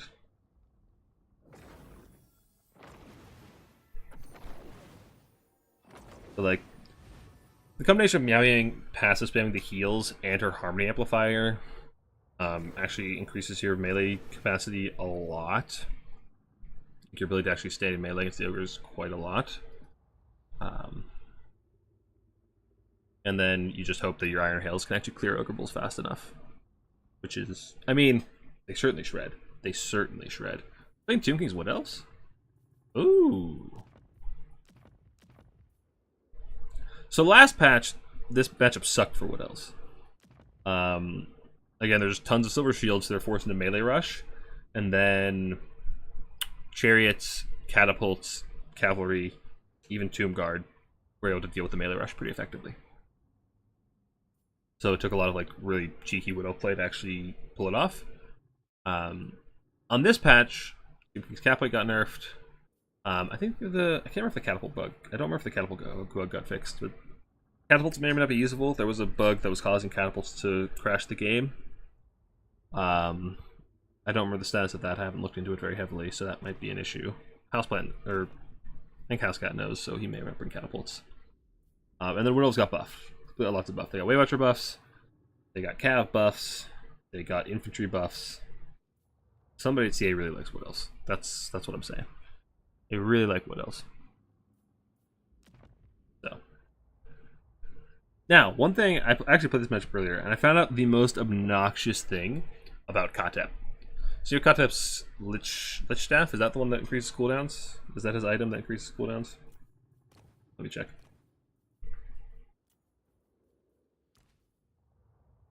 It is not in the unit browser. That's annoying. Okay.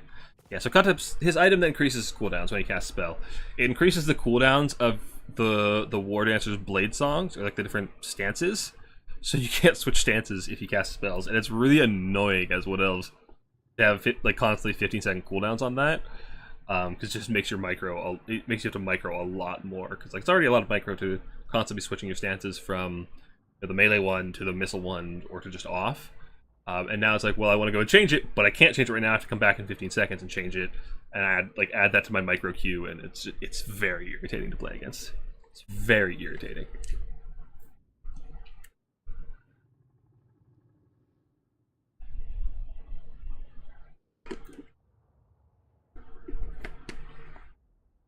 All right, so Houseplant's got his build ready. He's got a basic bitch banner, which you can't see, but yeah, there's Houseplant's basic bitch banner.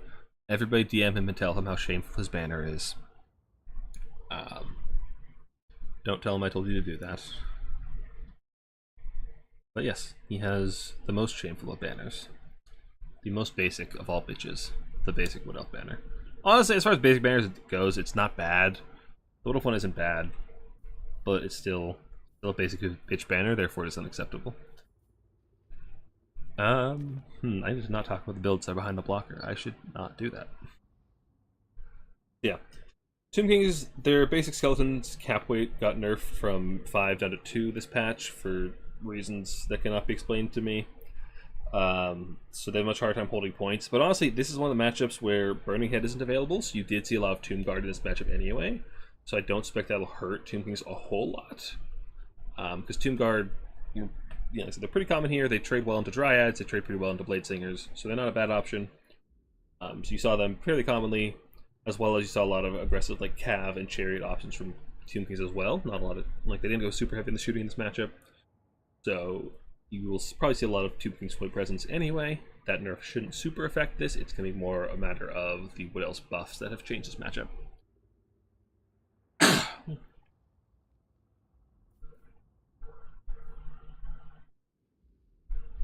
Why is my mic lighting up? Streamlabs, explain your secrets to me. What do you have against my microphone? Goes off for a chance to fend off Scrap Launcher. Yeah. Look back. Alright. Hope your flight doesn't get delayed any further. Get you where you're going. Also, what are you getting into, Cat? I can hear you. I heard that. Yeah. That's a problem for post-stream, Platty. I will figure out whatever the cat broke later.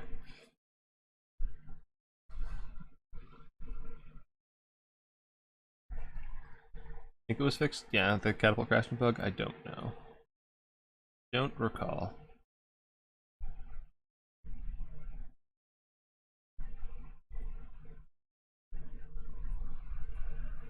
Alright, house cat. Let's go. Let's go. Previously, what I saw a lot of Wood Elf players doing was take a Lore of Lifecaster with a... What's the 750 infantry? Is it War Dancers? Yeah, War Dancers. War Dancers and Treekin. And you just melee rushed, and you try to avoid missile fire on the approach. And then sometimes you'd have Waystalkers or Way Watchers coming over the top to try and snipe out constructs, and maybe snipe out artillery as well. Like I said, you didn't last patch. You didn't have very good cav mobility control because your cav was overpriced and terrible, and Nekar horsemen are actually pretty good for their price. And chariots were able to just run over your light armored spread formation infantry pretty effectively. Maybe with the cav buffs this patch, we'll see some more mobility control from Wood Elves and actually see them shut down that kind of Tomb Kings play. So we might have to play a little more missile heavy for the Tomb Kings, which is going to be problematic when Way Watchers also got buffed. So there'll be a lot more shooting. So I can see Wood Elves having a lot more teeth in this matchup. And we do finally have the builds ready. So we have a very very bony build for Tomb Kings. You can't see it behind my camera, but it is all infantry. For Wood Elves, we have a pretty mixed build. It's kind of what I was saying. The melee rush backed up by some missile fire. A little missile heavier than I anticipated. And no Treekin, which means no mass to stop the chariots or the cav. It is getting late. What time is it? Oh geez, it's almost 11. They've been going for what, 4 hours? Not a bad stream so far. Not super long for a tournament either. We've had longer tournaments. I remember back in the day of like when Warhammer 3 first launched, or even like the first 6 months of Warhammer 3. There's a big deal anytime Turn hosted a big tournament. We'd have like 100 players, and it was single elimination. Sometimes single elimination best of 3s, and they'd be like 8 or 9 hour tournaments. It was a huge time sink, but it was a blast. Alright, so Tomb Kings. We have Kotep with Incantation of Vengeance. I believe that's usually used like a Melkoth to kill cavalry. Incantation of Cursed Blades, the Lore passive, and Lich Staff, and a cat under my chair. Cool. Then we have Skeletons, and Tomb Guard. So yeah, lots of infantry of varying qualities. Like I said, Tomb Guard are pretty good here because there's no Burning Head, there's no spells to just delete them. Silver Shields block all the archer arrows, well, half of them, so they're not very efficient there. And they trade pretty well because they are quite well statted, especially with the healing from the Lore passive. What else? We have Double Waystalker with Arrows of Kurnus to snipe out those catapults. Don't do so well against the Shabdi Great Bows or infantry, so might be struggling for targets here. Kotep might actually become the threat. Do you hear that? Is that on the map?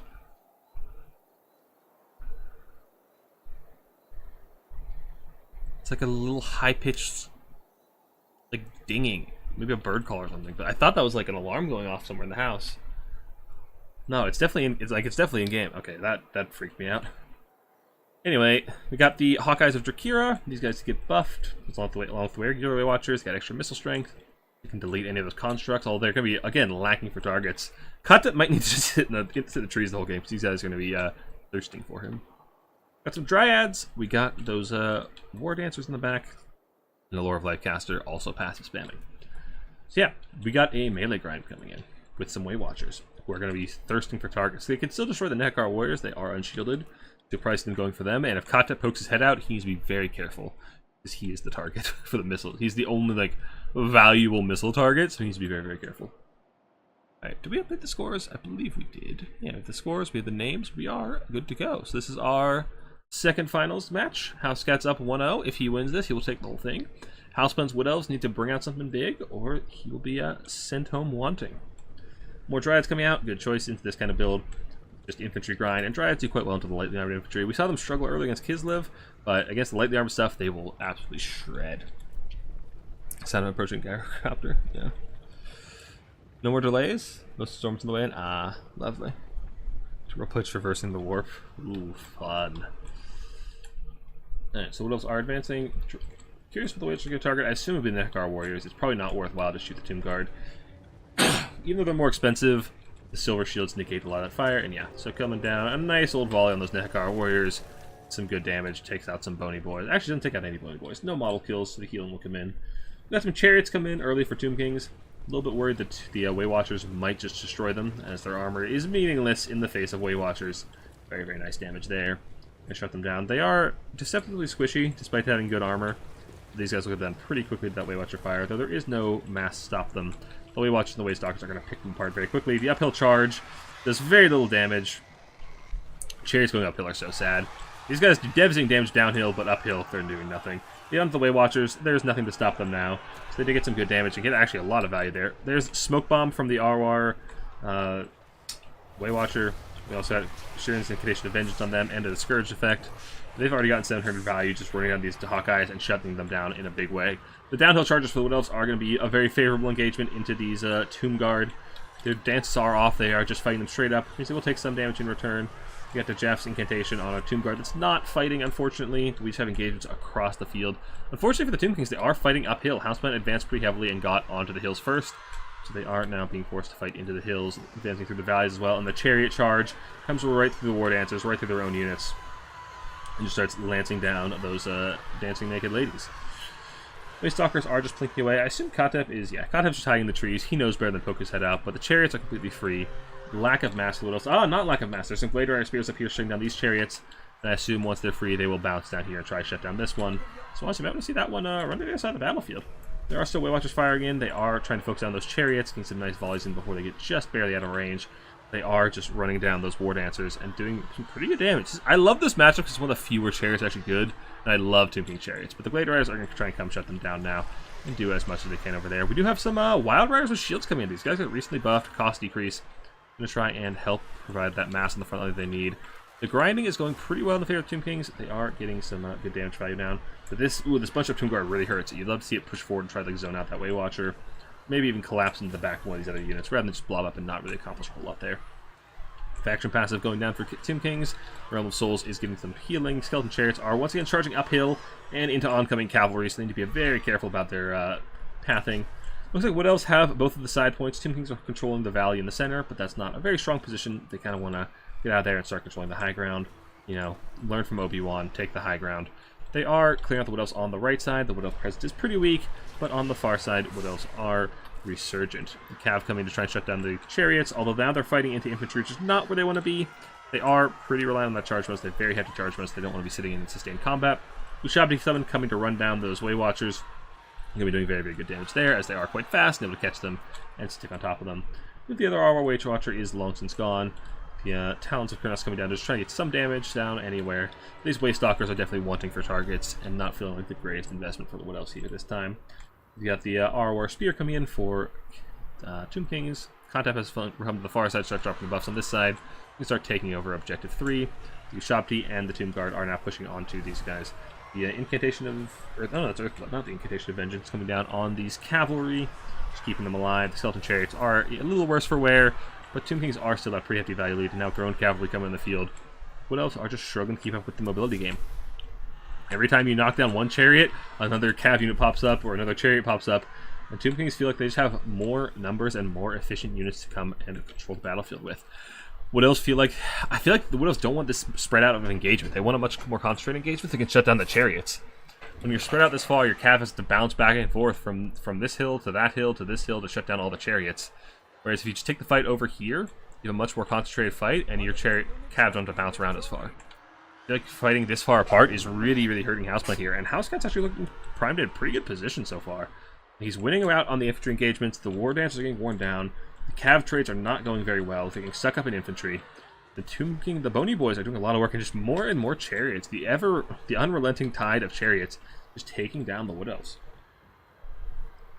Wood Elves almost lost Objective 1, but they do hold it on just by a hair. They are still currently holding 2 objectives, but I feel like that won't last. Tomb Kings are advancing on all 3 fronts. There's a pretty healthy unit of Tomb Guard here. The 25 Way Watchers are back, but they're not going to do a whole lot of damage, just the 25 of them.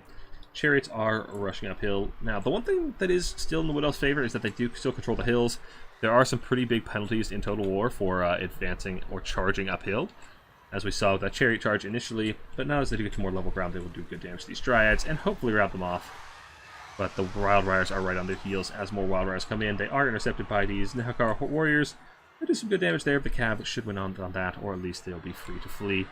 Although the Tomb King infantry line is starting to wear pretty thin, and they haven't managed to capture these hill objectives yet. They're still struggling to take. They're up pretty heavily in value, especially when you factor in all the healing they're getting from their passives. Their infantry line is faltering. The Chariots keep getting summoned out and getting killed out pretty quickly by the Wood Elves. So actually having a hard time getting a sustainable presence on the points. Whereas the high leadership of the Wood Elves actually they're grinding pretty well. The second wave of War Dancers looks like they're doing pretty well on the point in the center. They actually have that melee defense buff popped, so I feel like that's the proper way to do it. They have plenty of melee attack even with the melee defense buff, nerfing their melee attack.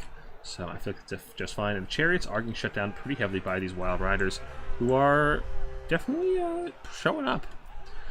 I don't know if it's the buffs that are helping them out here, or if it's just that it's what you need in this matchup, but they're definitely showing pretty good showing here, but Tomkins are still advancing ever forward. And the Wood Elves' lack of infantry is definitely hurting them here.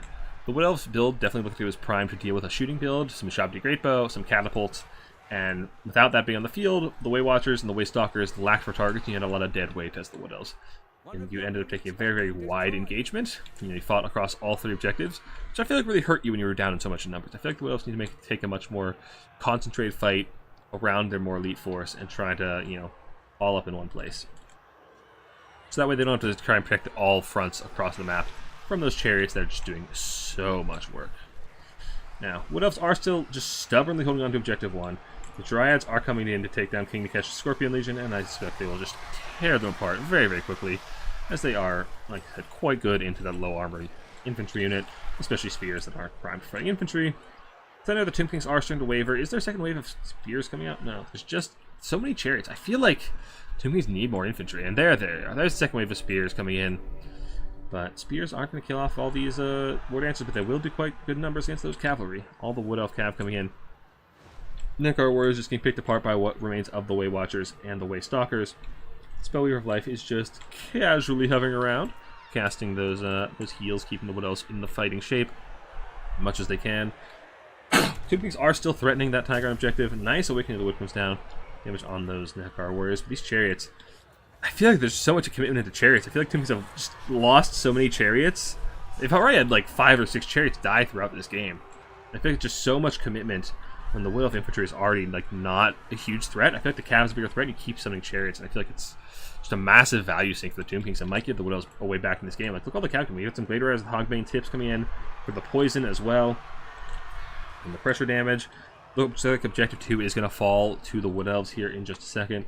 Objective 3 is not currently threatened. Tomb Kings are sitting pretty with just a single unit of Tomb Guard up there. But a Cav commit up here, combined with that Dryad coming back, could actually swing that back in the favor of the Wood Elves. What is that? Can you guys hear it too? It's driving me crazy. It's driving me crazy. Anyway, Tomb Kings are just stubbornly refusing to leave Objective 1, just outcapping with 3 Skeleton Spears trying to outcap the Dryads, but it doesn't look like it's going to be enough. They are losing Objective number 1. Hotep is stuck in the fight, but the Nekar Horsemen are here to bail him out. The Cav fight seems to be going very heavily in favor of the Wood Elves, and this is what we talked about. The buff to the Cav, as well as can field a lot more of these Wild Riders and actually contest the mobility game. Spears coming in, but the Cap Weight is nerfed. They will not flip until they kill these War Dancers and some of its Cav. And the Spears aren't very good at killing War Dancers, so more Chariots. I feel like this is such a mistake. He's done nothing but summon Chariots for the past 10 minutes. I feel like you need another wave of Tomb Guard out here. Tomb Guard or Nekar Warriors to actually start bogging down and killing these War Dancers without being vulnerable to the Cav. The Chariots are useless against the Cavalry, whereas Tomb Guard are good against both the Cavalry and the War Dancers. I feel like it's just such a heavy commitment to Chariots, and it's going to hurt him in the long run. Kotep getting poked down by those Towns of Press. Are there any more in the field? One more might actually would have killed him. You got any left? You got... Ooh, there's 2 on there. And there's none on... Okay, there's still 2 left on that far one. Kotep could be in a lot of trouble, especially Rabbit's Wild Riders. If Kotep was down, I think Wood Elves take this. Now Kotep, he's probably low on WOM, but still losing your Lord means you lose a lot of leadership. Be a pretty bad fight for the Wood Elves, or for the Tomb Kings. He's getting pretty low. He's got the healing coming from Restless Dead. He should be just fine with the Cavs coming to support him. I heard some summons coming in. Looks like they weren't on this side because I don't see anything. Dryads and Wild Riders are retaking the high ground. Skeleton Chariots are doing pretty good work, but they're just, the Cav is just, everywhere they go, they're right on the heels. Just right on the heels of the Chariots, doing as much as they can. Yeah, the Chariots are just being shut down with this Cav, and Houseman's doing a very, very good job of just hounding those Chariots wherever they go, and that's why I think it's such a mistake to just keep some of them out. Another Town's curse go down. Kotep's down to 320 HP. The Cav see him. The Cav are just beelining. Want to finish off Kotep, make sure he doesn't get desummoned. He's crumbling away. Kotep is going to die unless his leadership stabilizes, which with Cav pursuing isn't likely to happen. Horse Archers coming in, but they're not going to do a whole lot to keep Kotep up. Kotep crumbles away, and with it, so do the hopes of the Tomb Kings, I think. Wood Elves are resurgent. Their Cav dominance is in full display. The Chariot commitments from House Cat's Tomb Kings, I feel like, hurt him so much in the long run. Like, I feel like you need some more Cav and more of your infantry back in the field. You have so few infantry to actually stay and hold these points. You're just losing out in the mobility fight because all you have is Chariots. It's very, very painful to see. Wood Elves are retaking Objective 3 at the cost of Objective 1. Chariots are coming to try and clear out those Dryads, but I feel like the Wood Elves just have too much on the field. Tomb Kings have a pretty big hill to climb. And please, Housecat, please stop summoning Chariots. They did good the first time. They did okay the second time. They will not do well the third time. There's too much cav in the field. There's not enough good targets. What you need is bodies on the points. You need those Tomb Guard back. You need the Nekar Warriors. And is that... Tomb Guard! Thank you! Yeah, they actually do pretty well in the Wild Rider, especially if they get stuck in extended combat. That's exactly what you want. They do pretty well in the War Dancers, the Dryads. Tomb Guard are the answer. Just bring out more Tomb Guard. If you've been doing that for the past couple minutes, I feel like this game would be looking very different. But as it is, just zooming out, Wood Elves are just swarming the field. There's not a lot of skeletons left on the field. The chariots are being swarmed by cavalry. The cav play from Houseplant has been on point this game, just shut down all the chariots. And there's so few Tomb Kings units left. I don't see much hope for Tomb Kings. Which is quite the flip. They were up a lot of value at the beginning. I think it's just the relentless commitment to the chariots. Like I said, I think they were great the first time. They did excellently the first time. Second time and the third time was not worth it. Just pivot back to bring your Tomb Guard on the field. They do just fine. Your opponent can't summon more infantry back. They only have the 10 good ones. And yeah, I feel like that's the story of the game. Is you just cannot commit that heavily to the chariots. They were good the first time. They were so good the first time. But you need the Tomb Guard there to facilitate. You need the Tomb Guard. The Tomb Guard, I felt like, did really well. Or not. Some of them did okay. Yeah, the Nekar Warriors. Maybe the Nekar Warriors are the answer. Infantry, not chariots, is the point. But yeah. You could also have your Chapter Greatbow to try and shut down the cav, but what else were prepared for that? The chariots, like, they got good value, but there was only 3 of them. I saw 7, 8, maybe 9 chariot summons that game. Yeah, that's a lot of commitment. That's a lot of money into chariots. And like I said, I'm a chariot enjoyer. That's going deep. So, we watched us get shut down with the chariots pretty early, so that was good. These guys lingered on a couple models, so they plinked away at chariots and Kotep. The rest of the game did pretty good. These guys killed Kotep, did good. The War Dancers, yeah. Lots of kills, good value, just shredding through the Tomb Kings infantry. And yeah, the Dryads did really well. And yeah, the cav play from Houseplant. Like, Wild Riders might be decent these days. Like I said, I think in that match specifically, it's what you need, so they look really good. Whether or not that unit is going to be more of a staple with a very small buff remains to be seen, but like they definitely look good in this small test. Like I said, it's kind of an ideal situation for them. So yeah, the cav play from Houseplant really, really winning the day. All right, so Houseplant does manage to tie it up and bring us to our tiebreaker map. Also, what do you guys think of that map? That is one of the new ones, so I haven't actually played on it yet, but it looked all right. The hills seemed kind of annoying. Like, that's the wrong button. I had my blocker up. Kind of annoying because they were nerfing up, like, just blunting a lot of the charges from the chariots and the cav and making it very, very hard to retake the objectives. Like, the objectives, like, they never flipped because both sides were fighting uphill into them. The fights were just not, like, I felt like the Wood Elves held on for a very long time because they're fighting downhill. So, you like Arkan way more than Kotep here? I think you're crazy. I think it's a very, very hard sell to not bring Lore of Nehakara in Domination, especially when you're going for the infantry build that heavy. I don't think Lore of Death is that strong. I can see, like, the Arkan Tribuna, the Cav, the Way Watchers, but I don't think those are huge problems. And like, you can't Buna the Way Watchers because they'll shoot you if you try. Like, you just don't have the range, and they're stocked, and they'll do a lot of damage to you if you try. So you can maybe Buna the Cav. I'm not crazy about it. I think Kotep is way better. More delays? Oh yeah, we read that already. Alright, so we got our tiebreaker on Bleakspire Labor Camp. This one is a bit more of a close quarters map. There's some trees near, like, in between each spawn and the points. So don't expect we'll see a lot of artillery play. So we'll see some likely more aggressive factions, maybe some beastmen, maybe some ogres, maybe some greenskins. But the mid-range factions can do alright here. There's enough room for Kislev to set up a gun line, or static dwarf gun line, that kind of thing. So wouldn't be surprised to see those coming in either. they can do just fine here, especially since it's a smaller map, so your formation doesn't have to be huge to actually contest multiple objectives. So curious to see what these guys are actually gonna bring out.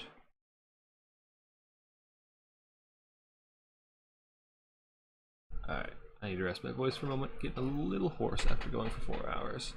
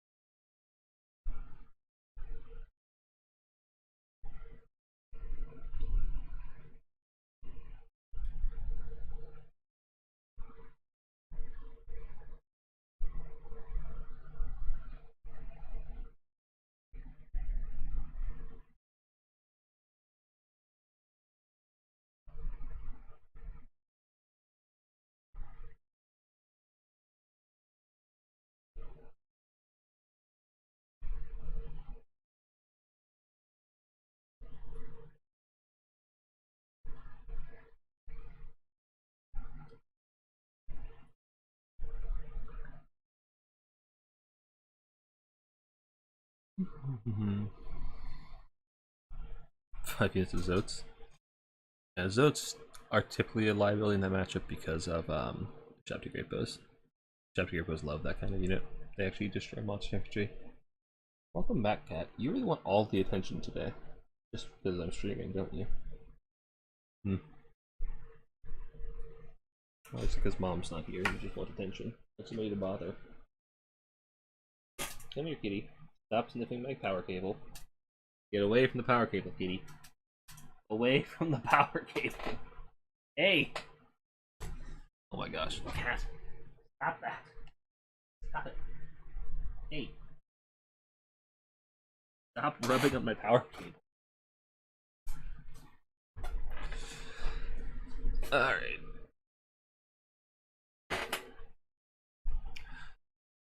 How about bouncing this patch? Aside from ogres, I think it's really good. I was talking about this with some of the RTK guys earlier. Like pull up the faction list.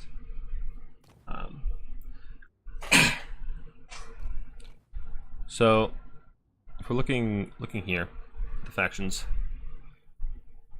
I can't point to a faction and say this one wins every matchup, and that's a first in history of domination, in history of Warhammer 3. Like even ogres, as strong as they are, they get shit on by Norska. They just absolutely destroyed by Norska. Kislev's very strong. They get shit on by greenskins and ogres and beastmen. Beastmen's very strong. They still struggle with counts. They struggle with tomb kings. Greenskins are very strong. They struggle with counts. They struggle with ogres. What else is Cathay's really strong? I haven't figured out Cathay's weaknesses yet. They struggle with ogres. They might struggle with beastmen, greenskins. Yeah. Skaven's pretty strong. They struggle with ogres, they struggle with greenskins. So yeah. Like, counts are very strong, but they get shit on by Empire, they get shit on by elves. Well, specifically wood elves and I think high elves. But like, for the first time in a long time, it's like I can't say this faction just wins or is even into everything. Just a big step forward. I still think ogres are bullshit. They're not fun to play against, or in my opinion, play as, but that's more debatable. But like, Kislev is strong, but doesn't feel bullshit to play against all the time. Sometimes they do. Greenskins is strong, doesn't feel super bullshit to play against. Cathay is strong. I haven't played against them yet, though, so I think I've only played as them. I don't think I played against them on this patch.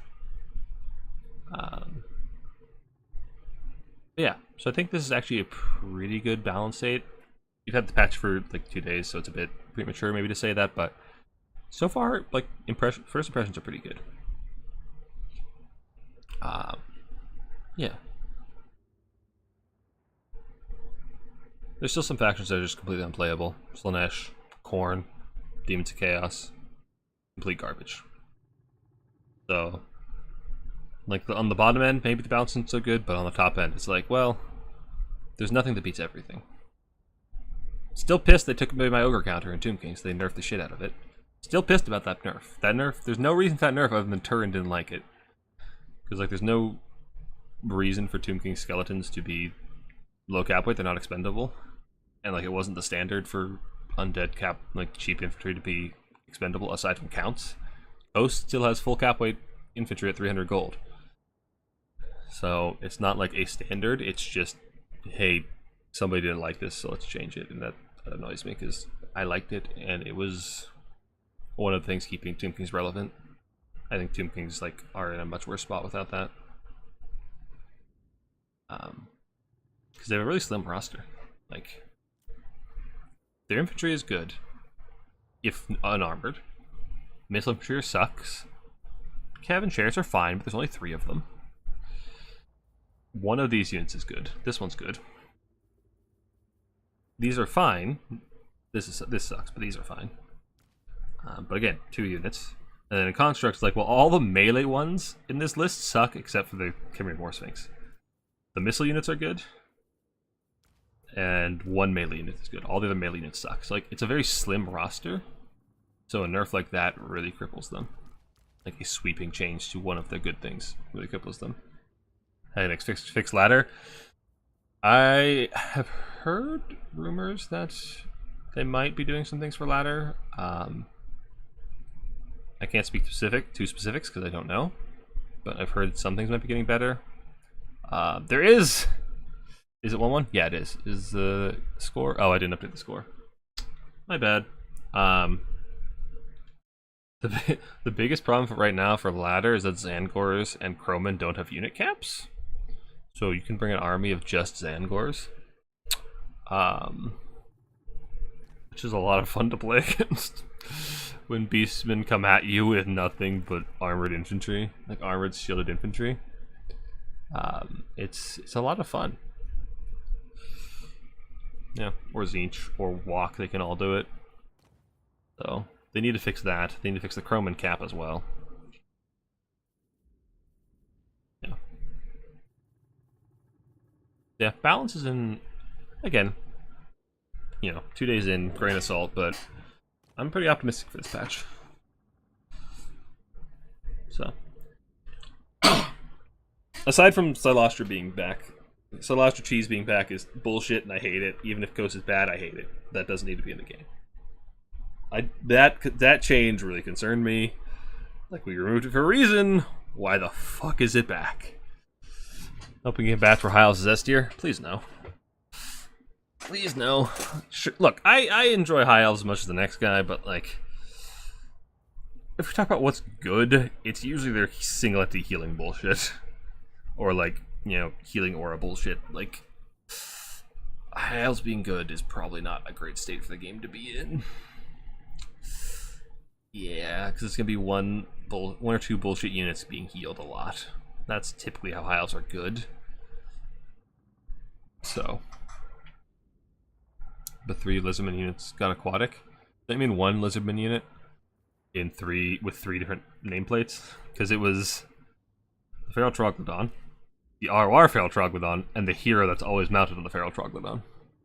So a bit misleading to say that there's 3 units that got the buff. It's 1 in 3 different forms.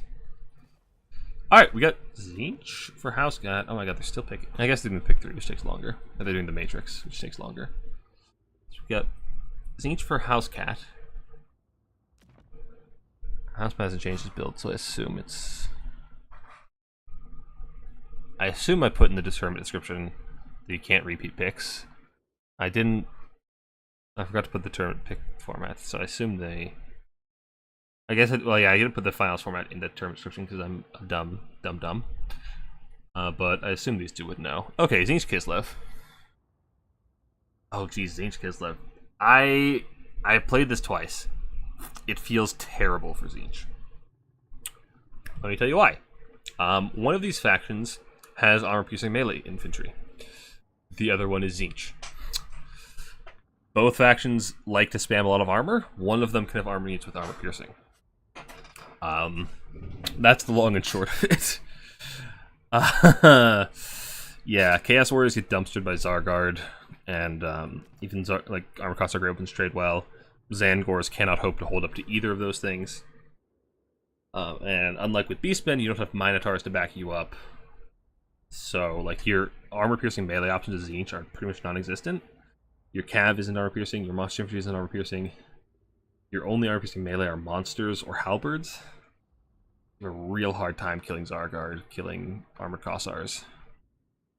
So it's a real tough matchup for Zinch in my experience. Like, Kislev can just infantry spam and have their way with you pretty easily. Yeah. I've tried, like, Flamer shenanigans for Zinch. But the problem is you still can't really stop Kislev's Armored Cav. You can kill them with Screamers, but that doesn't stop them from getting to your Flamers. Screamers just land on them and, like, follow them and damage them. They don't stop them from going anywhere, so they can still deal damage while they're being killed. So it's real rough for Zinch. I have not found a way to win this, which is, well, in Dom. In land battles, it was a shit stomp for Zinch. Like, Kislev couldn't do shit, which is a really funny dynamic. But in Dom, I have not found a way to win this with Zinch. Again, I played it twice. I played it with Subutai and I played it with Houseplant. We may have played it twice with Subutai. I don't know. I played it a couple times. I have not found a way for Zinch to win. So, definitely a spooky matchup. Very, very spoopy. Very spoopy.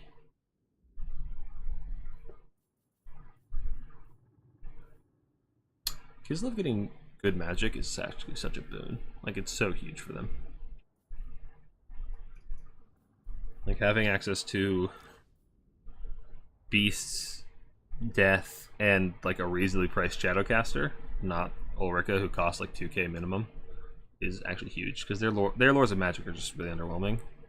So having access to like Block of Doom, Amber Spear, buffed Pendulum, Pit of Shades, Malkoth's, Spirit Leech, Puna, it opens up so many options for them. Now, if only they could get like a more applicable melee lord. Like, their melee lords are still kind of niche, so it's like it makes Seeking Hero Caster a little awkward. But still, having access to those gives you a lot of options you didn't have before, which is real nice. I'm going to sleep very well after this, and maybe not speak tomorrow. Better than ogres? I agree. Ogres are very boring to watch, in my opinion. Unless they're like, if they're going for a shooting build. If it's a Lead Belcher based build, sure. But like, Ogre Melee Rush is just very dull to me. It's very dull. Alright, so Houseplant has his build. Interesting. This is not what he used against me earlier. This is very different from what he used against me earlier. I wonder if Soul Grinders are still good here. I remember way back in the day, like back before Immortal Empires came out, like in the early days of Dom, this matchup was pretty relevant because Zinch was good. Zinch was the best faction, and Kislev had a good matchup there. But I remember Soul Grinders were a big deal because they killed sleds at range pretty effectively. If they get down the side shots on infantry, they did pretty well there too. And then they were just good in melee, and they were a good terror source. So I wonder if Soul Grinders are actually a good option here. Alright guys, come on. I need sleep soon. It is approaching a 5-hour stream. Alright, now it's might change his build at the last second. What a scumbag. This is closer to what he ran against me earlier. Much closer. Which maybe I shouldn't. I mean, I hope these two aren't listening to me. I should hope that they aren't listening to me. Ugh. Very sleepy all of a sudden. Very, very sleepy. Just one more game, and then we can call it for the night. Alright, Housecat selecting his banner, as a true Chad should.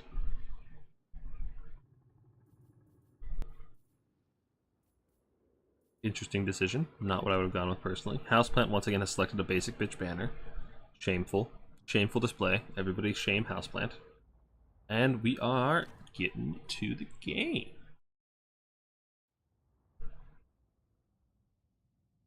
So yeah, Zinch is a pretty heavy infantry build. Like I said, it likes to be that armored infantry. Very resistant against the Kislev shooting, but has struggles in the melee fight. Kislev's opted for also a lot of shooting build, not a lot of that AP melee that I was so concerned about. So I have not seen this this infographic before, this loading screen thing, so I'm reading it real quick, sorry. No man could fail to tremble in fear once the wolves of winter descend.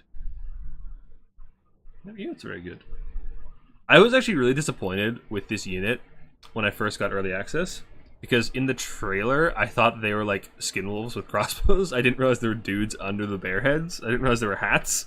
I thought they were just bear dudes, and I was really disappointed because that was so cool. I thought that was just the coolest thing. So I was really disappointed because they're just dudes wearing bear skins. Very, very disappointing.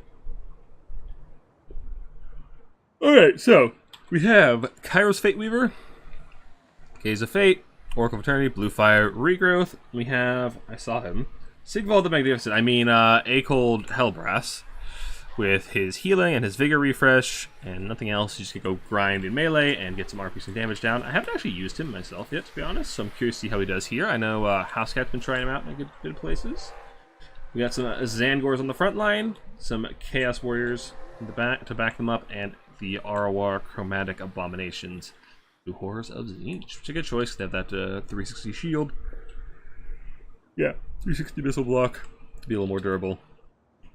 For Kislev, we got Mother Ostankia, Flock of Doom, and Enfeebling Foe. Is that going to be just for the frontline fight? Why does she have ward? She has ward save?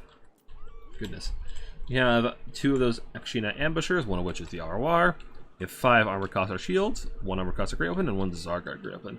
Yeah, the Zargards are definitely the priority target for the Blue Fire. Like, they just dumpster everything Tzeentch has in melee. Sort of like Chaos Spawn. Like, even against probably Chosen, they'll do fine because they have armor piercing and Tzeentch doesn't, which is fun for Tzeentch.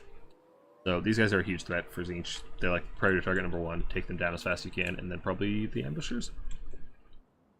Looks like Housecat is going to be going for the high ground, which doesn't surprise me. You expect Kislev to try and set up a gun line in like this sort of an area, like either over here or in this gap here. And by taking the high ground, it means that you can actually get a nice surround to come downhill from here and come across this side. And actually a nice surround on that gun line and collapse it pretty effectively. So I'm not surprised to see Housecat going for this side objective, as well as the fact that Tzeentch has some fairly strong mobility tools, whereas Kislev doesn't really want to send their cav off on their own unsupported when there's screamers about. Which I'm sure there will be plenty of screamers about. Screamers are pretty much a universal pick for Tzeentch, in, except against dwarves. But like any faction with large things, screamers do very well against. Now, Astankia will likely start pushing up and skirmishing. She has a pretty hefty missile attack on her chariot. Her chariot is okay, if a bit low on the mass. She actually... Oh, I didn't realize it's pulled by things in the wood. That's pretty cool. That's actually pretty... I haven't actually zoomed in on this model a whole lot. But she is running away. She have her abilities? No. Didn't bring the heal and the vigor refresh or the magic missile. Got some blue fire coming in, getting some damage in there with Kossars. Houseplant dodges a little bit, but the armor does more to negate it than anything else. Acold is just a chillin'. He's only got a bronze shield. Oh, you are a downgrade from Sigvald in some regard, huh? What a shock.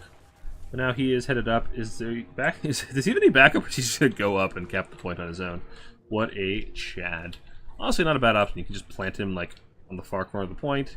He's tanky. He has a barrier. He has a shield. So, at the end of the world. Zangor flank is coming in from the high ground, like I said. He's going to try and collapse this missile line from multiple directions. And the blue fire could be a little bit of a stinker, as they are facing away from him. What you really want to do is get it like right down the side to get maximum damage so it connects with as many models as possible. Applies its damage many times. Incold is contesting the objective. He is getting showered in pistol fire, just wasting the ammo as much as he can. Blocking with what doesn't actually look like a shield. No, he doesn't actually carry a shield. He just has one because plot armor, I guess. He's going to run in and start grinding with the armored Cossars. He should do just fine in that fight. He's anti-infantry and armor piercing and regenerating. So he's just fine. And he'll start grinding here against these armored Cossar Grey Opens. Oh my goodness, look at that animation.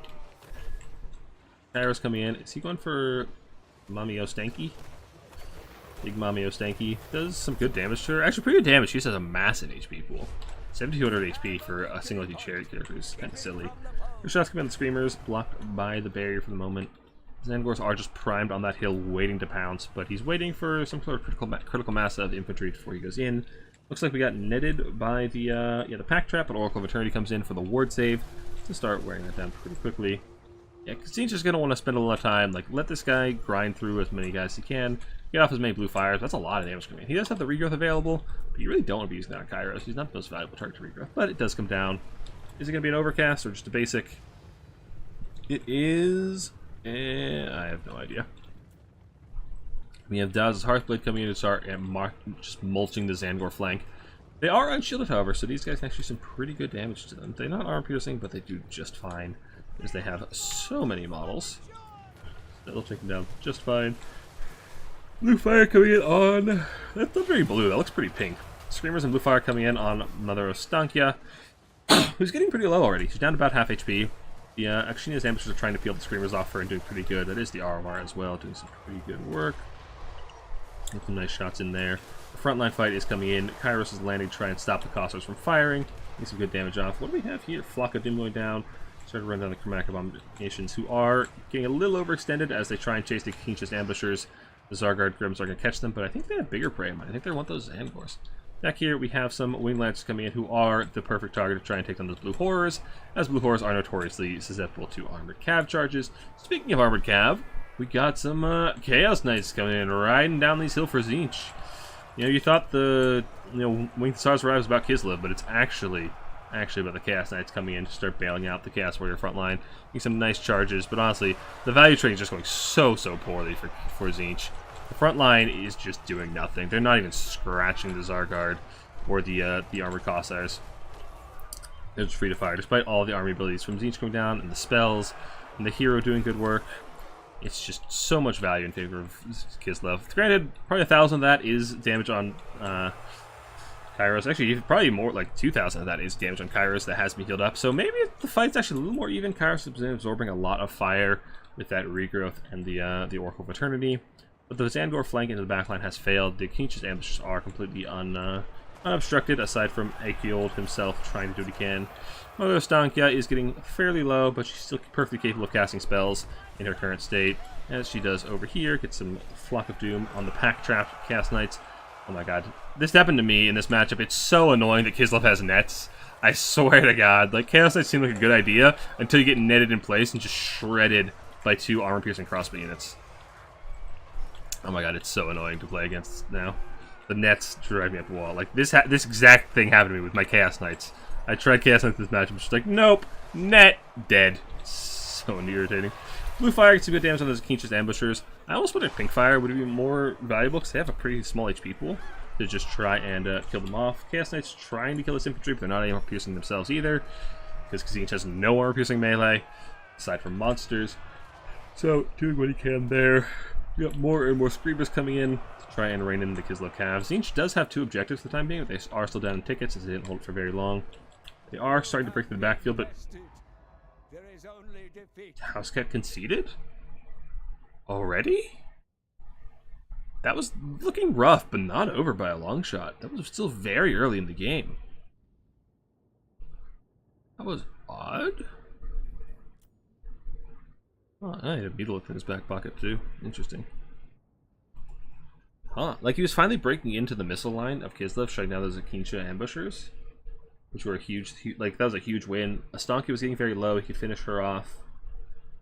Like, it was definitely an uphill battle for Tzeentch, but it wasn't over. That was a very early concession.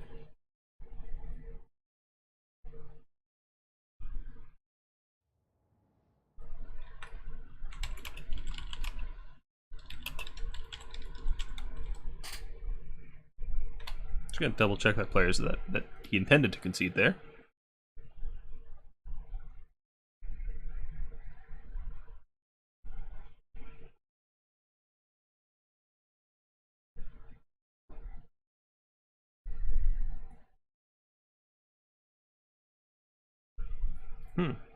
Yeah, like I said, it was a rough spot for Zinch. They're definitely behind, but they finally cracked the backfield. They're pushing Kislev off the objectives. They weren't trading value very well, but they were holding space. They were pressuring Kislev. All right, he says that was on purpose. Okay.